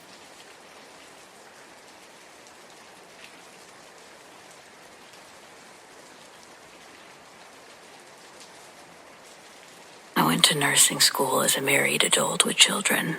As I was driving home after an evening class midterm, I began to slow down as I was coming near an intersection on a rarely used road. I noticed 2 moving lights in the sky to my right, approximately 300 feet above. These lights slowly traveled and came to a stop about 150 feet above, in front of my car. 3 more lights came and lined up with the other 2, one by one. I stopped the car, locked the doors, and watched the show.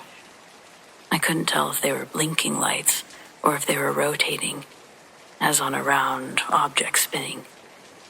These lights were hovering and silent. Then, one by one, they took off at the speed I've never seen, each following the other. When they left, I started the car, not remembering turning it off, and I noticed that the doors were unlocked. I attributed that to a poor attention span, not remembering. I arrived home a few minutes later.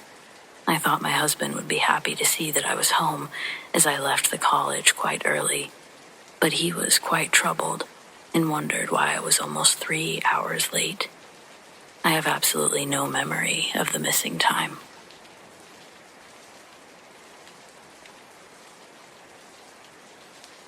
My Uncle Joe drove big rigs for 40 years, and he only ever told this story once, but I never forgot it. It was after 3 fingers of bourbon and a long silence. He was hauling freight through the high desert of New Mexico in the late 90s. The sky, as he says, was clear, the stars like spilled salt. And suddenly, the world went neon blue. Not a flash, but a steady humming glow that originated from directly above his cab. And then the truck died. Not just the engine, but everything. The headlights flickered, went black. CB radio emitted a sound like 1,000 bees were screaming. And the digital clock on the dash started counting backwards at lightning speed. Uncle Joe said the most terrifying part wasn't really the light, but it was the weight that he could feel from it. He felt like he was underwater. He tried to pump the brakes, but the pedal, it felt like it was made of stone. For 60 seconds, he rolled in total electronic silence, guided only by the eerie blue luminescence. He looked out the side window, saw the sand beside the highway was glowing, not reflecting the light, but vibrating underneath it. Just as he gathered the courage to look up through the windshield, the light snapped shut like a camera shutter. The engine roared back to life on its own. Then the radio blasted a static-heavy country song. The clock settled on 12 o'clock, blinking steadily. He pulled over, shaky, found that his wristwatch, a mechanical wind-up, had magnetized so badly the hands were spinning in circles. He quit the long-haul circuit 3 months after this. So I saw something tonight in the sky I can't wrap my head around. I was standing out in my driveway smoking a cigarette, talking to my girlfriend on the phone, when I noticed 3 lights clustered in the sky, 2 red and 1 bright blue. Didn't think much about it because I live near an airport I just thought that it was a plane or something. And then I realized it wasn't moving, and there was no sound. I said something about it to my girlfriend, who cracked a joke about, if it's aliens, you're not allowed to get abducted while you're on the phone with me. Then, suddenly, the object moved in a very fast line for about 2 seconds, paused, then raced off in another direction, and went behind the tree line and out of view, but only for a few seconds. Then zipped back into view and remained stationary for a few more seconds, maybe a minute. Then began moving rapidly before finally going behind the tree line, and it didn't reappear. I have no idea what it was. A drone, maybe. I do live a few hours from an Air Force base, so maybe an experimental military craft. As much as I would love for it to be aliens, I'm skeptical and rational enough not to rush to any conclusions, but what are your thoughts? Update. So I saw it again. Same thing. 3 lights in the sky. So I sort of followed it to see if I could confirm maybe it was a drone. As I followed it, I realized it was far away. Much too far for a drone. Much too quiet for an airplane. Its rapid movements were unsettling, to say the least. I was tempted to call my girlfriend, but was pretty sure this was just a joke to her. I'm not saying it's anything serious, but it's not normal. I've just got to know. Has anyone else seen these lights? What are they?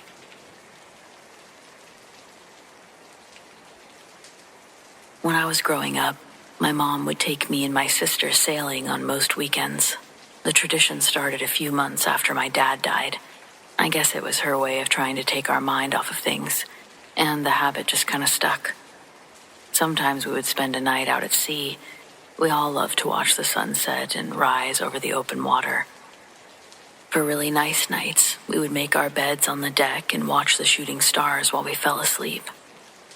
On one of those nights, we all woke up to a high-pitched whirring noise and a big, swirling, flashing light shooting out of the sky. It came down so fast. 1 second it was in the sky, and then it was crashing into the ocean, maybe 100 yards from us. It hit so hard that the waves nearly knocked our boat over, and we got soaked by the overflow. When we looked over at where the lights went down, there was an object, almost as big as our boat, floating in the ocean. It was glowing, but with a softer light than what had shot across the sky. I don't know what to call its shape. It had at least 4 sides just from what we could see, so maybe octagonal once you included the other side. It rose into 4 tall peaks, and each one had dark window-like panes circling around the top. My sister and I were more fascinated than afraid. I was only 11, she was 9, so we didn't really understand what was happening, or what could have happened. But our mom was terrified, even though she didn't show it. Over the years, she only spoke of this incident a handful of times, but when she did, she described it as the worst night of her life. Her first instinct was to get us the hell out of there, but she was afraid of drawing attention to us. Ultimately, she couldn't be sure if she decided it was best to stay still, or if she was just frozen with fear. Then one of the spires opened up, and 3 blinding white spherical shapes emerged and started circling what I'm just going to call the UFO, because what the hell else do you call this thing? They would stop at certain points like they were interacting with it, likely making repairs from what we could see or theorize. After a few minutes of this, they went back inside. I'm not sure if they didn't notice us or didn't care that we were there, but as soon as the top closed, the UFO lit up super bright again, like when it was in the sky, and it shot straight up. It was so fast, it looked like a shooting star as it disappeared back among the stars and out of sight.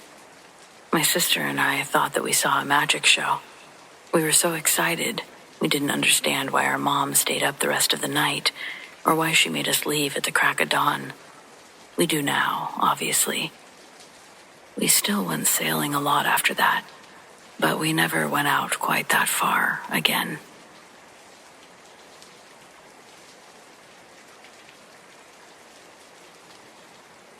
I moved into the house in March, which in retrospect feels significant only because of how much time I spent in the basement for that first month. It was a long month, and it was a good basement. Dry, well lit, the previous owners had finished it properly, and I was using it for storage while I unpacked the rest of the house room by room. I was down there most evenings, moving boxes, trying to impose some sort of order on the chaos of a new life, a new place. I found the tin on the third week. It was behind the water heater, pushed into the gap between the unit and the wall, with a deliberateness that felt different from something simply forgotten. A small tobacco tin, the old-fashioned kind, its lid sealed with what looked like electrical tape wrapped around several times, around the seam, around the whole thing. It was light when I picked it up. Whatever was inside shifted slightly, small, loose objects, not heavy. I should have left it. I know that now, with the clarity available only after the fact. Instead, I peeled back the tape, because I was curious, and it was my house, and there was no reason, standing in a well-lit basement on an ordinary Tuesday evening, to feel otherwise. Inside, a folded square of paper, brown at the edges, covered in handwriting too small and crammed to read easily. Beneath it, 3 small figures, crude, roughly an inch tall each, made from what appeared to be wax and wrapped tightly in black thread. Each one had a single dark hair pressed into it. They were not the same hair. I could tell from the color and texture that they were each different. I put everything back, resealed the tin as best I could, set it on the shelf and told myself that I'd deal with it later, which is what you tell yourself when you don't know what you're dealing with and you don't want to find out. That night I woke up at 2 a.m. to the sound of something moving in the basement, directly below my bedroom. It was slow, deliberate footsteps, crossing the concrete floor. I lay in the dark and I counted them. 7 steps, a pause, 7 steps back. The same path, twice, and then nothing.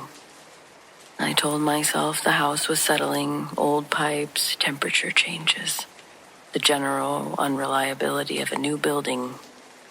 I almost convinced myself by the time I fell back asleep. But the second night it was louder, and the third night I got up. I stood at the top of the basement stairs with my hand on the light switch for longer than I care to admit. But then I flicked it on, and I went downstairs. The shelf where I'd left the tin was empty. It was on the floor in the center of the room, lid off, contents arranged in a careful line on the concrete.